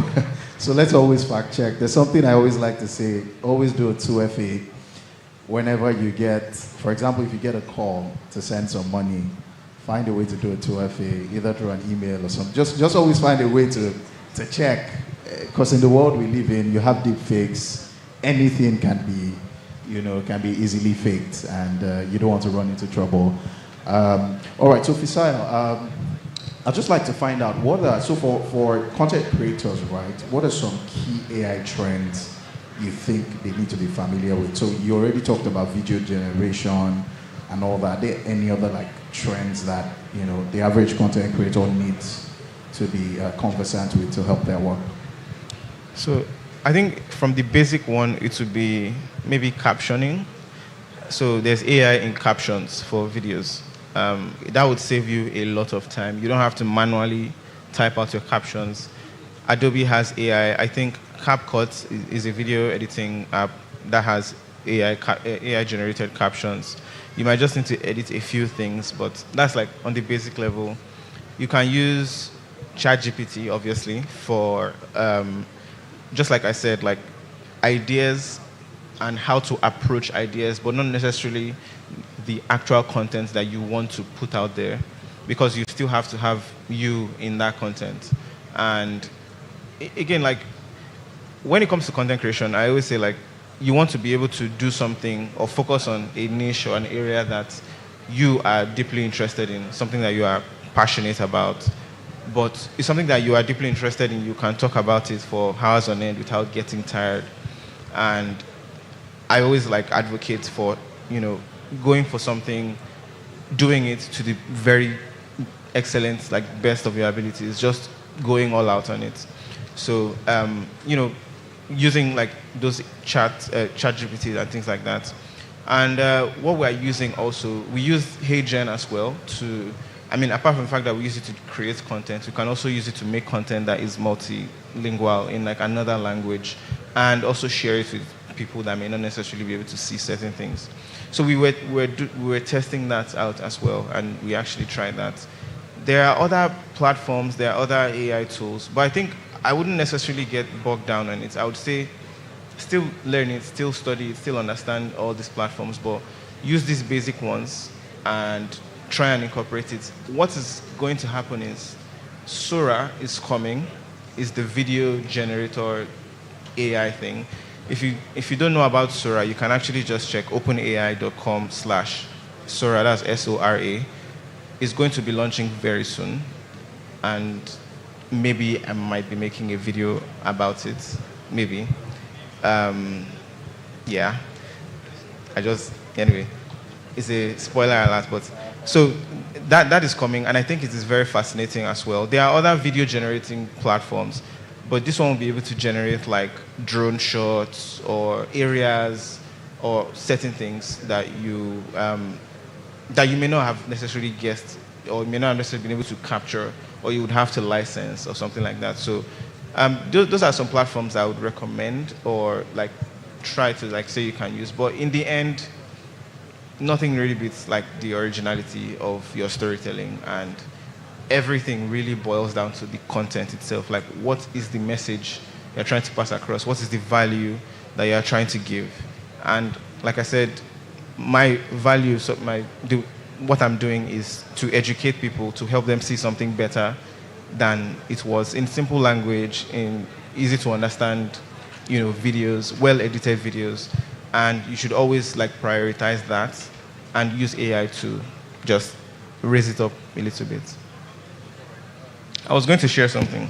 Oh, okay. So please go ahead. It was talking about deepfakes. So, and you have always wanted a car of your own, but you have never been able to afford it. And you want to go from not having a car all your life to driving a new car every year, then listen closely. This is a 300 million naira Mercedes-Benz E-Class, and it's my first car ever in my life. And I was able to afford it through this group that I'm showing you right now. I've made enough money to afford this car from this group, and you can do the same as well. All you have to do is click on the link and get the updates, and you can thank me later. So that's not my voice. But there's AI platforms that can actually clone my voice. And this was a promoted post on Instagram for a while. Like, it was promoted for, I think, almost a month. So people were I didn't know, because Instagram like hides messages from people that are not following me. So people were sending me this video and asking like, why? And then somebody actually sent me a message and was like cursing me, like, God will punish you. I invested $200 in this thing. I need my $200 back now. So I replied her, and I was like, how far? I'm so sorry. Like, what happened? And then it was this same video. And I then went to check, and there were like 4 people that had sent me this video. Unfortunately, I couldn't do a disclaimer because the video was well done, honestly. Like, they tried. It's just that they didn't get the accents well, and if they did, that would just be worse. So just like I said, like, always question everything. Yeah Thank you. Thank you very much. I was going to ask let me just ask one last question. And so you talked about Sora, right? And you just talked about this. So with this, the accent wasn't so great. It didn't sound like, with Sora, one of the promo videos they did, and I don't know if you saw it, it was Lagos in 2056. And it looked nothing like Lagos in 2056, right? It looked like some village. I mean, they tried. If they said it was Lagos today, but not Lagos in 2056. I mean, God forbid. So, so the point I'm trying to make is, do you think there is a need for local or localized models? Obviously, it has its risks because that deep fake would have been more convincing. But if we look at the upsides, would you say there is a need for, and Kayode, you can also respond to this after Fisaya, would you say there's a need for it? So I think that these types of things, they exist because, imagine this. I was speaking to someone from the US State Department about AI. So I did this thing. If you've been following, my videos for the past month, the US state government invited me to the US to speak to tech companies, people in AI. So we spoke to an AI lawyer, we spoke to an AI investor, we spoke to the Boston government who is investing in AI. They are hiring people in the government to train their, to take the laws, their 1,000-page laws, put it in AI platforms so that people can go there and summarize it. We spoke to Boston Dynamics using AI in robots. We spoke to NASA. We spoke to Cloudflare, all these guys. It gave me a very, very, very deep understanding of what these large companies are actually doing. And these things like this, they exist because they should sort of help us maybe cut the time short. So if I made a mistake in a video and there's no way I can re-record it, I can actually just take that part and voice over, and it will be as if I said it. So that way I save time. I don't have to go and invest in the lighting, renting the camera, doing everything, and reshooting that scene. I can just clone that aspect and say it. It can just be like a 5-second bit. That way I've saved a lot of time, and it doesn't, people may not necessarily notice it, people may notice it. I watched a video that was completely done in German, but he used HeyGen to translate it into English, and that video has like millions of views, and you will not notice it unless you are looking at like certain, maybe if the hand crosses over the mouth, it might show that, oh, it's AI, but they cut those scenes so well, it felt like it was all done in English, in their voice, and that was like very amazing. HeyGen is very expensive, but they are one of the best ones. So all these platforms, they sort of exist to help us cut that time short, aid the work. However, like speaking to the US State Department, the lady there, and she was like, this thing is not, people are employing these tools so that they can cut the time short, replace themselves, they don't have to record it, but at the same time, like, we just, again, and when she said it, I was just like so happy that it came from someone like that. We have to actually learn these platforms, learn how they work, because that's the only way we can tell. If I didn't use HeyGen, there was no way I would know that that video was done with HeyGen. And I knew because when the hand crosses the mouth, it shows that it was digitally altered. So those are like the telltale signs. But if you actually learn these platforms and understand how they work, you will be able to tell quickly. And that way you can actually be saving a bunch of people and letting them know that, hey guys, this is actually fake, or this is not true. And AI is like rampant, like a lot. They use it for scams a lot. This is not the first time they're using my image for scams or my videos. They've done it multiple times. There's a group on Telegram that has 20,000 members that is using my image and my videos, and I had no idea. These people were making a lot of money. They made like almost 200 million. I'm serious. They made a lot of money, and it was because of like them using my image. It was like a group, they were trading some kind of weird stuff. And then I saw it, I reported it, nothing was done. They had a lot of members, and it's not just one group. If you check Telegram, like there's multiple. So I had to now create my own and had to like, this is the official group. And I'm trying to even maybe if I can get that verified or something. But these exist. But if you can learn these platforms and actually understand it, you will be able to detect and, this is a scam, don't interact with this, and warn other people. Wow, fantastic.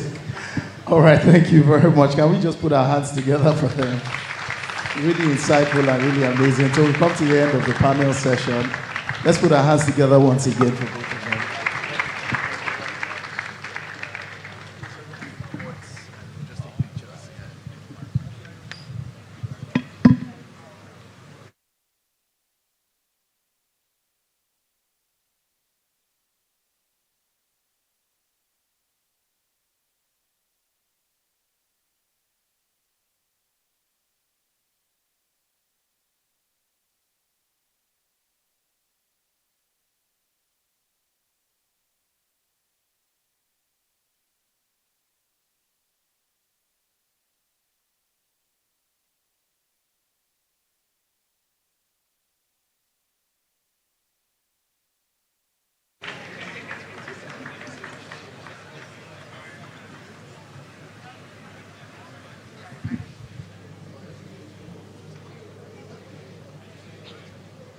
Please give them a round of applause as they go back.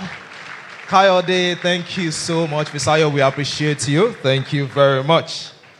Wow, it's been amazing. Hada, what do you think? It has. And I'm really glad that the key themes have actually been recurring, even around like being vigilant, ethical AI, and like, so I'm really glad about that. Are we excited for next thing on the agenda? I believe so. All right, great. Look, our next item on the agenda is an interesting one. It's an expert session, right? Can you please whisper that to your neighbor just in case they didn't hear me? We're having an expert session. Wow, your whisper is so loud. Lovely, thank you so much. All right, so our next expert session is by Dr. Olushola Ayola, who is already in the building. All right, so please turn to the multimedia screen as we welcome Dr. Olushola Ayola.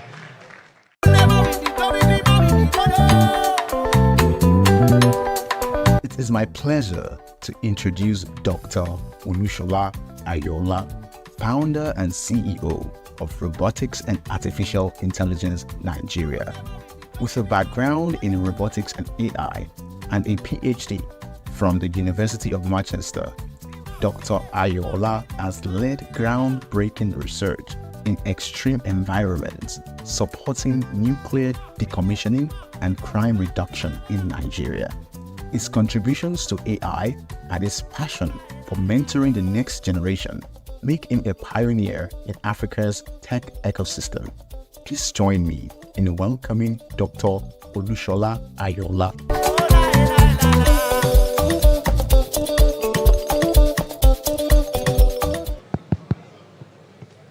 All right, I'm waiting for my slides. Or should I just slide into their DMs? I don't know. All right, well, while the slides are coming up, I'd like to greet you all and appreciate your presence here. My name is Dr. Olushola Ayola. Next slide, please. Next slide again. So, I happen to be the founder and CEO of Robotics and Artificial Intelligence Nigeria. I don't know if you've heard of it, but great people pass through rain. In the picture in front of you, you can see the Deputy Secretary General of the United Nations, who visited rain in 2021. So we can say she passed through rain, right? And she's a great person, as many others have been through. When I was contacted to speak on this topic, I was like, I'm quite confused. AI-driven growth, sectorial transformations in emerging markets. Okay, I understand the English, but should I be looking at the global side of it and talk about how AI is revolutionizing the world? Or should I go local and talk about whether or not it is actually revolutionizing our country? So I don't know, because I'm not a fan of celebrating global achievements unless it impacts positively in our lives. I mean, why do you think I returned to Nigeria to start a company when I was working in the UK? Because my interest is to drive growth in Nigeria. So I'm going to try to balance the two, okay? Next slide, please. So the agenda for us is going to be very quick because I know I have just 20 minutes for the talk. Where are we globally when it comes to AI? And I'm sure many of you know this already. But then, do we have examples of Nigerians doing great things in the world of AI? Maybe we'll talk about that. Why are we not where we want to be? Because, believe it or not, we are still not there yet. What are the pain points? Now, number 4, I'm going to really tackle many of us in this room here because we are doing something very wrong. And number 5, I'm going to challenge you on what I think you should try to do going forward. And then we conclude. Are we cool? Are we cool? I can't hear that. Are we cool? Looks like they need some soft drinks or something. Coordinator. All right, next slide. Yeah, cool. Let's agree. AI is truly revolutionizing a lot. Logistics, security, healthcare, agriculture, and so on. There are so many things AI is doing greatly for us. I'm just going to point out 1 or 2. If you look at my slides, somewhere at the bottom you will see virtual arts, right, and fashion. Can I explain that briefly before we go into my topic? Virtual arts, in the past, and up till now anyway, so many people would spend a lot of money to get makeup artists, right? To do makeup for them, right? Especially newscasters, before they go on air. Oh, makeup, makeup, makeup, makeup. Oh, hello, you're welcome to the news. Hello. Today on TikTok, do you know how many people have some kind of makeup that is not really theirs? All you need to do is select the effects you want, right? You can even have glasses and face cap and all that, and it's not real. Some people have lost their jobs, right? The makeup artists. And I won't be surprised if tomorrow on NTA, we start seeing makeup virtual ads where a presenter is actually not the real person you're seeing. But then that's to tell you that AI has already taken over that space. And that's not all. We have it in the social media and so on. I will talk about some of them very quickly. Next slide. So, next slide. All right, personalized education. Now, this is one aspect that AI has truly swept our feet. When it comes to knowledge, there is never a time to stop learning, right? And when you graduate and you are expected to know one or two things, you can quickly run to ChatGPT and ask a few questions. And this time around, they have lowered the language barrier. You don't have to be a pro in English. When it comes to searching on Google, you need to type the things you want to look for properly. But on ChatGPT, just as it's entering your head, just be typing it. It will help you understand better what you are even trying to say. For example, I'm trying to look for the tallest mountain in the world that is not in Africa, but it's in China. And tallest mountain in Africa, not China, where is it? It will just tell me, you are looking for the tallest mountain. You understand? Knowledge has become so democratized with OpenAI and so on. And it's not just OpenAI. Google has their own as well, and Bing. But more importantly is that out of school youths, and this is scary, this is the real scary part. Out of school youths, those who stopped at the level of maybe primary school and don't have that control of the English language, they can still send emails to their, MAGA, and it will sound so professional. All thanks to ChatGPT. Is that a good thing or a bad thing? That's up to you. But more importantly, again, people pour out their hearts to these to these LLM platforms. You will see people really being honest with these LLM platforms because they think that nobody is seeing it. Well, I hope you know it's all on the record. The day you are applying for your visa, they will just open your ChatGPT history. But the truth is, people are able to confess online on OpenAI platforms and Google's platform as well. I have this problem. My boss said, I need to do this. I don't want to do it. Give me a letter that will make it seem like I'm serious. Okay. And so on. Next slide. Away from education is the social media side of it. So AI is truly revolutionizing that area. When it comes to social media, in the past, ever since Facebook started, AI had existed. I hope you all know that all those times you upload a picture on Facebook, Facebook can actually interpret what the caption is. If it's one person in the picture or two people, one is standing, Facebook can interpret that. That's AI. But they've gone beyond that now. They've gone beyond censorship as well. Now, all of your data is being used to achieve what they call targeted ads. And people pay a lot on that platform. So that means that with AI, you're getting the best information that you want. And it's crazy because there's a lot of networking going on amongst social media platforms. You can be chatting on WhatsApp, and on Twitter, you are seeing an ad that corresponds to your WhatsApp chat. Cookies, they share all these things. It's a platform. They all share it. So that means that with data that they have about all of us, they can quickly manipulate and get things to us. And it's getting to the point that we have... of course, one solution that we are building at RAIN is a media release tracker. So a media personnel came to us and said, people sometimes come to us and say, hey, I'm an upcoming artist, play my music for me, please. Maybe play it 4 times a day on the radio, and I'll pay you whatever amount per times you play. And the producers in the radio station try to play it as many times as they can, but there is no record because the DJ is just switching, so there is no record. So he said, can you build an AI system that I will just put it beside my radio station anywhere in the world, and once it listens, it records, it knows what I'm playing, and then creates a log for that. So I gave it to one of our researchers, and he built that. So today I can say, there's already a platform. You go on, once you're on live, it's listening to any sound in the radio or from the television or anything. And if anybody's music pops up, it records the time the music started, the time the music ended, and the radio station can have a profile for all what they have done for the clients. Next slide, please. So finally, healthcare. I'm happy to say that when it comes to healthcare, there are so many Nigerians doing things in AI, including agriculture, but I'm focusing on healthcare now. The first one is RXall. RXall is a company founded by a Nigerian, Adebayo Alonge, studied pharmacy, now in Canada because he was jackpot to the place. He built a device that allows you to check the authenticity of any tablet. Because according to statistics, back then, before his device, out of every drugs in the pharmacy, 50% are fake.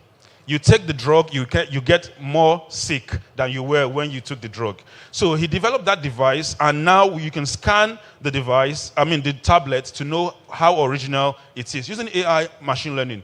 The second one is the one by Dr. Abiodun, Help Mom. Help Mom is really, in fact, they are winning grants here and there because anything that has to do with vaccination, helping the young and the women gets a lot of traction.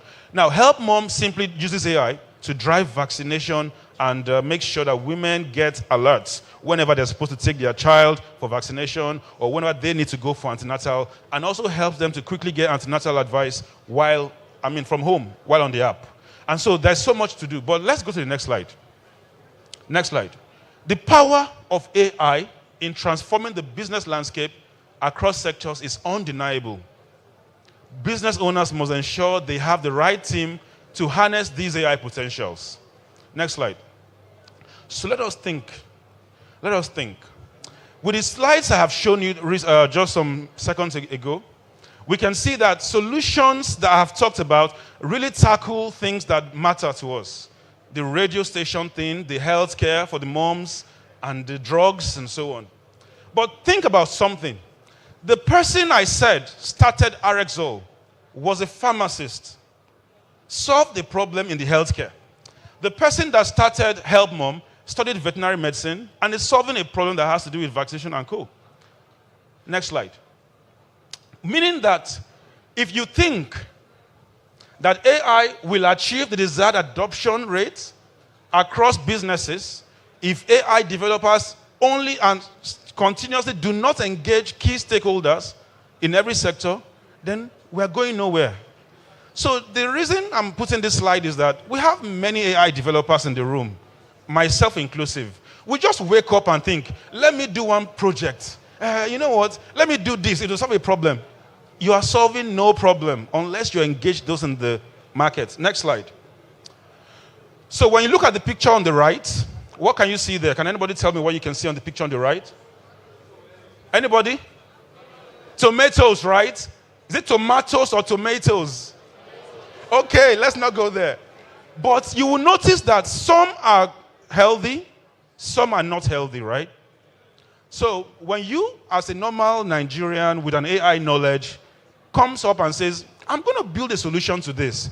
I'll build an AI computer vision project that can sort out the healthy-looking tomatoes from the unhealthy-looking tomatoes. That's solving a problem. Let me do it. At least I'll get investors.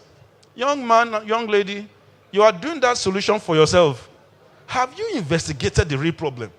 Okay, if eventually, and I'm not saying it's not a good project. I know most of you are doing it, so let me not say it's a bad project.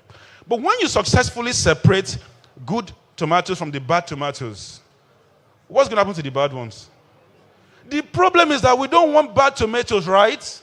So don't think you are doing anybody a favor by building a computer vision algorithm that can remove the bad ones from the good ones, fix the real problem. So I say to you that AI is an enabler, a driver, a tool for resource optimization.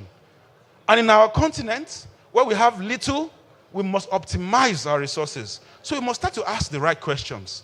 Mr. Farmer, what is the problem? Do you have a problem with security that is not allowing you to go to your farms?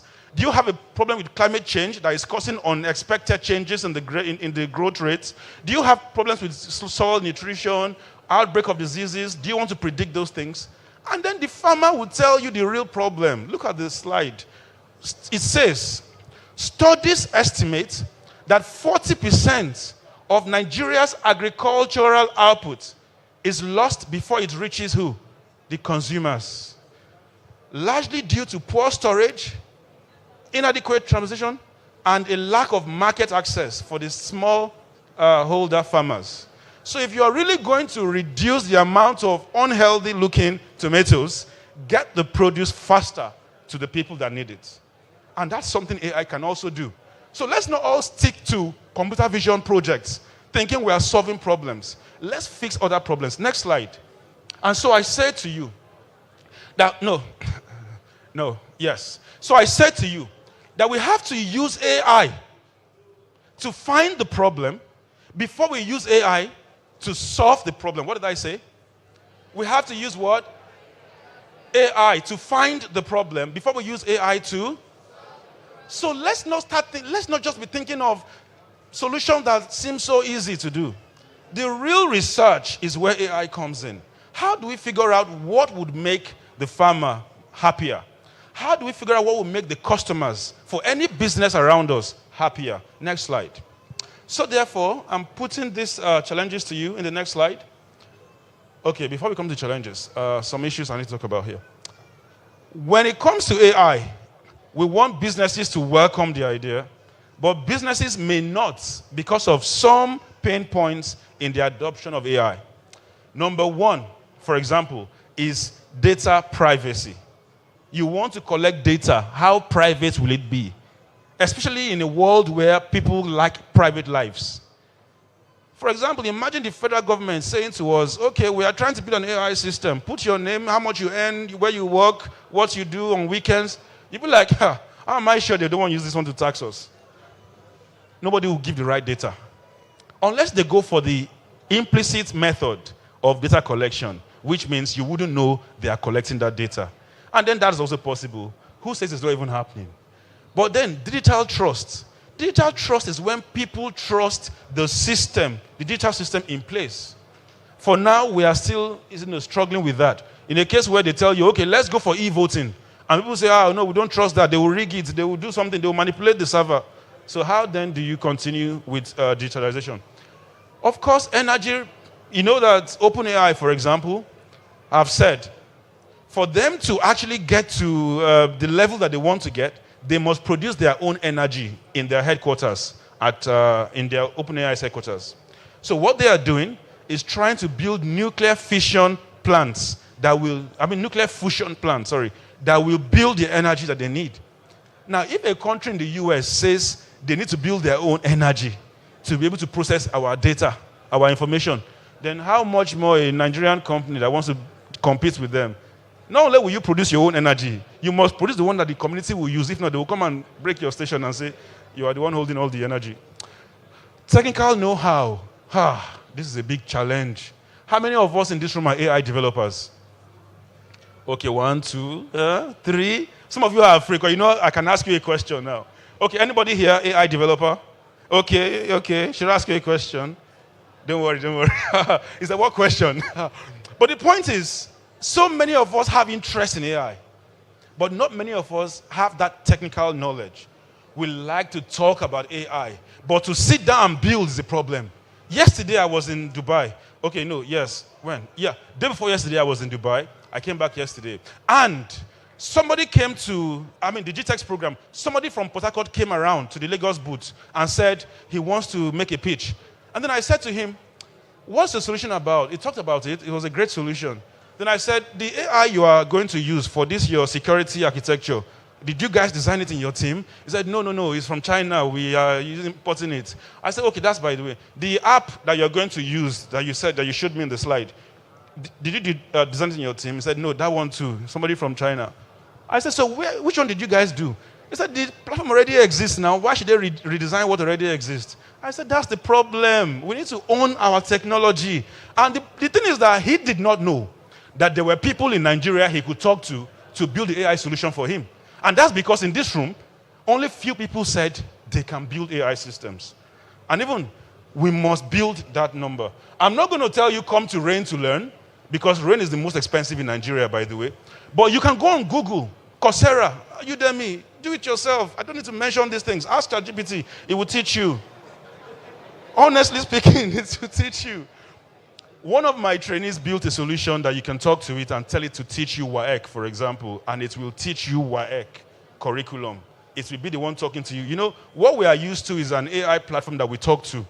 But this one, he designed it in a way that it will talk to you. It will ask you, are you not answering me? Are you not listening to me? Are you still there? Should I continue talking? Things like that. So it's possible to have OpenAI teach you. Let's move to the next slide. I want to round up now. Time is up. Next slide.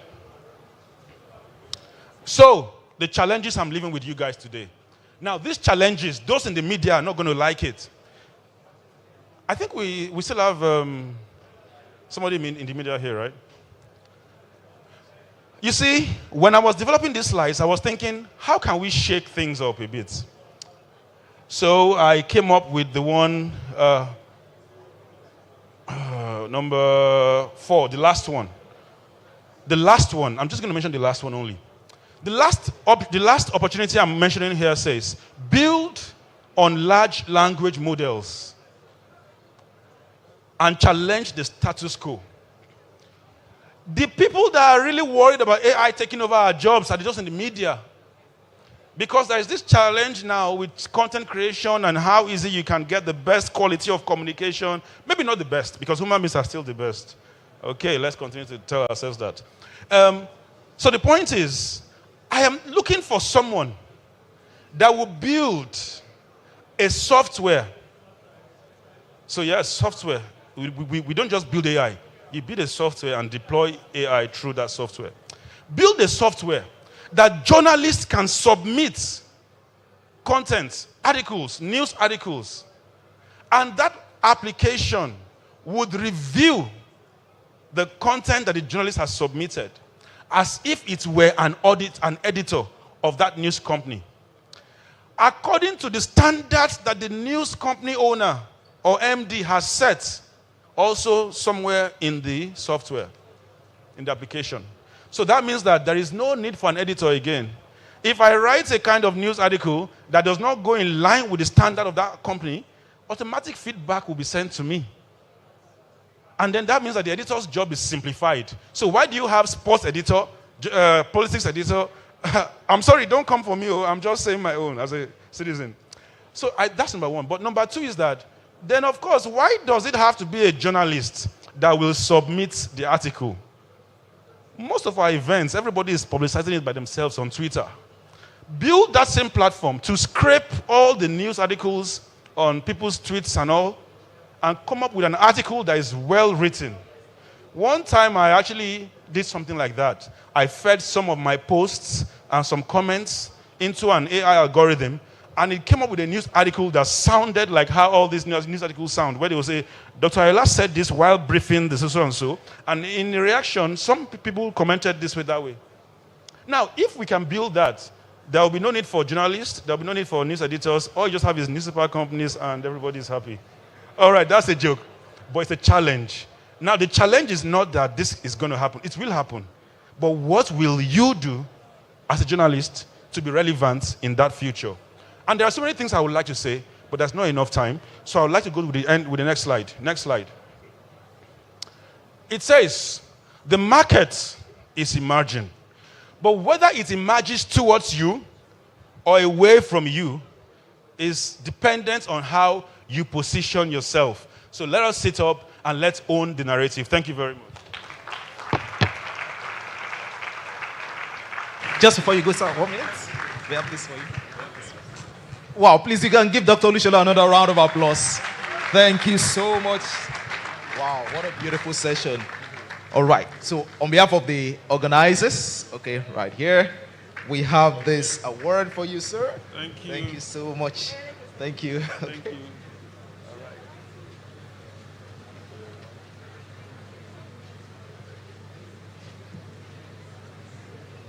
Thank you so much. Thank you so much. Really appreciate it. Please, another round of applause as it returns to his seat.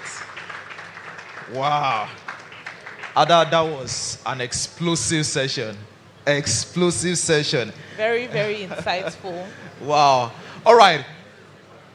There's a popular joke, right, that when you ask people at times, okay, tell me, what did you learn from a session? They say,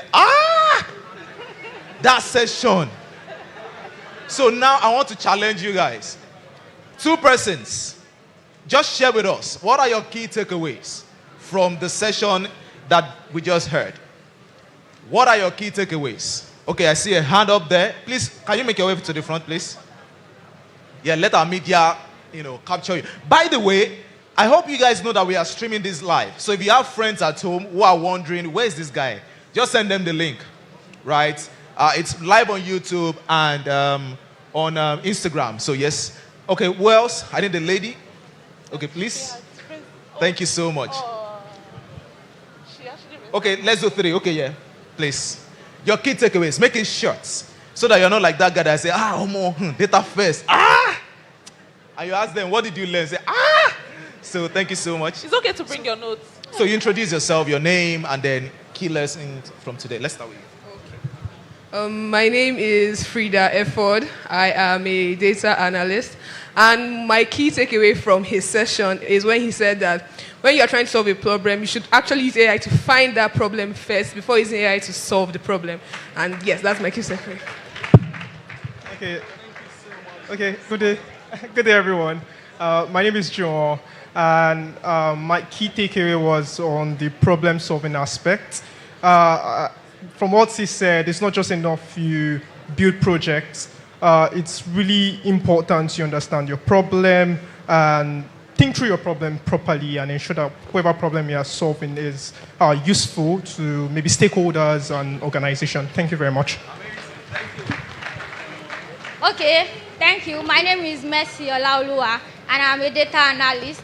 Okay, my key takeaway is that I realized how this new AI has actually made learning more accessible to people. So literally, a lot of people have phones now, and anybody can interact with WhatsApp to get information and learn things. I realized it actually make learning more accessible. Okay, also, he mentioned some people that are doing amazing things in the AI space in Nigeria, RxAll and HelpMom. So, yeah, I learned about that also. And also, he mentioned solving local... Okay, and also, he mentioned solving local problems. So, as people that want to solve problems, you should not just stand up one day and decide, I want to build this. Are you actually solving a problem? It's very important to interact and discuss with relevant stakeholders. Amazing. Wow. Looks like, once she get home and her friends ask her, I'm sure she has a lot to share with them. Amazing. Thank you for sharing. All right. So it looks like we're having good fun. Remember I told you that we would be doing some talent exhibition. Guys, there are a lot of creative people in this building. So remember, if you have a joke, a data-related joke, and look, you don't want to come here and tell us a joke that people will not laugh. A joke that people would actually laugh and, if possible, fall on their seat, right? Fall from their seats. But before then, Ada, what do we have next? So we have a lightning talk by Ijoma Onwuka. Ijoma, could you... All right, please, let's give Ijoma Onwuka a round of applause as she comes in for a lightning talk. Thank you.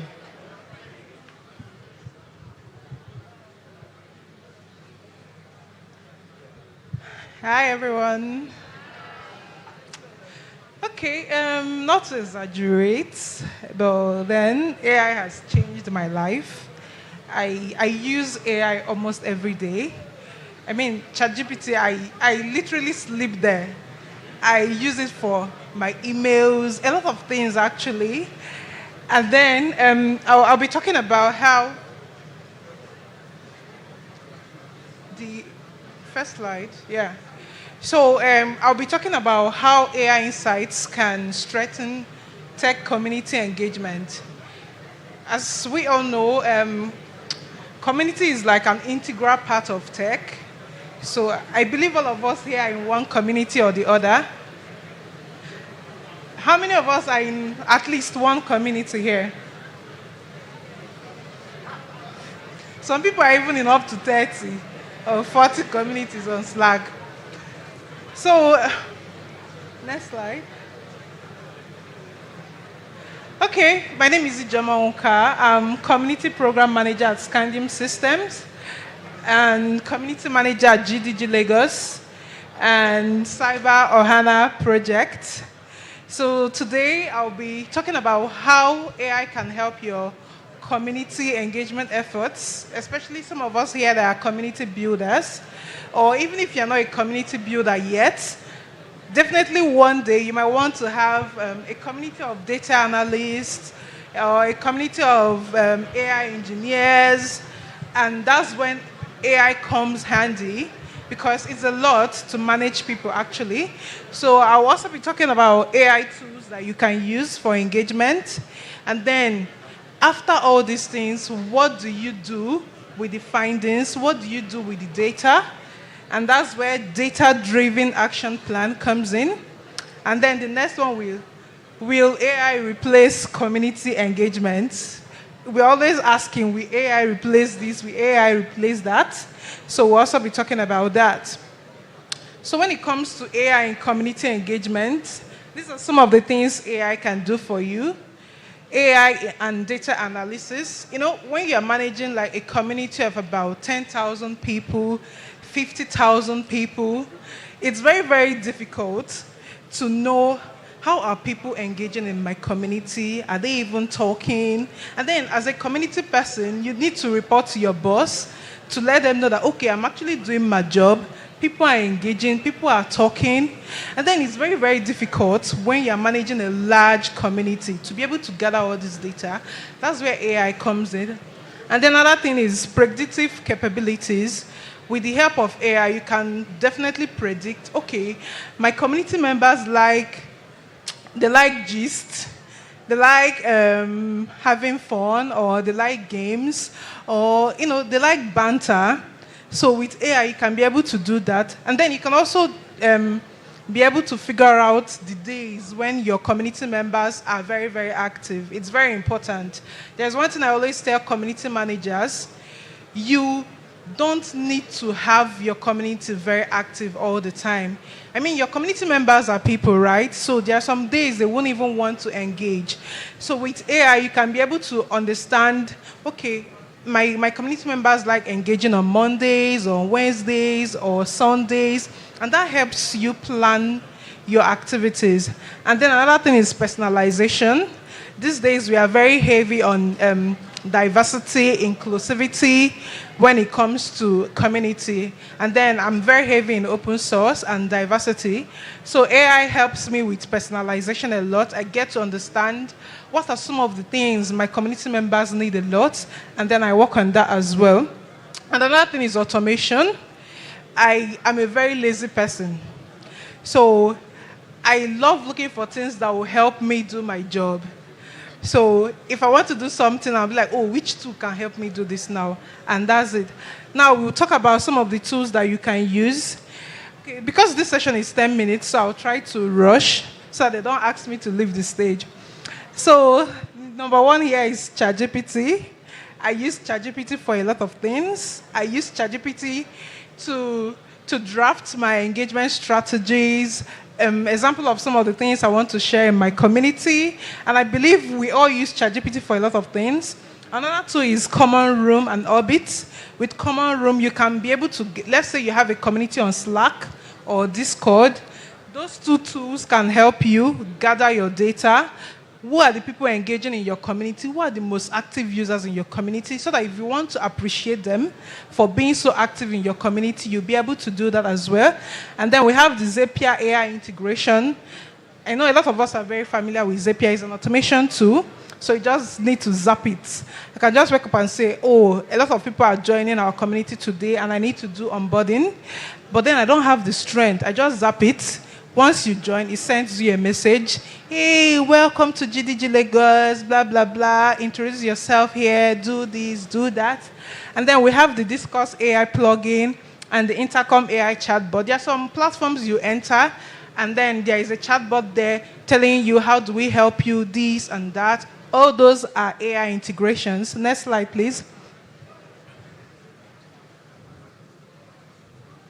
Okay. So when you've used AI to gather all this data, how do you use it to make decisions? Because at the end of the day, you're gathering data to make decisions. So first of all, you collect data from engagement tools, from all those tools that you've integrated into your community. You analyze member behavior. How are my community members behaving? What do they like? What do they love to talk about? And how do I try to structure all these things to fit into my findings. Another thing is personalized engagement. Let's say you're managing a community of developers and you notice that a lot of people there are JavaScript devs or they love talking about Python. So that means you have to keep posting things that relates to Python and not Java or C# because you don't have that number of people in your community. And then is implement automated responses. So when you've gathered this data, you know that, okay, a lot of people ask this particular question, how do I get started as a software developer? This is a recurring question, especially for people that are very new in tech. So you can automate that particular response. Once someone asks about it, you're already in their DM, a chatbot actually, not you, replying them, and then you monitor and adapt. As a community person, one thing I always say is be innovative, be experimental. When you are working as a community person, you need to keep trying out new things. You need to keep doubling down. Is this thing working? If it's not working, can I double down? Or can I change it? Can I switch? That's how data helps you. When you monitor, you adapt or you adjust. So next slide, please. So will AI replace community engagement? Of course not, because in as much as AI can do all of that stuff, it can help you do this, it can help you prepare your slides. I mean, I used AI to prepare the slides, but I'm the one presenting it, not AI. Some of the image I generated was AI. I just say, help me generate this, help me do this, give me an explanation. I don't understand this particular topic. How do I explain it to people so that they understand? It does all those things, but I'm here standing, explaining it, and adding in my own experiences as well to make it much better for you to understand. So AI is not going to replace community engagement, or will it replace when it comes to human interaction? It's just going to aid it. So that's it. Thank you very much.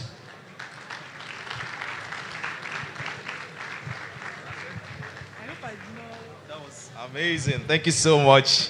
Thank you so much, IJ. Please, another round of applause for IJ. That was indeed a lightning talk.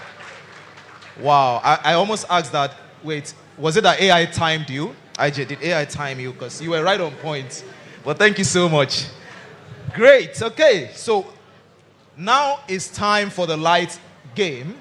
Remember I said we want to do a showcase of creatives amongst us. So if you have a comedy, you feel that you are a content creator, sort of, and you want to share, right? With a show of hand, can we see who are those that would like to share a comedy, right? A data-related comedy that's going to crack us up. Okay, I have one. Okay. Okay, I have two. Okay. I want a lady this time around. I have three. Great. Three. Okay. So please make your way to the front. DJ, if you have some music, can you give us the music? Why? Just to keep this room, you know. We are in the entertainment corner of DataFest Africa 2024. All right. And guys, please watch out for these guys. Probably we have a Fisayo, you know, in the making, sort of. Okay, DJ, do I have music? All right, please, come. Let's do this. Okay. Please give them a round of applause, guys. It's not a joke for you to just say, okay, you know what? I want to entertain you. It's not a joke. It's not a joke. Okay, great. So, guys, 1 minute is enough, right? 1 minute, 2 minutes, 1 minute, 2 minutes, 1 minute. All right, so keep it short. Let it. Okay, you start. All right. Hello. Wow, if I knew that the crowd was this large, I wouldn't have raised up my hand, actually. Anyway, my name is Gift Wareta. I'm a senior data analyst and a business automation expert. I currently work for Flutterwave. Okay, so I want to quickly just tell you a story about what happened to my friend Saka. So Saka is a senior data analyst, friend of mine. He has a girlfriend called Jane, And some time ago, that's some years back actually, he went out for a program like this, but happens to be on a Valentine's Day, so there was a Valentine's show. And, well, I say luckily or unfortunate for him, he was part of those people that was selected to come toast his babe, publicly. And Saka was kind of shocked, and he quickly remembered as a data analyst and decided to use his analytical skills and insight skill to toast the babe. And let me just tell you some of the things that happened because I was there. I'll try as much as possible to use some of his words. He started by saying that the moment I met you, I was struck by your smile, which lightened up the room just like the sunshine, the sunlight that shines, during the summer mornings.